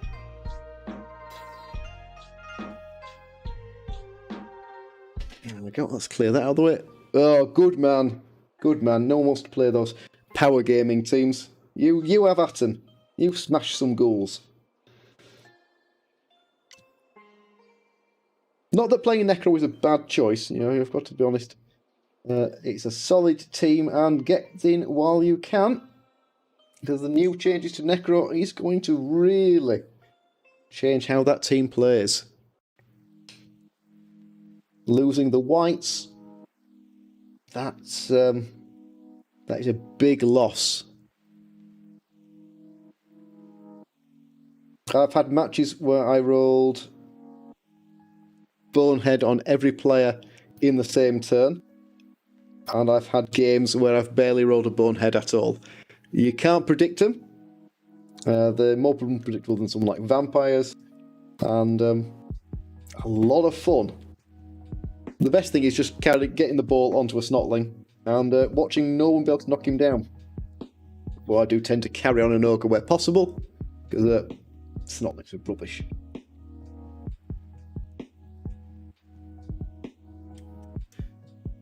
And then you eventually do manage to roll some doubles, and the team really does start to shine. A couple of block or a sure hands, and you've got a good team. Shame the only thing you can't get around is bonehead.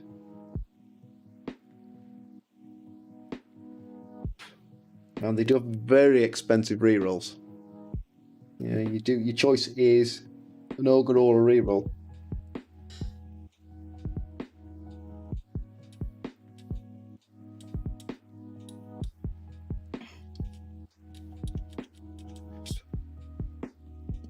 There we go. So I get ogres. I tend to start 5 and 2. Blood Bowl 2. I haven't tried ogres using the new roster. I'm not quite sure, but I don't think you can afford everything with the new roster. It might change now. We've got 2020, because there'll be some point changes. I'm assuming snotlings have gone down in value with the new 5k increments. I haven't checked particularly. If they have, I'm still going to stick with my halflings. Yeah, I got simple loss of tackle zones. Yeah. And that is probably worse. That is probably the worst side of Bonehead. It's not that you've lost that player's action, or you've lost your blitz, or whatever it was you were trying to do. It's the fact that player is no longer relevant, apart from occupying the square he's standing in. So a wild animal, which is a worse nega skill, a wild animal, but you wild animal, and yes, you've lost that player, but he's still doing something for the team. His tackle zones are still there. Which foot is which? Hang on. Oh, there's nothing much between these feet, and I didn't get track of the parts.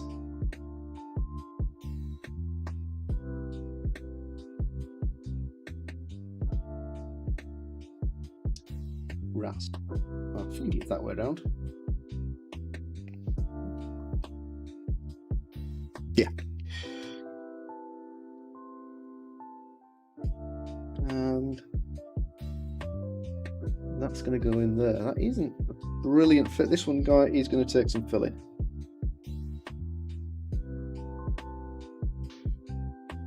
I don't like filling. I spend far too long filling it and then taking it out again. But got to be done. You can't go around having gaps. Can't be leaving gaps.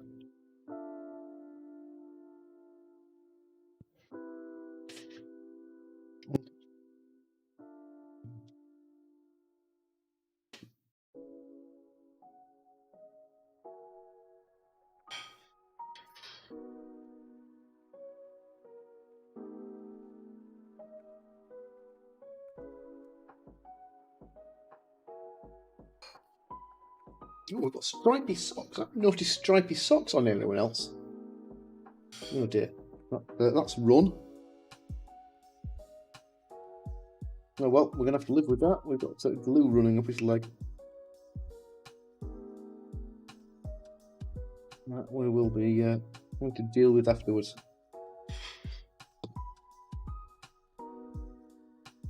I don't really like the new humans. I love the new Black Orcs, which is probably what somewhat influenced the giveaway. Yeah, if I'm giving away the team I dislike the look of most. It's also the team I have no interest in playing. I don't know whether I'll bother with playing the Black Orcs, and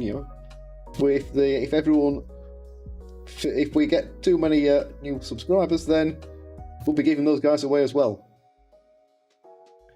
But yeah, the Black Orcs, I really like Varag. Like the goblins are fun. I don't even hate the troll. I know it's the old troll and it's had a bit of hate in the past, but I don't mind the model. And it is expecting a bit much from Games Workshop to get new sculpts for the big guys.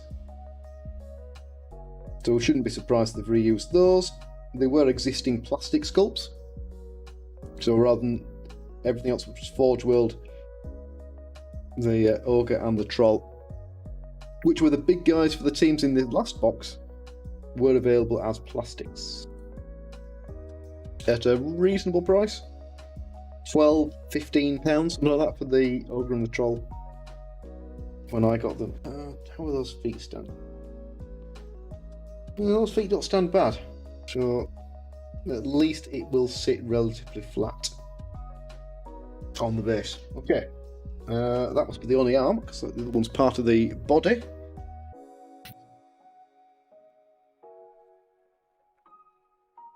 This guy's got quite a lot of ribbons. There's one here on his arm as well.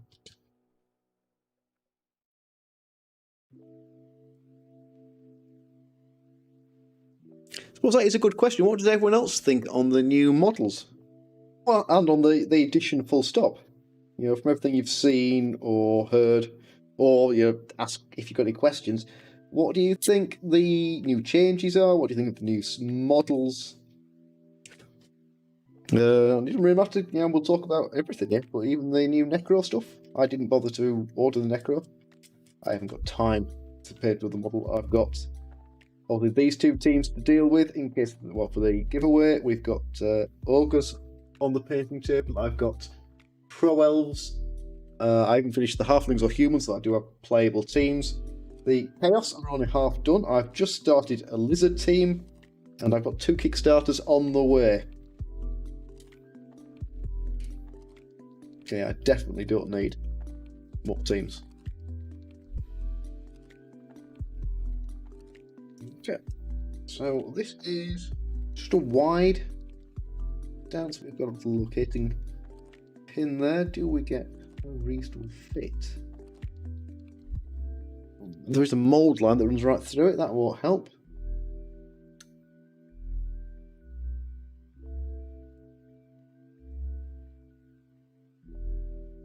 Cool.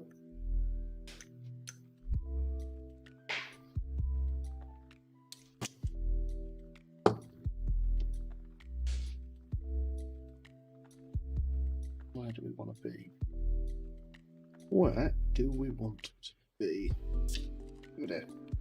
Nearly. Nearly.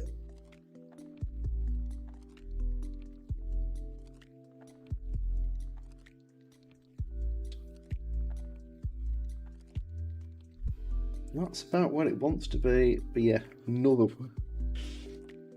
Don't think I've had a single bit here that's gone together nicely. This arm feels about the same as the others.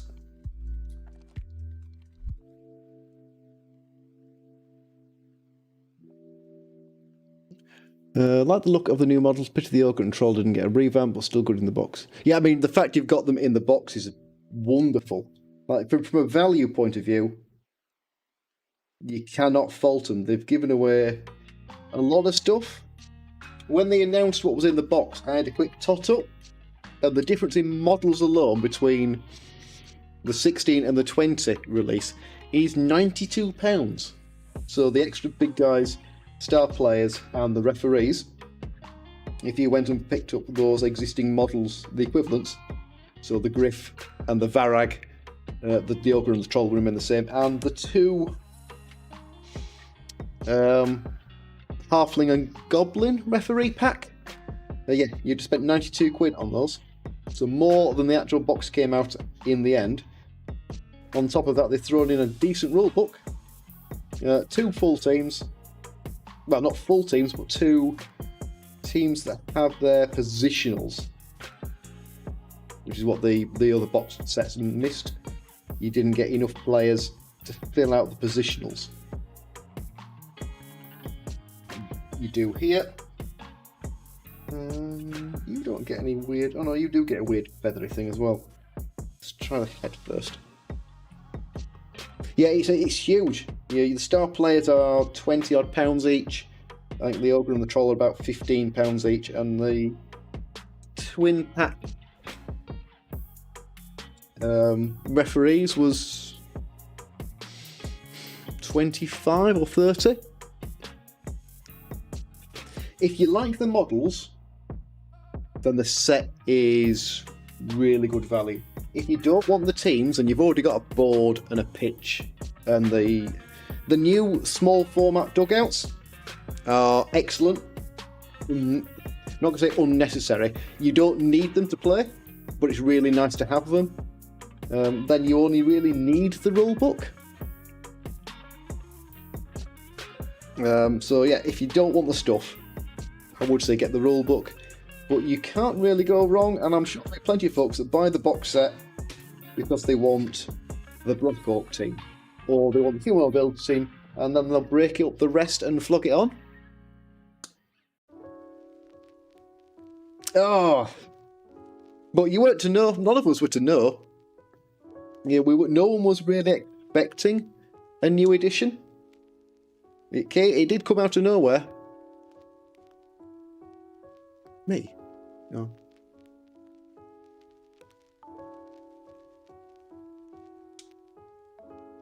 So yeah, the new box did those leaks. I don't know when Games Workshop really intended the release.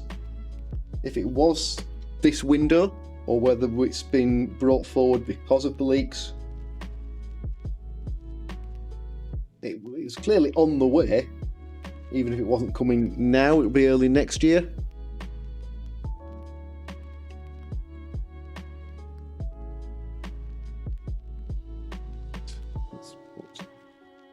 Again, one of these helmets with a little mounting sprue lug.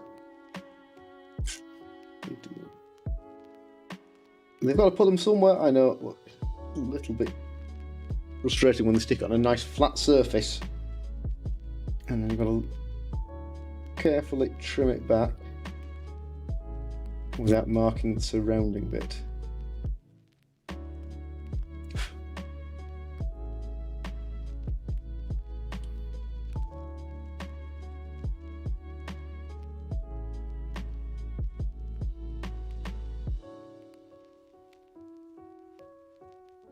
They have managed to put a mould line through the middle of it though. So that's at least something. I don't have to worry about the worn point. Rescue that groove on this helmet. Again, putting it up so you guys can't see. I don't know whether you'll be able to see when I do it anyway.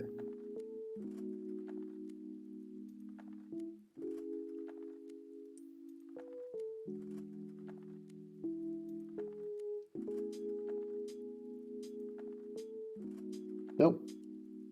Not what I think on that one. I think I'll lose that. That's it. Let's just take that mould line out.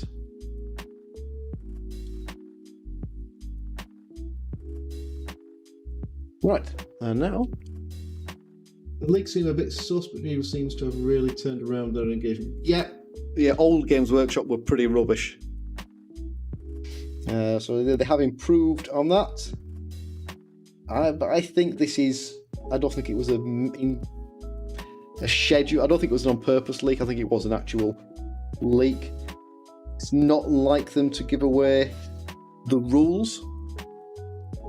Yeah, if we'd seen some leaked models or a picture, a little details, that I could see being an on-purpose leak. Leaking the bulk of, and then the entire rulebook is not. But they did act quite quickly to get on top of it. So those trailers that they released with the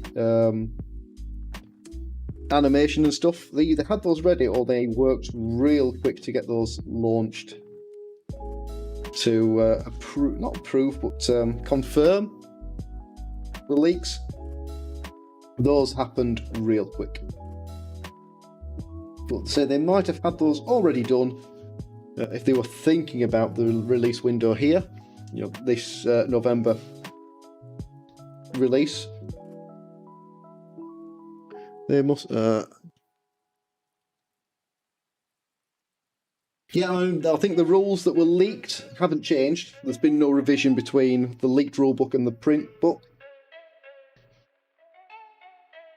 Unless one of the playtesters comes out and admits how long they've been involved, then we'll never really know for sure. And I don't think anyone will say. I think those guys will keep fairly stum on what involvement they have and haven't had. Because there is some, I'm not going to say hate, there is some dislike for the new rules or parts of the new rules, and some stuff is fine. But yeah, some stuff has not gone down as well as it might have done in the community, but that will change. We will all accept and move on, and we will play these as they are, rather than as folks would like them to be. That one's not going to be quite so bad to do.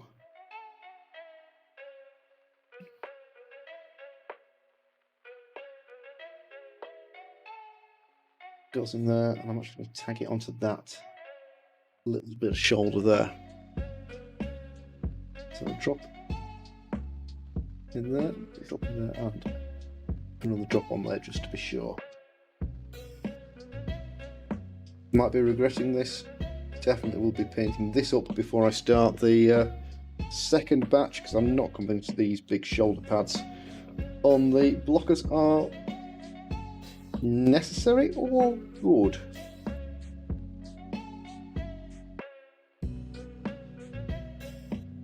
They have got a little mounting lug, both of them have a little locating jobby.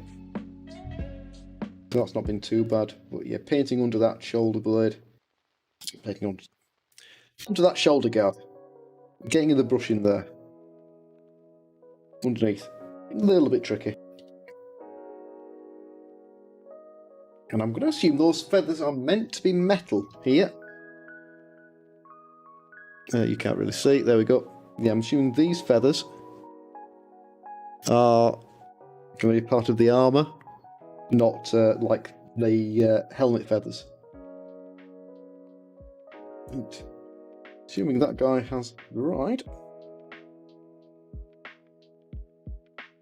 Let's take a look at his feet. How flat did we get those? I've got a loose knee there. I do. Right, we're going to give that knee another lick of glue. Oh yes, that hasn't taken at all. There we go, we've lost that knee.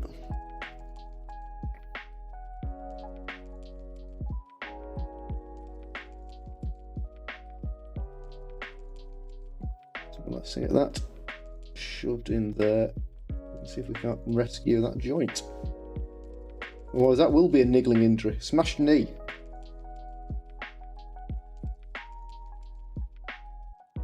And that, guys, is all the bits for the team. Which means there are no leftover bits. Can we see?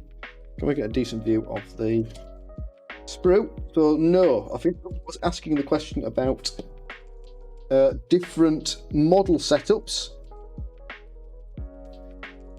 But there's nothing left. We've got 2 balls, the coin and the team token, and 2 little ribbons for this guy's legs that I might not bother with. They just look, yeah, they just sort of hang on. I'll let him dry, and then we'll have a look and see. I might do those on one and not the other, just again, so there's a bit of variety. in all the models. Might as well trim them out though, stick them in the bag of bits. You never know when you might want a bit of a ribbon for a model.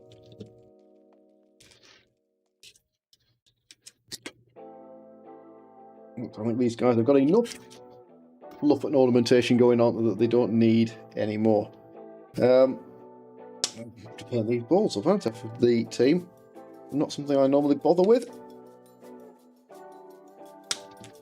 But whoever has them may easily want them, so got those two as the points and the team counters. Alright, that is one sprue down.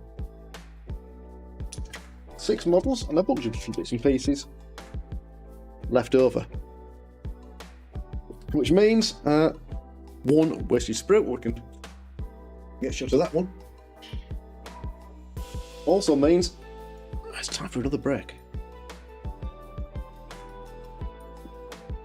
While I let those two dry, base those up, we will clean up, take the mould lines off the others, fill them, and that will do for tonight. But I've got another hour, couple of hours work, so if you're hanging on, brilliant.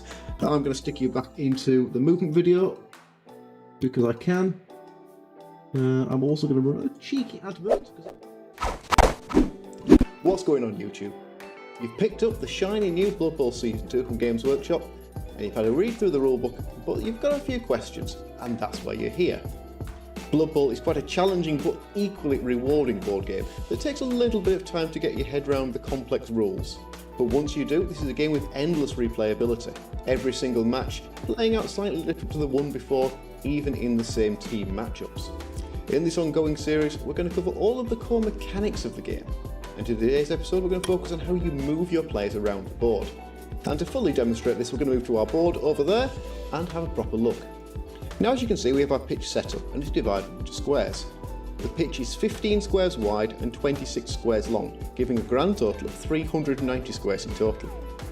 I'll be covering how the pitch is laid out in a separate setup video, but for today it's enough to know that each square is counted as one movement point. Every player in the game, from the lowest snotling to the fastest elf, all have a movement statistic, represented by the MV on their player card, and this is the total number of squares a player can move each turn. So our movement 6 human lineman can move 6 squares, but our human catcher can move a total of 8 squares. So that is the basic side of movement, but there's so much more to it than just pushing your players forwards up the pitch up to their maximum movement. You can move your player from any square into any of the 8 squares surrounding it, as long as this square doesn't have another player in it, or that square is off the playable pitch. So with our human lineman, he could go 2 squares forward, then diagonally, and finally sideways up to his total of 6. It doesn't matter which direction you go, just how many squares you use, and you don't have to use all of your movement allowance if you don't want to. The wonderful thing about Blood Bowl is that at its core it is a game about risk management, and the movement aspect is no different. If you've moved your player their full allotted allowance, so in this case our human lineman has moved his 6 squares, but you've decided you want him to go just a little bit further, then if you're prepared to risk the dice, you can. Now this used to be called a GFI, or a going for it move, but in the 2020 rules this has been changed to a rush. So if you end up playing against an older player who hasn't played in a previous edition, they may easily continue to call this move a GFI rather than a rush, but it is the same thing. And what it allows you to do is to take any player and allow them to move 2 additional squares above their normal movement allowance. In order to make a rush, you choose the square you would like your player to rush into, move that player and then roll a d6. On the roll of a 2+, they make the rush and you can carry on. On a roll of a 1, however, they fall over. If you manage to make the first one, then you can do a second. And it's very good practice to do these one at a time. So you make the first one, and then you decide if you want to make the second, rather than just deciding you're going to do both at the same time. So that covers how far and in which directions you can move your players. But what happens when we introduce players from the opposing team? If we look back at our previous diagram, showing the 8 possible movement squares any player can use, this also represents the tackle zones that any standing player has. Depending on the situation, they can interact with any one of those 8 squares with a variety of effects. And from a movement point of view, if you're moving through or out of one of these tackle zones, you're required to make a dodge roll. In the same way that every player has a movement statistic, every player has an agility statistic, shortened to AG, on the player card. Unlike movement, which was an allotment, an allowance of how much movement you can use, the agility is a target roll required to pass an agility test. And a dodge roll is one of the most common agility tests any player can make. So here in this example, we have our human lineman back, and he's trying to get away from an ogre. And if we choose to dodge him into this square here, this is a dodge away from a tackle zone into an empty square, and that will be done on a 3+, the human lineman's target agility. An agility of 3+ is pretty much the average roll, and it's the one you'll see most commonly. But this can go as low as a 2+, and it will go as high as a 5+ for most rostered players, making some players better and some players worse at doing dodges. Now, for the purpose of actually making the dodge, you move your player first, and then you roll the dice to see if they achieve that dodge, the same as you do with a rush. And this means that if you fail the dodge, and in this case that's a 1 or a 2, they fall over in the square they are going to rather than in the square they started in. Now, dodging into an empty square is the easiest type of dodge you can make. If you decide instead to dodge into a tackle zone, so in this case we're going to dodge forwards rather than backwards, then the presence of the ogre makes that dodge more difficult than dodging away from him. In this instance, it's -1 for the single tackle zone of the ogre, making it a 4+ dodge. But here, when we add a second player putting a tackle zone on that target square, it becomes -2 for the 2 tackle zones, and the dodge is now 5+. You can choose to make as many dodge rolls in a turn as you like, up to and including your maximum movement +2 rushes, or until you fail one within a turn, which will cause a team turnover. And we'll cover turnovers in a separate video. Now, there's an important distinction here that moving into a tackle zone without being marked does not count as a dodge. A dodge takes place when you start in a tackle zone, and then is modified if you are dodging away from tackle zones or into tackle zones. But the act of moving from an open square into a tackle zone isn't in itself a dodge. For the new second season of Blood Bowl, Games Workshop are reintroducing a very old skill, but one that didn't exist in the last edition, and this is jump. It allows a player to leap over a stunned or prone player, anyone that is lying on the floor at the time. Now, I covered this video a few weeks ago, so you can catch it up here for the in-depth discussion. Essentially, again using your agility roll, you can go from one square over a stunned player to land in an empty square beyond them. So going back to our trusty human lineman, he can jump over that stunned beastman into any of these 3 squares. And just like making a dodge, he uses his target agility to see if he can achieve this. In this example, it's an unmodified 3+. And again, as with our previous 2 examples, you move your player first and then roll to see if he can achieve it. It uses up the same 2 squares of movement as if he had been able to walk into that square, and if you need to make a rush to complete the jump, then the sequence goes move player, roll for the rush, and then roll for the jump. In our second example, our human lineman can leap into these 3 squares, so the direction you're coming from and the player you're going over dictates which squares you can land in. But as you can see, the Chaos Warriors here are in position to make this a little bit trickier. Our human lineman is currently marked by 1 Chaos Warrior, and the target square he is leaping into has 2 Chaos Warriors covering it with their tackle zones. Now, to calculate how complicated a jump is, you need to know how many tackle zones he's starting in and how many tackle zones he's ending in.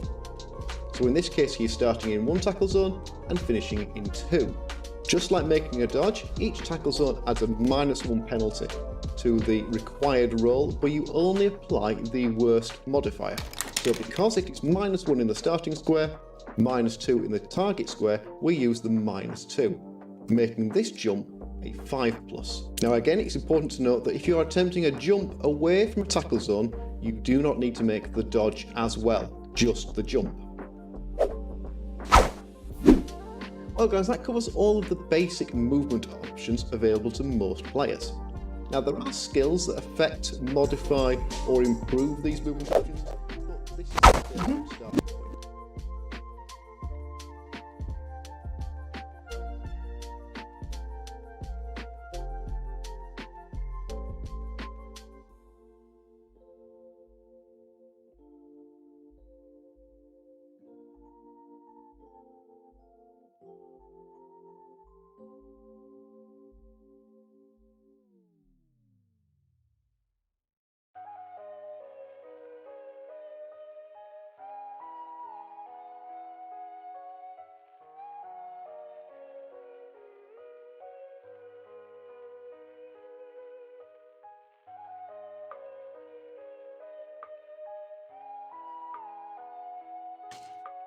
Right, we are back.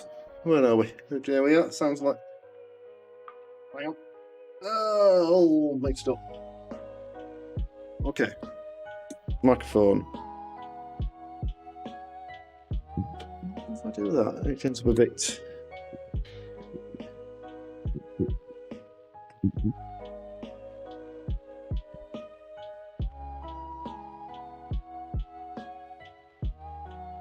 How does that go? Without trashing the camera. And move my painting around. Right. So, what we're doing, we are going to drill these two.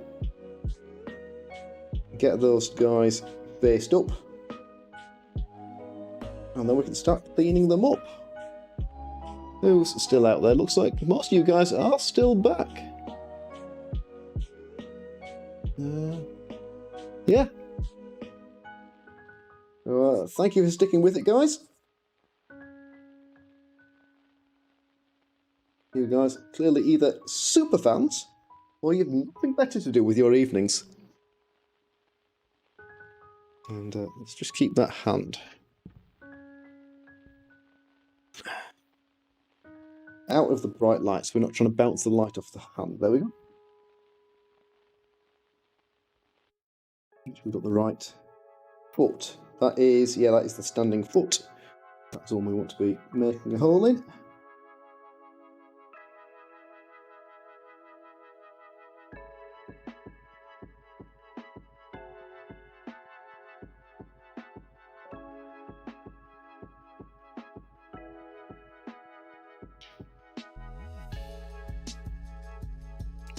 There we go. That's gone straight in.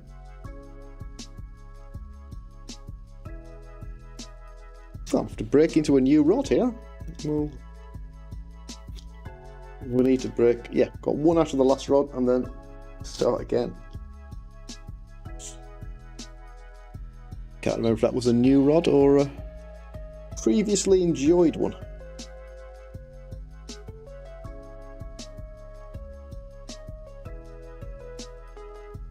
There we go.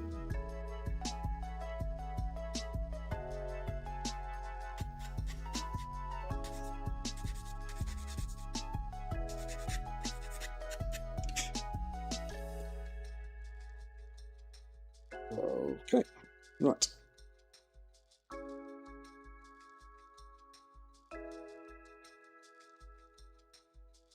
There's our glue.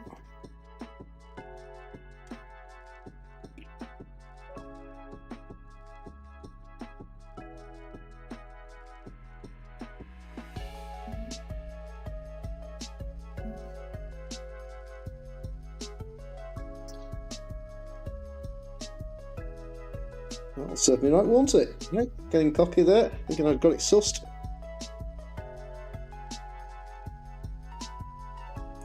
We're fine. I might even trim that one down before we're finished. Yeah. Is all the legs glue? Yes. Yeah. Okay, this guy has got 2 feet on the floor, so the first step obviously is file those feet down, try and get a good solid flat base for these feet. It's not quite as bad as it looks.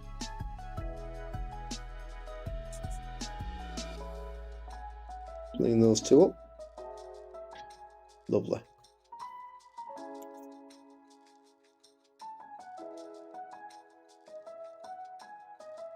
Again, one big flat foot, so that's the one to get drilled.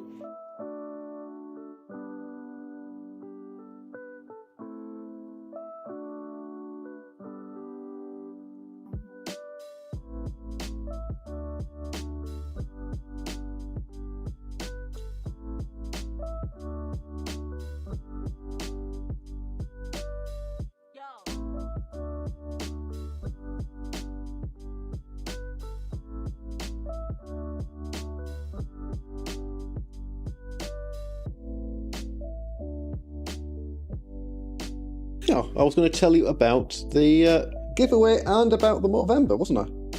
When I set off, so I can do that now. So I'll start with the giveaway, because it's in the title. So, I am going to run, or I am running, I suppose you could say, because we've now kind of kicked it off, a YouTube giveaway for this painted team. Well, this team painted, including the big guy and Griff and the counters and all the bits and pieces, and that leg didn't glue. So, I have to deal with that leg. In fact, I might actually give that one super gluing. Give it a bit more meat to run with. Just so hollow is that leg, so I should be able to lose any spare glue up inside the leg.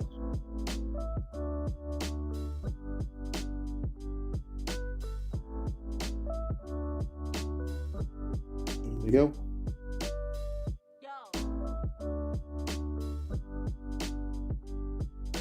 Right, so I'll leave that a second while that goes off. We can also trim our rod down. Yes, the giveaway. So, in order to enter, you need to be a subscriber to the channel, which is how we're going to decide when to do the giveaway. So we are looking to hit 250 YouTube subscribers. We are currently sat at 125, so I need to double my numbers, but I don't think that's too much of a problem, and I can put that in the chat. Does that go on both chats, or does it just go in the... That just goes in the Twitch chat. No, it doesn't go anywhere because I haven't got my touch portal active. Good point to note that the camera isn't running. Okay, so not a problem at all. All we do is go to... No, it's not what we wanted. Oh dear. Nope, we're fine. We go in there, we click on my channel, open a new tab, copy that, and then down here in our chat message, there we go. So yes, that is our YouTube link, or my YouTube link. That's probably what we ought to be saying. So yes, you need to be a subscriber on the channel. And then tomorrow morning, I will be uploading a quick giveaway announcement video. So on the bottom of that video, you just need to drop a comment, and then we'll be picking the winner from everyone that's entered or put a comment in there, and that will be our winner once we hit 250 views, sorry, 250 YouTube subscribers, which is just the follow mechanic that YouTube has. It's not paid, it's not like a subscription on Twitch. And or Christmas. So yes, whether we hit 250 first or we get to Christmas, we will be doing the giveaway in time for that. I don't think, unless you're UK based, you'll be getting your models before Christmas. I'll try and do it Christmas week. But if you happen to be somewhere else in the world, that still enter. That isn't a problem at all, and it's not going to cost you a penny. The shipping will be at my cost. It's completely a freebie giveaway. But yeah, it might take a little bit longer to get them to you. Probably all I've got to say about that. We've got any more to go in that? That's it. There we go. Oh, right. It's one. And you. Leg in there as well. Okay. So yeah, that was how it's going to work. We're going to be doing a couple of live streams painting. I don't think we're going to do that many, unless we become particularly popular. If folks really like the format and like what I'm doing, I'll do a few more, but otherwise I might just put them out as either YouTube videos or just Instagram pictures to keep you updated with the details.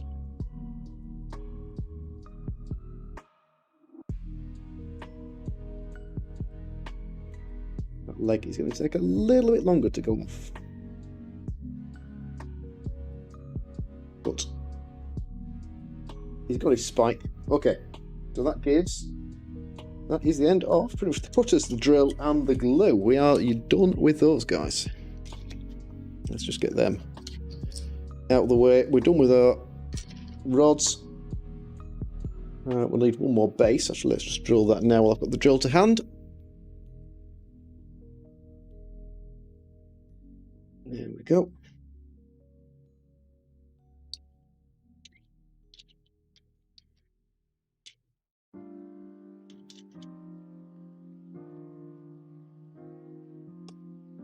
All right, made a bit of a mess of the desk overall. That's why we've got a new mat, so we can sort of protect the desk. Right, where did we start with thrower? Thrower was our first, blitzer was our second, can't remember after that. So all we're going to do here is run around the model, find any of the mould lines or any gaps from where stuff hasn't fitted that we think need a squirt of filler in them. Up to mould lines first, and across the top of his foot is one. Now this you might not be able to see. Can't tell if the camera will pick up this detail or not. I'm going to drop my chair.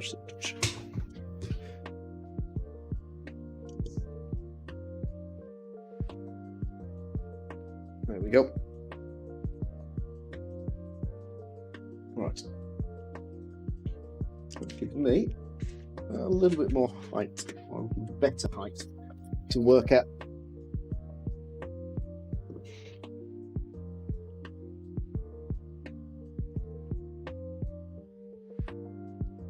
There we go. So, quick once over with the knife is usually enough to remove any little mould lines like that. And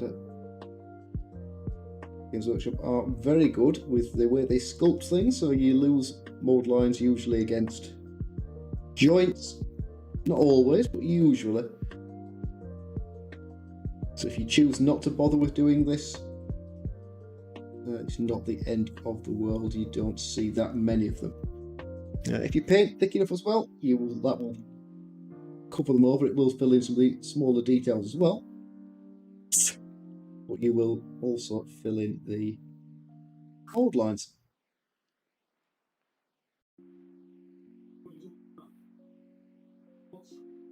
Okay, we've got a bit of a stripe on there. It's fine. Got a line on this sock.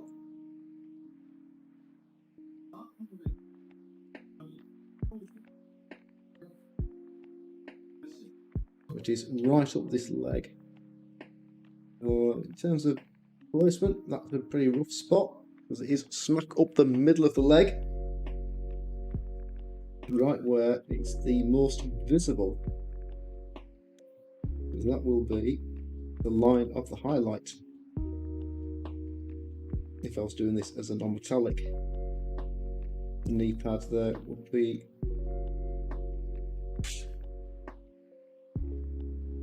pretty prominent. And then we jump across onto a crease. Nice. So you just got that little tiny bit where it goes across. And then on the top there, but you lose that in the crease in the fabric.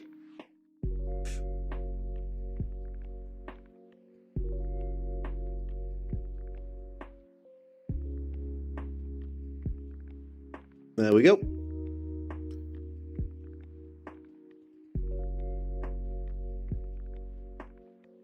Okay, and we'll do the other leg while we're down here. So, same thing. And these actual mould lines on the knee pads might be meant to be there, but I prefer the round look, so that sort of angled creased look. We're going to lose those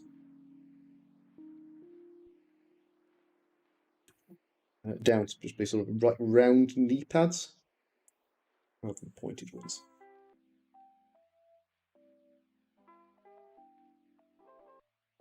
Right, which probably means I've got one here, top of this boot.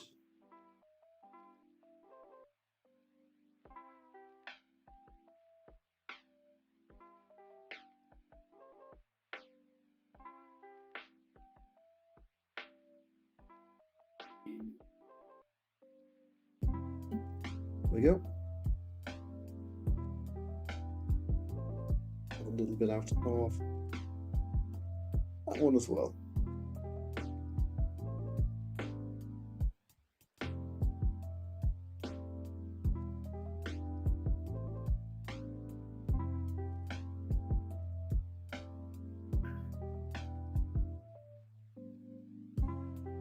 And anywhere on that leg.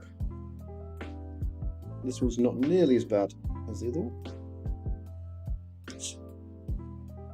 Perfect. But the backs, yeah. Back of the legs, back of the boots.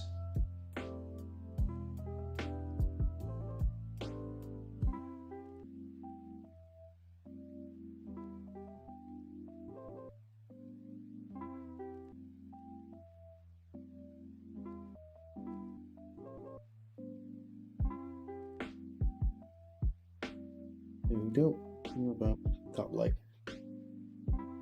So this is one of the ones that would have been tricky to get at if we had the base on here. Well, I can see, I don't know what you guys can see, but you can't see anything because of the stand. But that is right underneath where the base would normally be. Little screw. There we go. On there as well.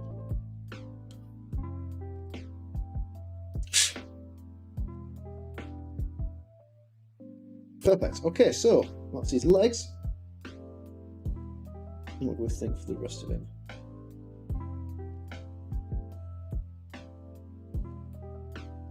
Just put it there on his jacket.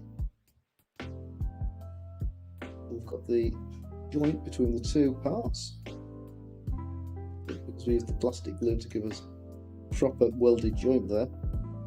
When we sand those back with a knife, we get solid plastic rather than a hole. We haven't got that gap to worry about. So this glove.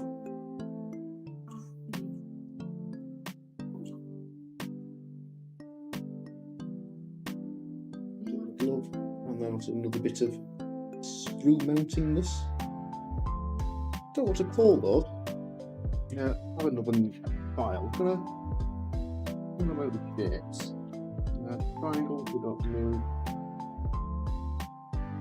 Well, I won't move. Half round. I've still got a round file. I've lost that one. I've lost that one.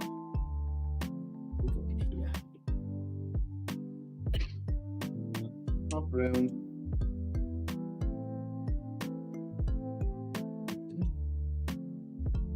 Round. There we go. I guess I want just a round one. Actually, is what I'm after here.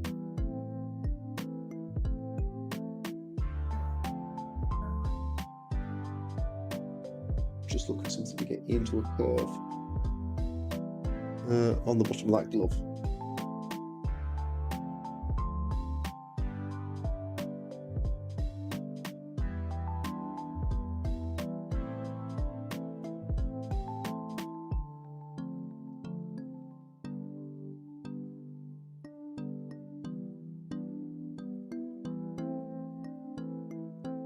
Well, this is quite a slow process,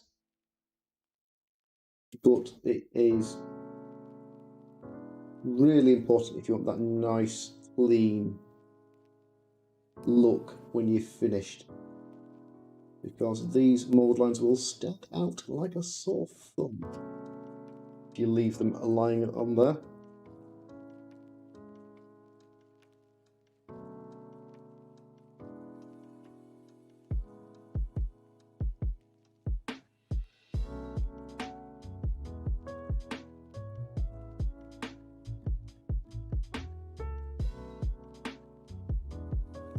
Go. There's our ball.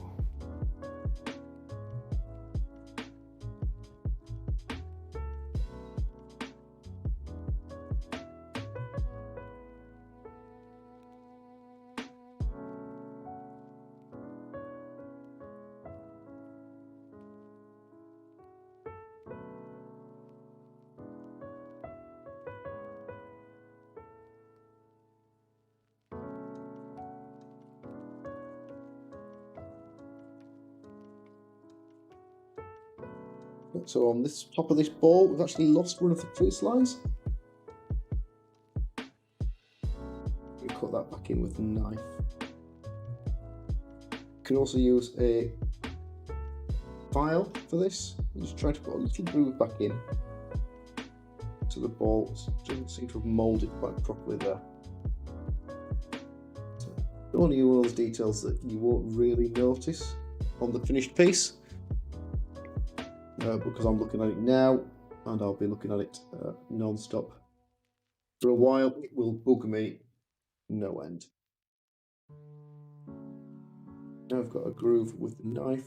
The file has something to follow, so I'll try and cut that in now.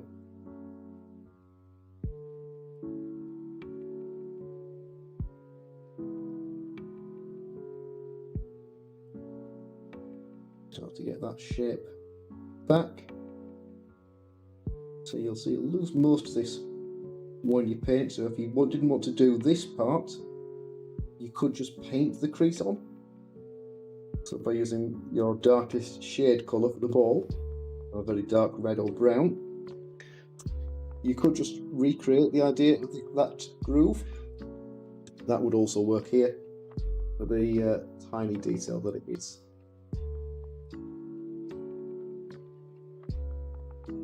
Yeah, that's his glove, that's his ball. That's the glue, that's not going to matter. Right, so into the shoulder pad, which does have some bits and pieces, including a lump I should have taken off before I glued it.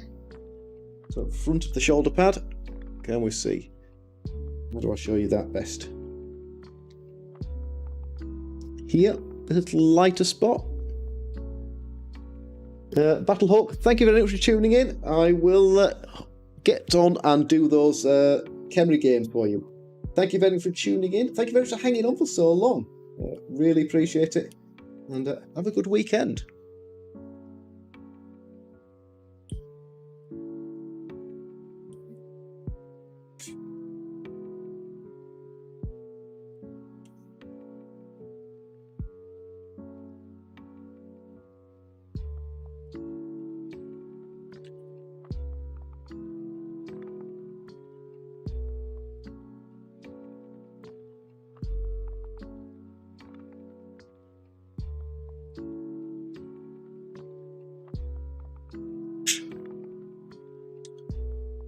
So those are going to want filling, but we have shifted that little lumpy bit. So we'll come back and do the filling afterwards. Just that line across the top of the shoulder.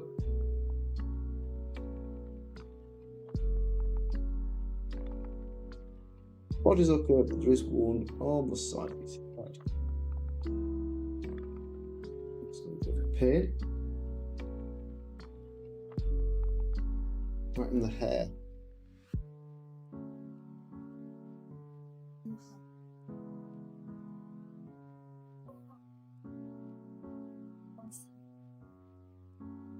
Okay. Now the shoulder is pretty bad, but hopefully, just like the other bits, yeah, where the glue has gone in nice and thick, it has fused both halves solid, so there is no gap underneath. So once you file that back, trim it back with a knife like I'm doing, you will lose that gap. Now that is trickier to do if you're using super glue than polycement plastic glue, because you're sticking the two bits together, whereas the polycement melts the two bits together, so it ends up being one piece of plastic, not two bits stuck together. But whatever we do here, we will end up with something I've missed. Always happens, and then I've got to decide what to do with it afterwards. I've got to decide if I need to deal with it and then reprime, or catch it in the painting stage. Depends on what we've missed.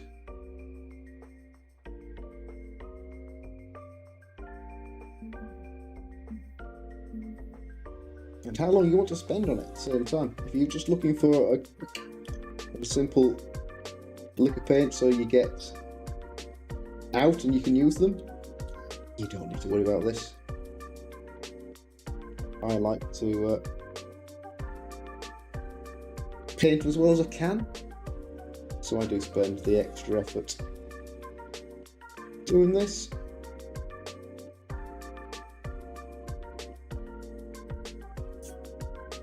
And corner of that shouldering thing.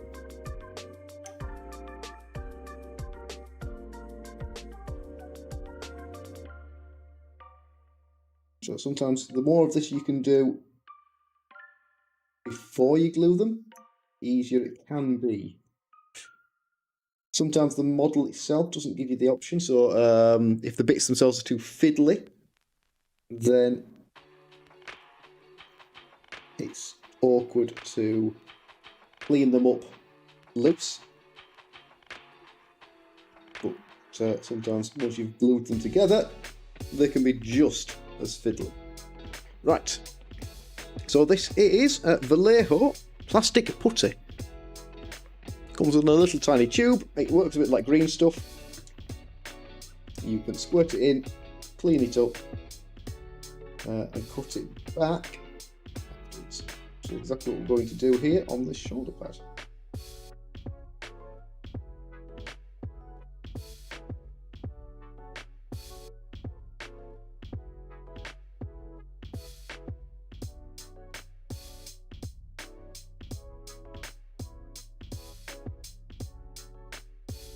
In there like that, and then try one of these new sculpting tools I picked up.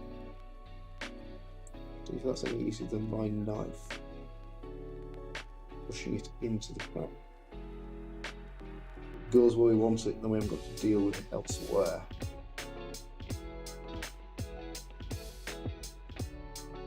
That is the trick with anything like this. You don't want to put it where you don't want it, otherwise you've got to deal with it and clean it up afterwards. If you can get it put in the right spots to start with, it will be much easier in the long run.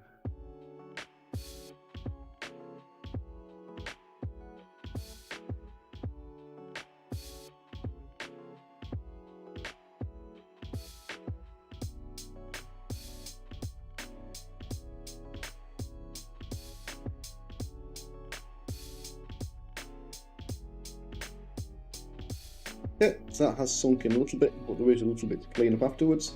And I think I've got a little bit on the edge of that knee. I wonder what happens if I try and put it in with the tool rather than squirting it in with the nozzle. It'll give me a bit more control.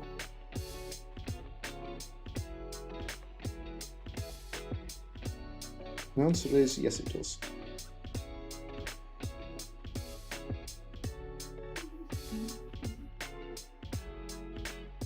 Still managed to get it up the leg.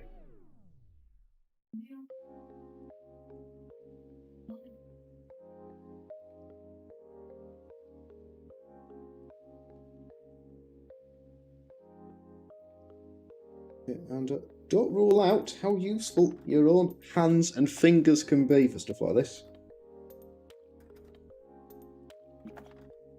Those little tall the ends of your hands can be useful for all sorts of things.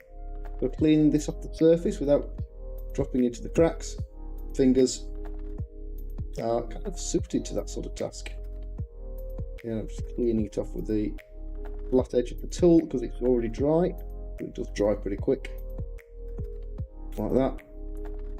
I don't know if you can see what I've done there. You can see quite a white line. Well, that was a crack in the top of his knee pad in there, and we've just taken that out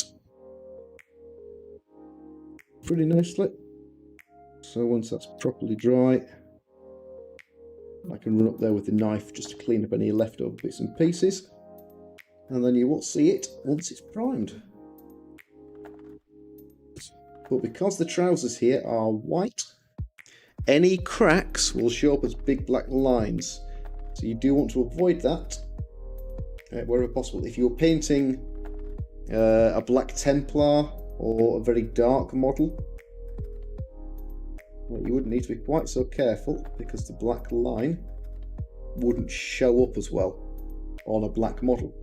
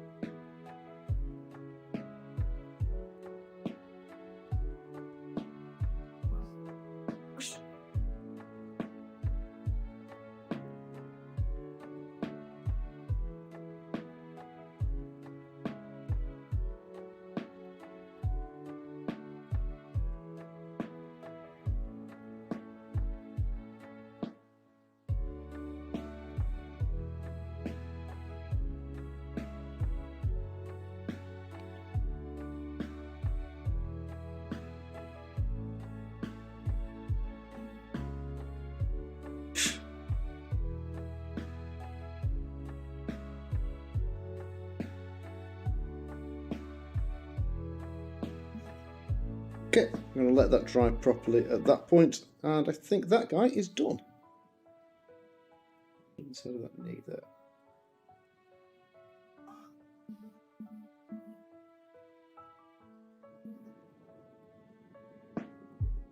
Go. Right, the Blitzer was next. Which guy was? Must be that guy. So don't need any of the paste yet, because we want to take out any marks first. Again, start. Doesn't really matter where you start, but if you always start in the same place, it's easier not to miss anywhere. I do tend to start on the feet and work up one side of the model over the head and back down the other side, or both legs and then just up to the top.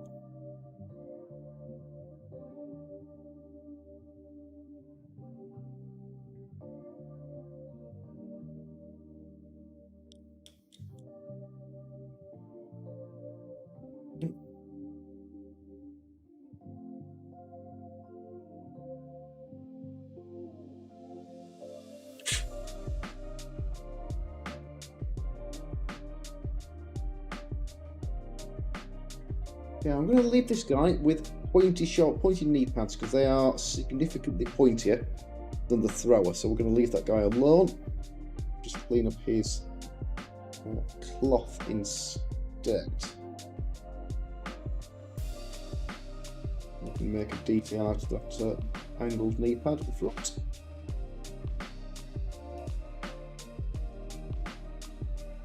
Whilst we'll be playing this with metallics, we'll still be using highlights to lift them as much as we can.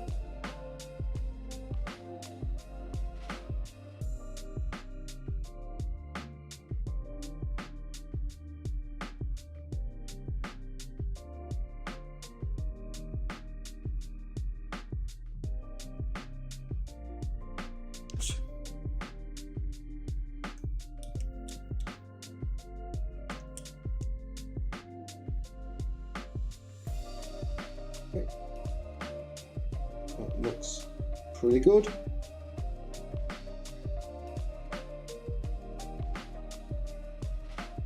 Same on the other foot, top of the boot.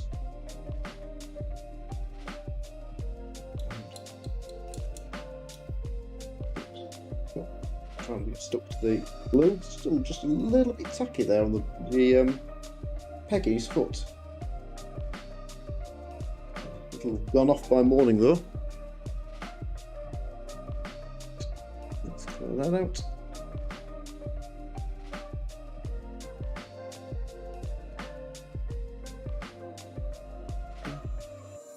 That looks pretty good under there. Again, that's on the underside of his leg, so it's going to be pretty hard to see when it's finished.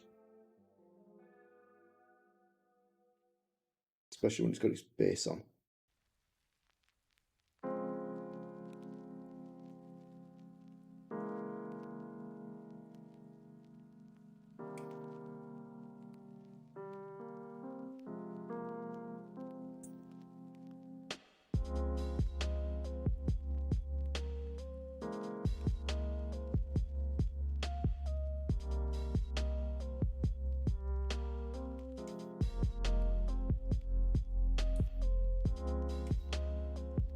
There we go.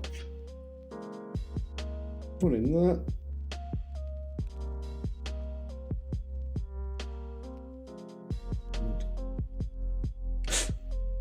And that is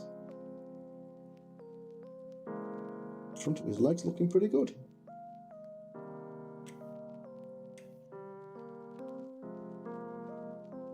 Just that sock there.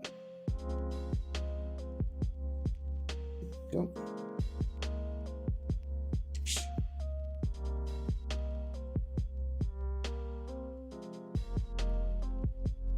Okay, so there's a neat detail I've noticed here that the Imperial nobles don't have, that the humans do have: spiked boots.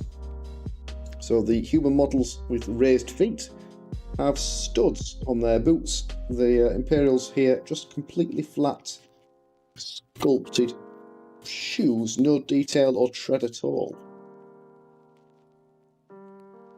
Not really an issue. If I wanted to, I could up that. I could make a couple of little green stuff bit. Here we go for time. Although it's hard to bother with that or not. Because I am going to be pressed here. I've got forever to spend on this project.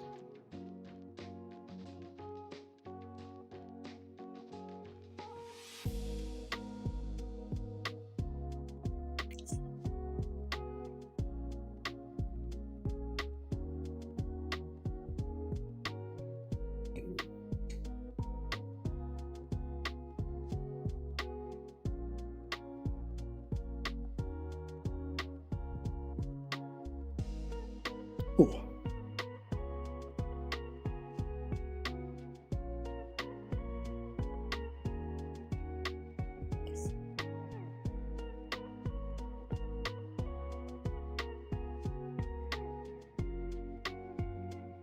Okay, so that one looks like with some colour on it. That.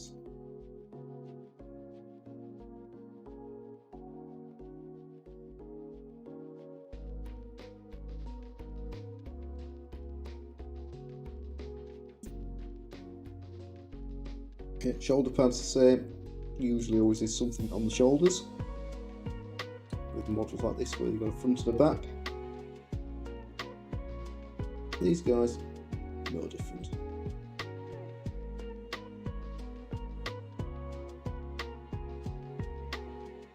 That's cleaned up okay. Bolts in there, just in the bottom of there as well.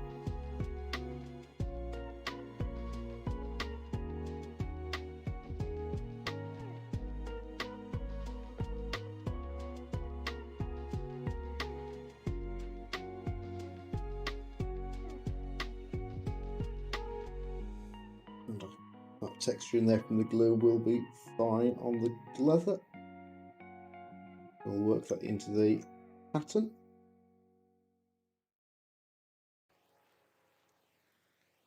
Just take out that mould line there on the bottom of the glove.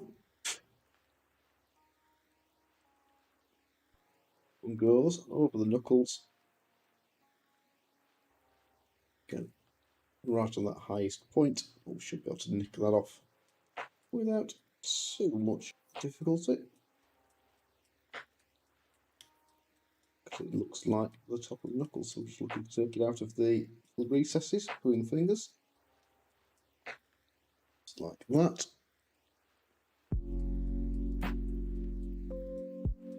And anything else?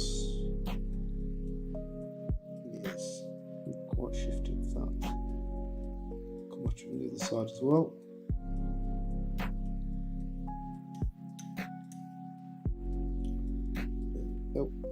There we go. Okay, that's that glove.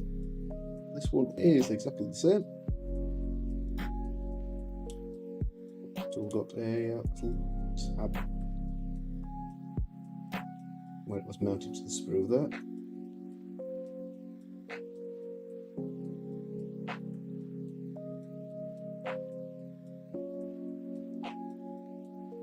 Where's the other half of that mould line? It is right under there. the hand. There.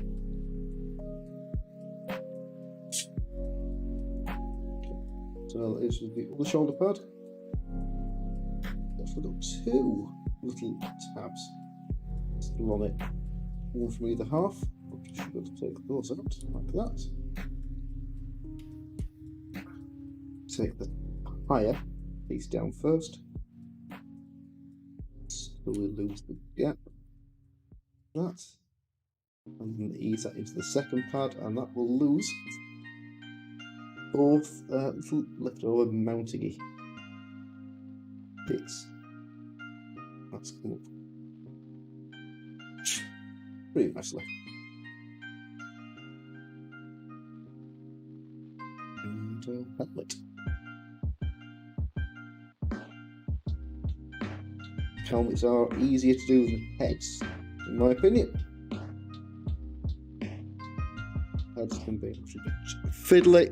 Helmets, you've got that flat space to work with. Easy to take those down.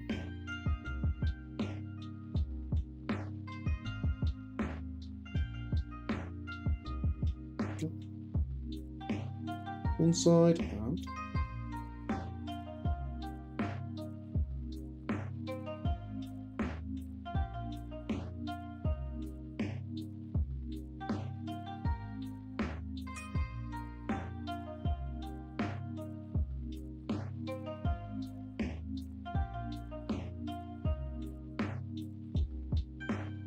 so I'm on that side.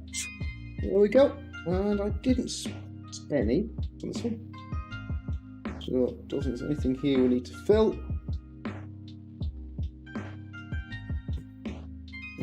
Yeah, there is a little bit there on the back of that leg. That's going to want doing.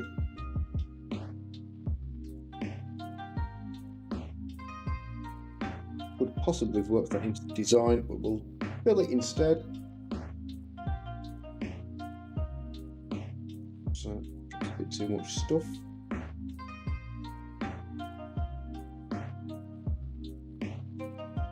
We will lose it in there.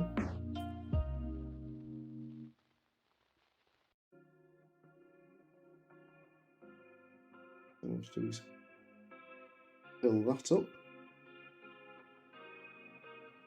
There's all our details there. Look where the purple goes. And we don't want to fill that too much because we will lose the colour if we do that.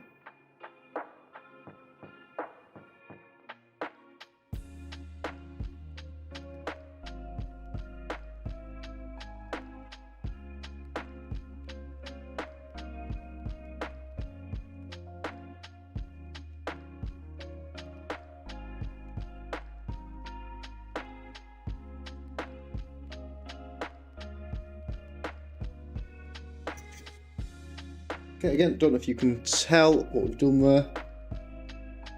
You probably can. I'll get it to focus properly.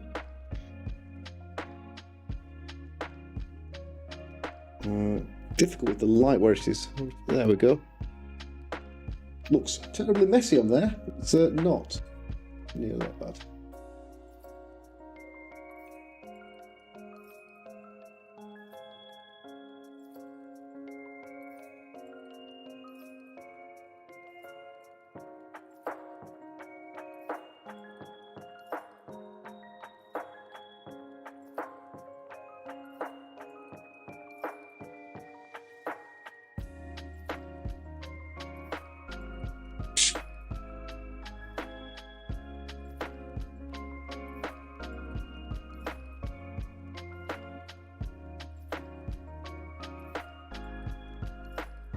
Nope. Oh gosh, double fives on a skink level, it's movement every time. I mean, a double is nice. You could take block, you could take wrestle, you could take show hands.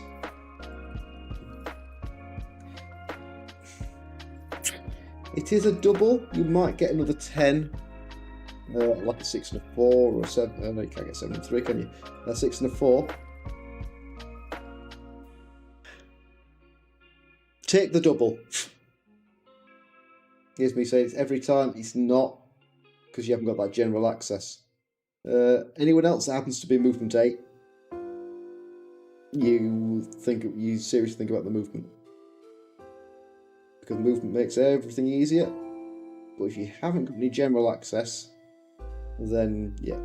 Wrestle gives you a ball sacker, so you can go cage dive with stunty, which means you get into someone's cage, and then you get normally 2 dice uphill, but you've got wrestle to counter the block, and anything else is not bad, so you're basically hoping not to roll a skull.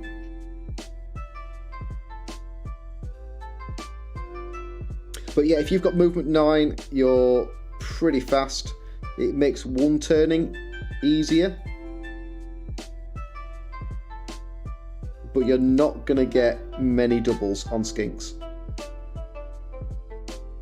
And you can one turn with movement 8 without needing the extra skills, especially because sprint and sure feet are single skills. So yeah, I would say block or wrestle or sure hands. Sure hands for the pick-up reroll and to counter the strip ball. Block to stop yourself from being knocked over as a ball carrier, because then you have blodge. And a wrestle as a ball sacker, because you've got the best skill for taking down block ball carriers. That would be cool. So it depends on what role you want that player to take on.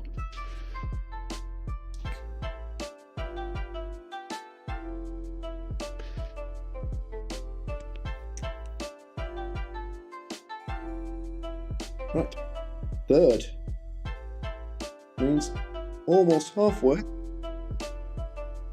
done.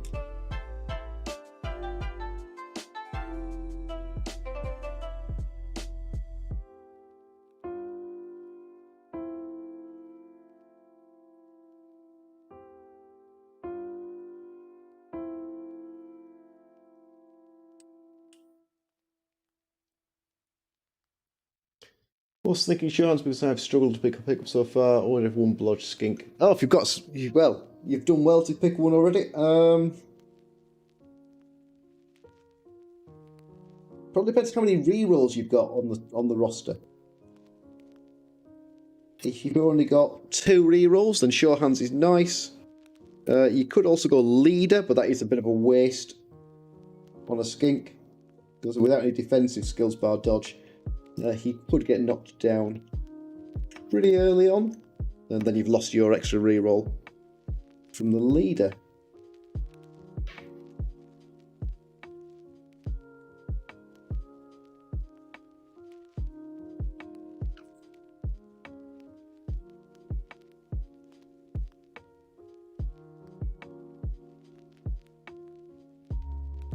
That's really good.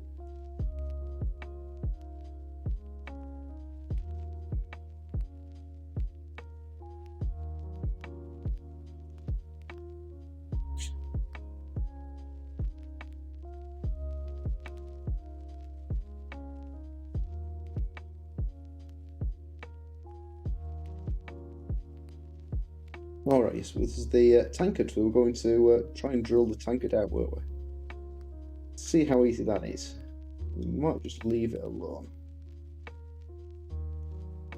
Because I haven't got to hand a nice big drill bit.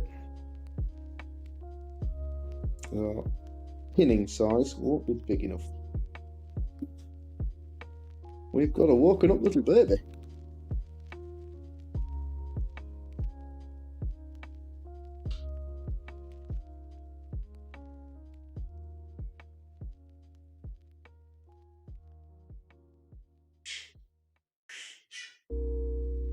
Oh, she's definitely awake.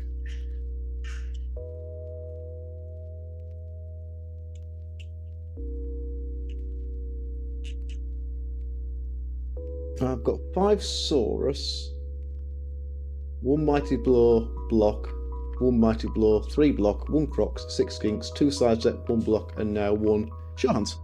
That's the start of a really good team. That is a good team going there. 2 doubles on Skinks, excellent. Your Saurus don't really need the doubles. They don't. It's not like some teams that don't have a use for the double, because they definitely do.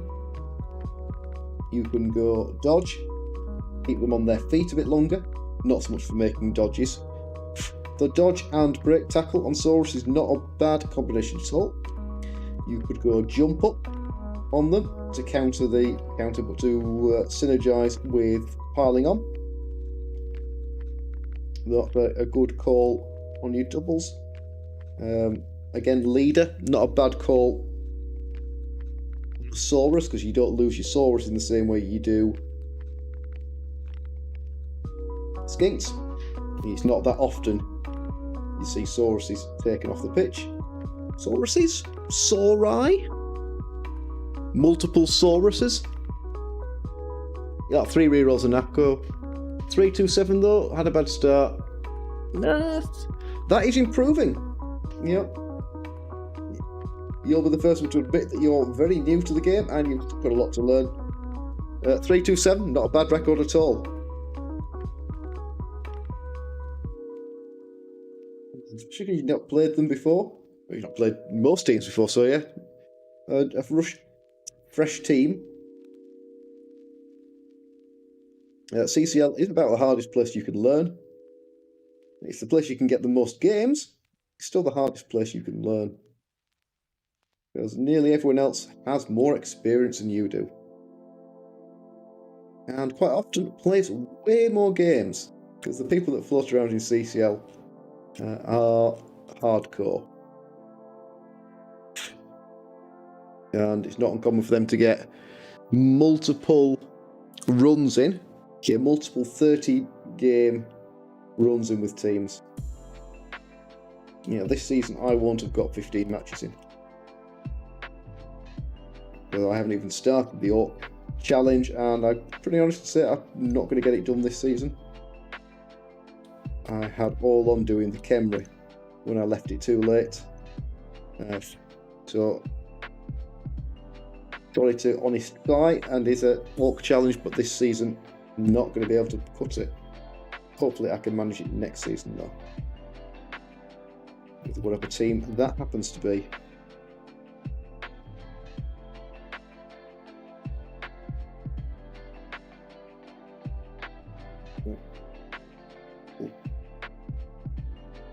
A little bit fiddly, these shoulder pads. I'm just taking a little too much out there. So let's see.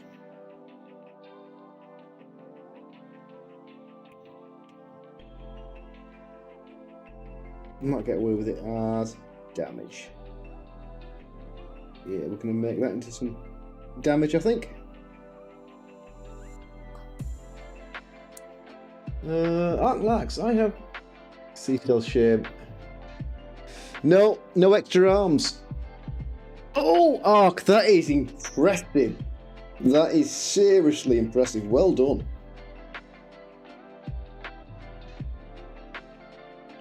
$150 games. So the best part of 300 hours this month. Well, this season. That's rather a long time. Plays in leagues is what else he does.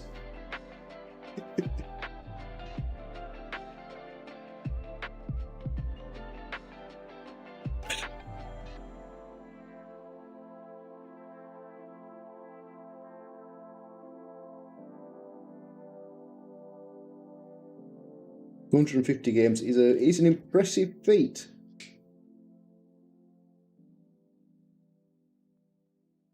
Well, true, yes, we have been locked down this month.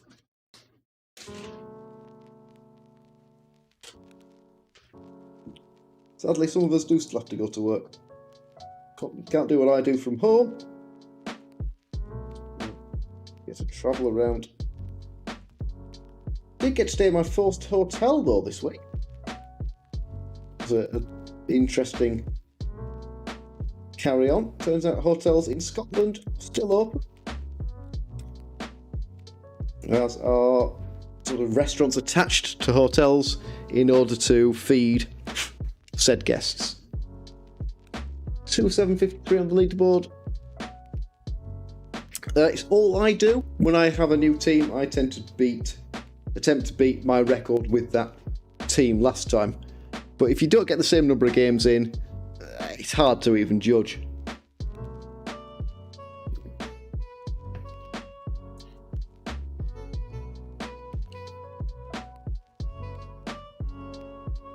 So been playing around what you use is for Apple, but found a free Android one. Droid Cam, okay. I think the Epoch Cam is coming to Android,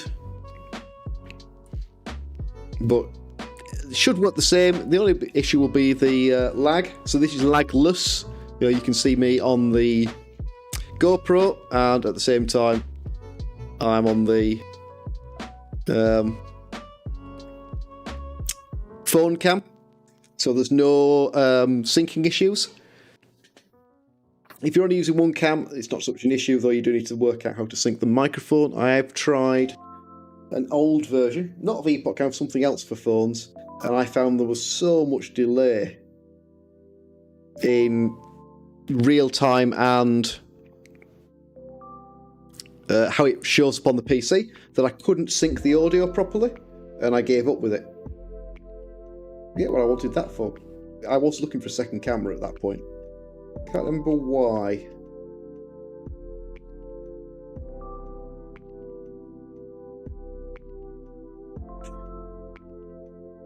But things catch up. This is just over Wi-Fi. So...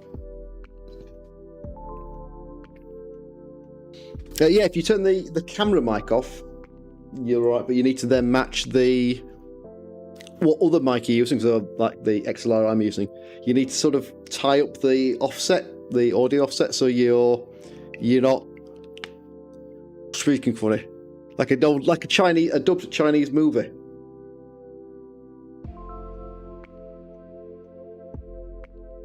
But there is a setting in OBS for audio delay, so you can delay your audio, which usually processes faster than the video, so the two sync up. Just takes a bit of fiddling around to do. Oh, glad I could save you some brass. That's more than happy to do that.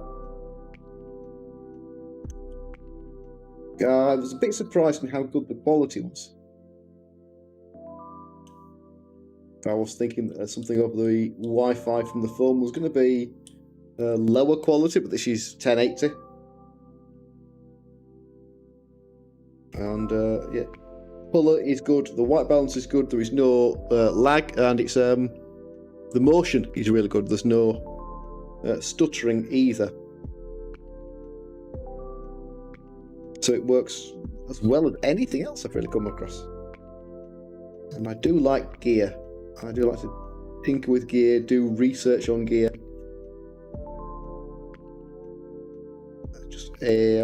One of these days, when I get the channel growing, I'll be able to even buy some of it.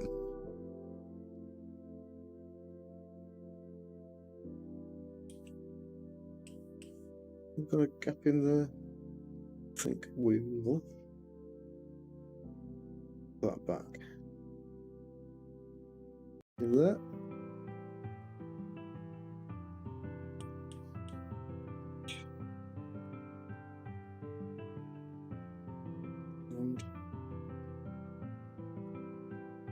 That is going to be okay where it is, I think. Yep, we're happy in that, happy in there. Okay, I think, with all of that. Right, that is 3 done. So I think it was lineman next. And then, but I wanted to add more to my stream. Raiders stream.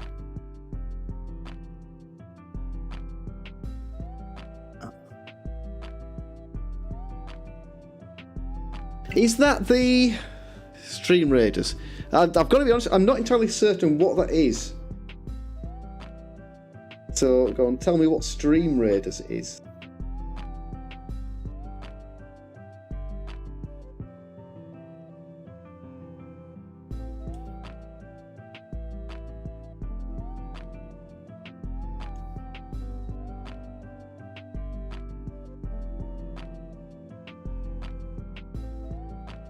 Gotta be honest, I'm not about to roll double skulls. I'm a bit occupied. You're probably pretty safe. Okay, this is the guy that has the gap in his back, so that we will want to fill.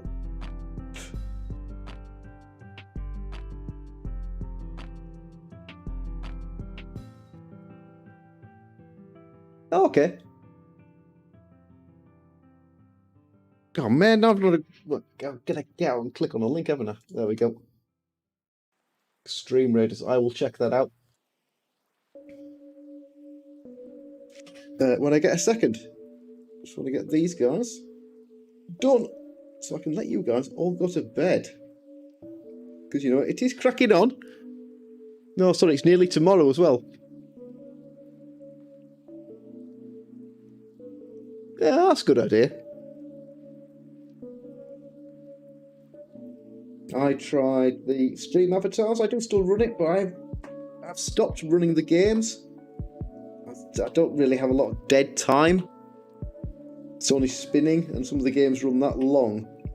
So I don't really get a lot of... They don't really work in that window. Plus, they need more viewers. So I have that lower average viewer count, so it doesn't... they don't work as well. So it is creeping up. I am starting to get more and more folks regularly showing up, even though I'm pretty irregular at the moment in getting my streams out. So hopefully things are going to settle down with Zara. Get it into a regular pattern. Whoa, thank you very much to Leb's Life for the 16 bits. We are going to add that to our November goal, which I can't see. I haven't put that on the stream here.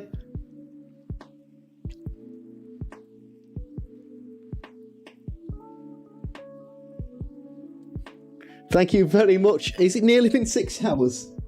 Oh yes, it has. Right, I'm going to try and get done. I'm going to knuckle down, see if I can finish these guys in under 6 hours, which means we lost an hour with the unboxing.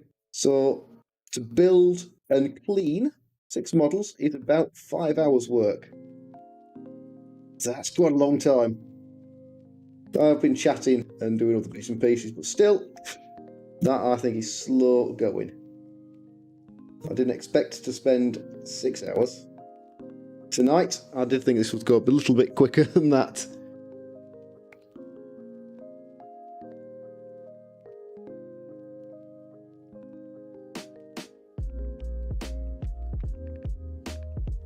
There we go, that's that little lump there. Try and preserve that star, I think that's going to be okay though. Cleaned that up beforehand. Have a groove there. That's... Can I get? So this is, I've got 2 grooves here. I've got the gap between the front and the back half of the model there, which I should be able to get enough of, and then I've got the mould line separate to that. So a bit of work there to get those together.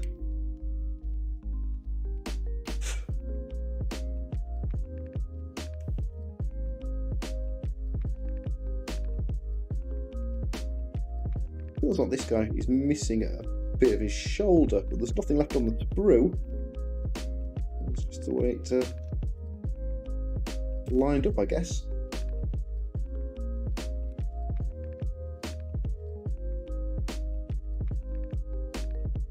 Thank you very much, Leb's Life. I won't be much longer before I'm done tonight.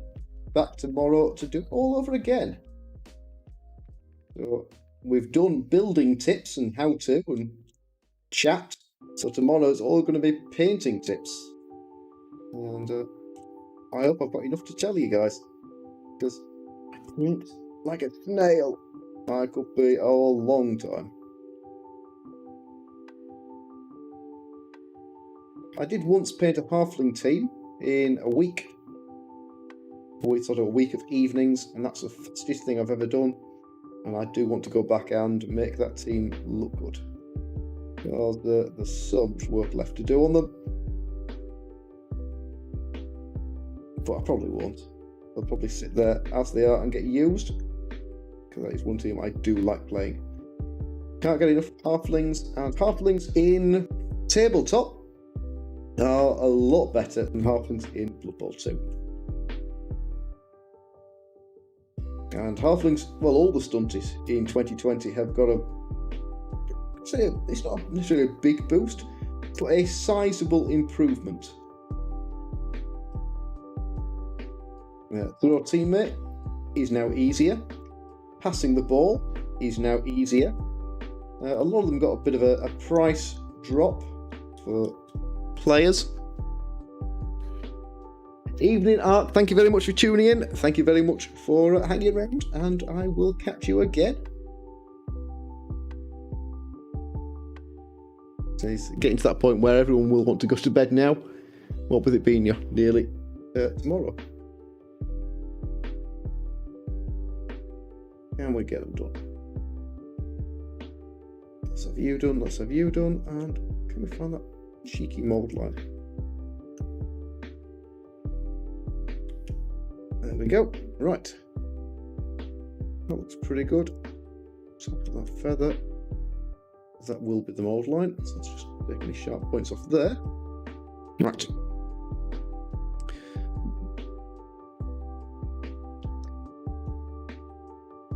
No bother at all. So if anyone does have any stream related questions, more than happy to talk streaming gear.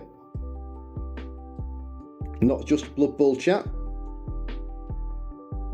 We're all here for the same sort of reasons. So yeah, happy to talk gear or software or anything else. There we go.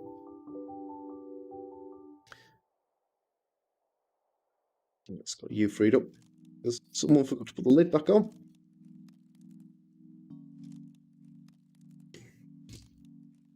So make sure you put your lids back on. Otherwise it dries out on you.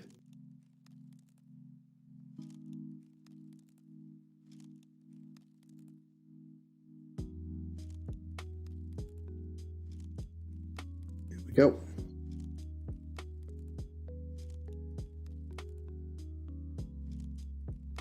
Clean that belt up.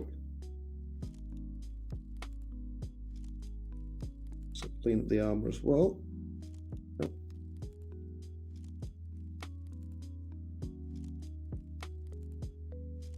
Don't need any up there. It's all just in the bottom of that waist, wasn't it? Belt.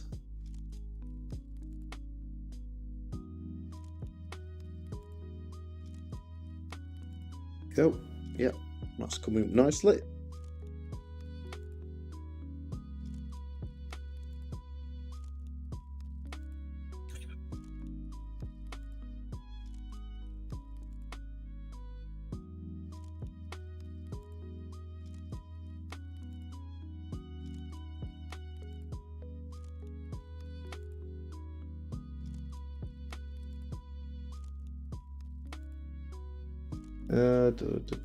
Got a few things I'll pick your brains on next time when you're more than welcome, and I need some sleep and good night. Yep, I need some sleep too. Long day. It's been a long day.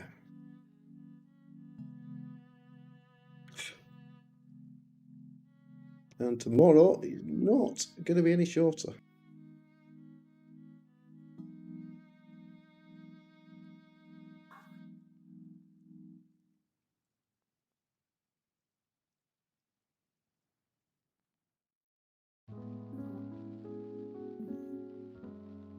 I just need a little bit when that's dry.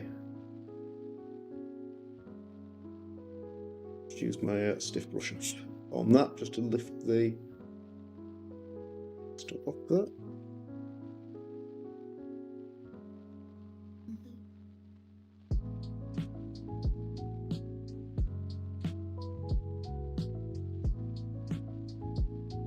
Okay, 4. Means we've got this guy here. And just the other one guy to put on his base. Why don't we do that? Next, we did drill it, so it should just be a matter of shoving him in there.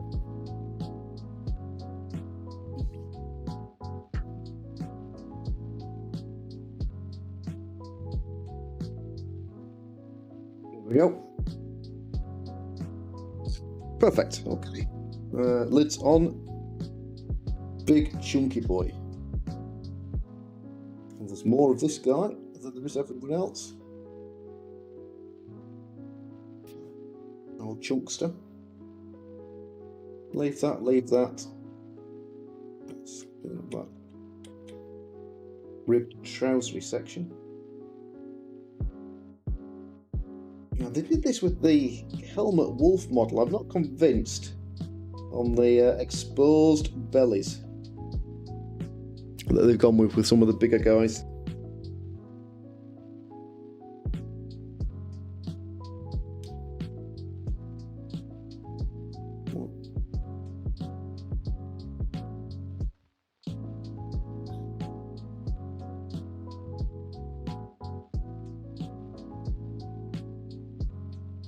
Okay, there is one there.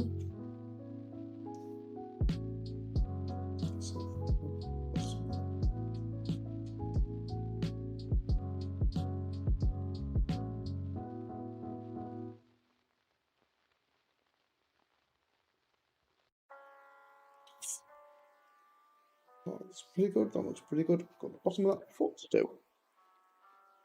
There's a one-legged sculpt, so he's got a foot in the air.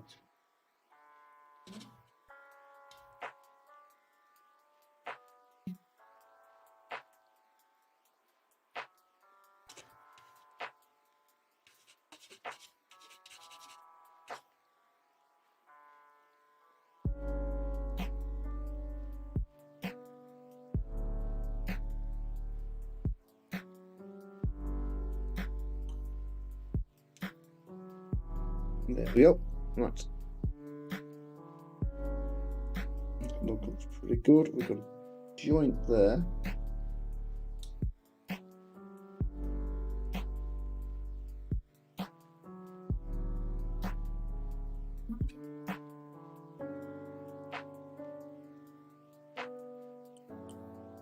I'm not going to be able to clean that one out. That's to fill.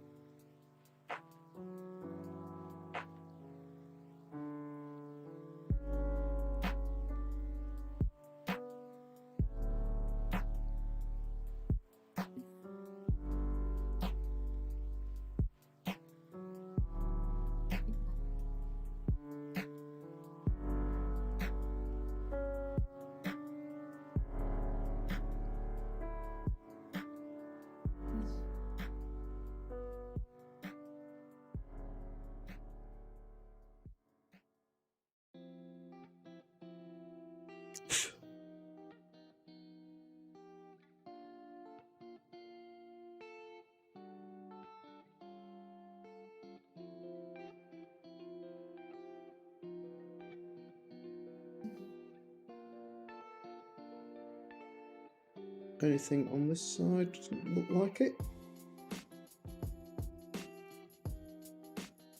And this one isn't so bad for cleaning. This is actually quite a good model from that point of view. The shoulder pad there underneath that wing. Bit of extra work required there.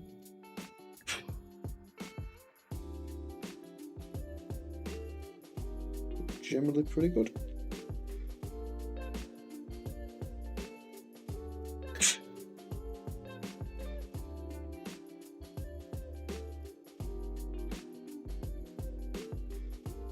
Okay, so that hasn't taken. That little shouldery thing we weren't sure about, that hasn't gone.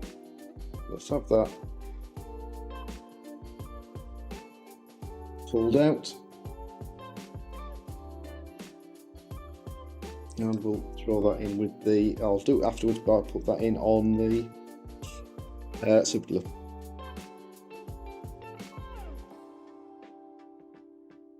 That does mean I get in that side of the helmet though.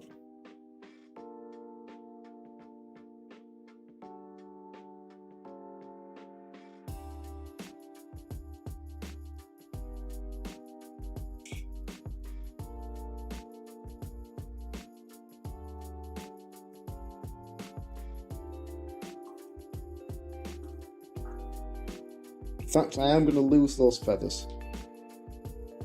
Wasn't sure, wasn't convinced. Is it easy? That's not going to be so straightforward to do, actually. No, we'll stick with them. Stick with them for now. Right. Glue. Glue first. Let's get that gelled up.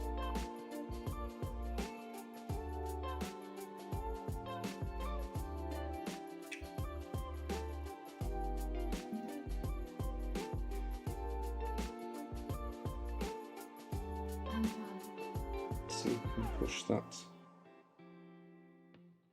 back into position.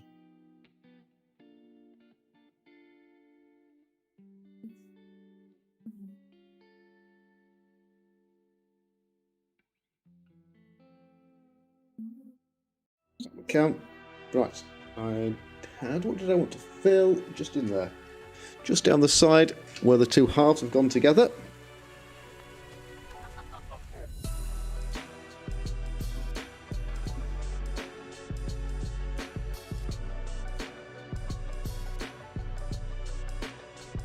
Not going to need much at all for that.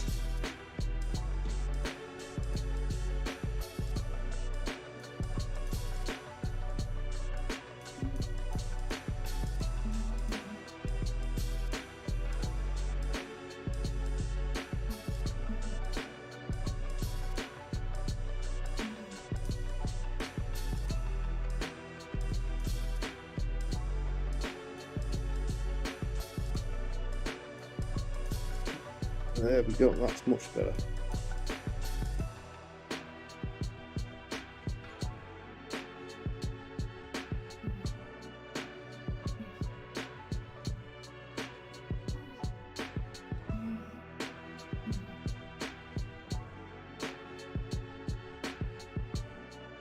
Anything else? Anyone for any more? I think that'll do. Okay, last guy. Okay, this is our other. So this guy did want some filling because he had all sorts going on. We've got 3 goes to the legs to glue. Still hasn't quite gone off. That's left us with a bit of a gap in there as well. All right. Shoes first then. Top of one shoe, strapping, Velcro.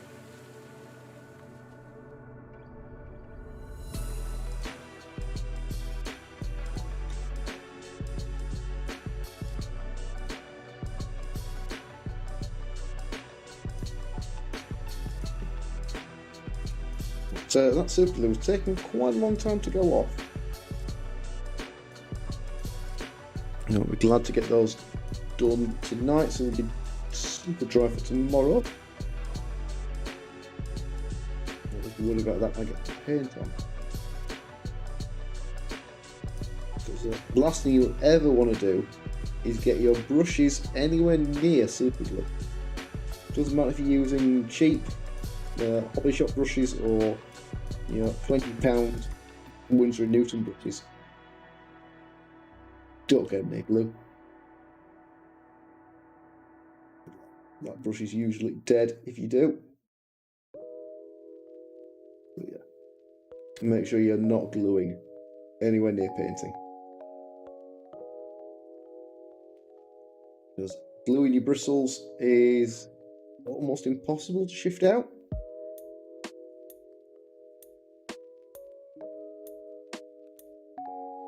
That's all gone a little soft around there. Well, we got the glue stuck in the joint. Should be okay though. Look at that. I'm going to fill that one. Here's the arms. Okay, there's a mould lamp that runs right up the top of this arm. This is a little bit fiddly because it's got quite a few creases in the cloth. There we go.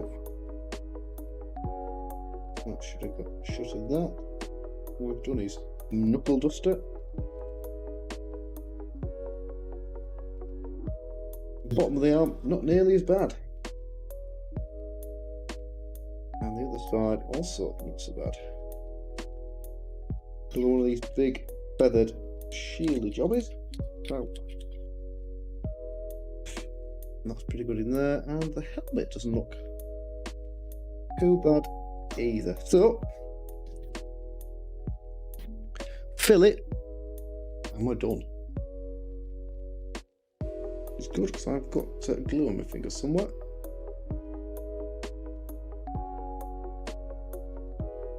Right,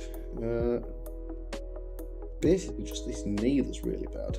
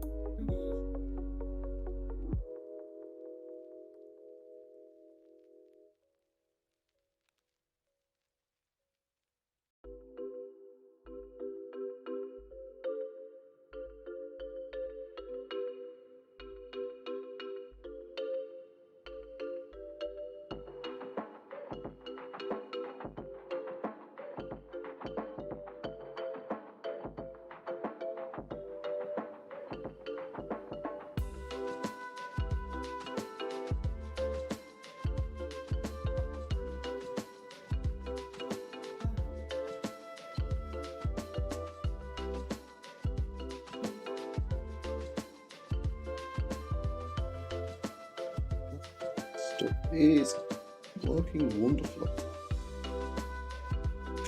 It dries to a point quite quickly that you can then sort of scrape it and push it.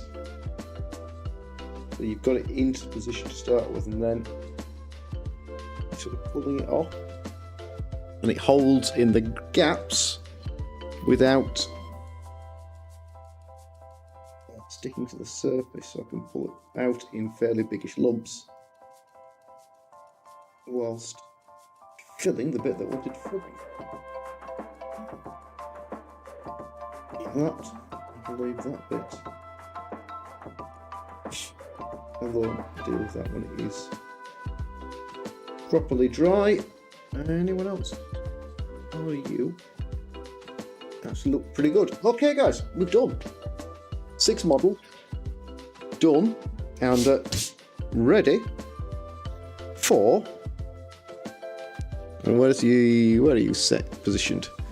There somewhere.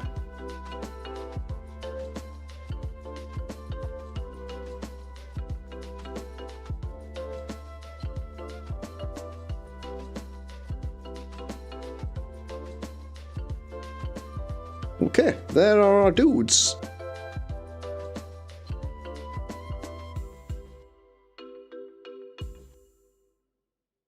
Half a dozen guys, 1 sprue, cleaned, filled, ready for priming.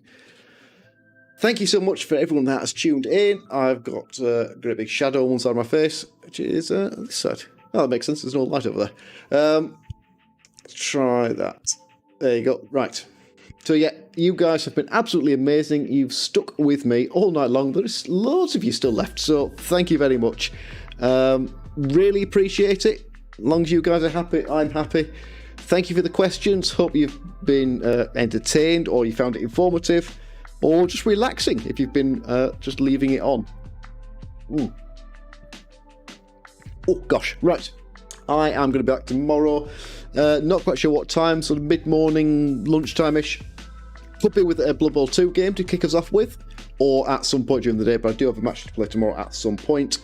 I'm going to get these guys primed in the morning. Don't forget, it is going to be giveaway video first things. That is my first job, is come up with and make a giveaway video, so I can organise that and put that online. So as soon as that is on, I will let you guys know that you can go and drop your comments in there, get your entries in nice and early. It's not going to matter, I'm afraid, whether you're the first guy or the last guy to make the entry. It is randomly picked. There's an absolute little bunch of apps for picking those. But that is it. just thank you so much, guys. Really, really appreciate it. I will catch you hopefully tomorrow or next week when we get back into our normal Blood Bowl 2 schedule. Till then, go cheers and good morning. It is 10 past, so good morning and good night.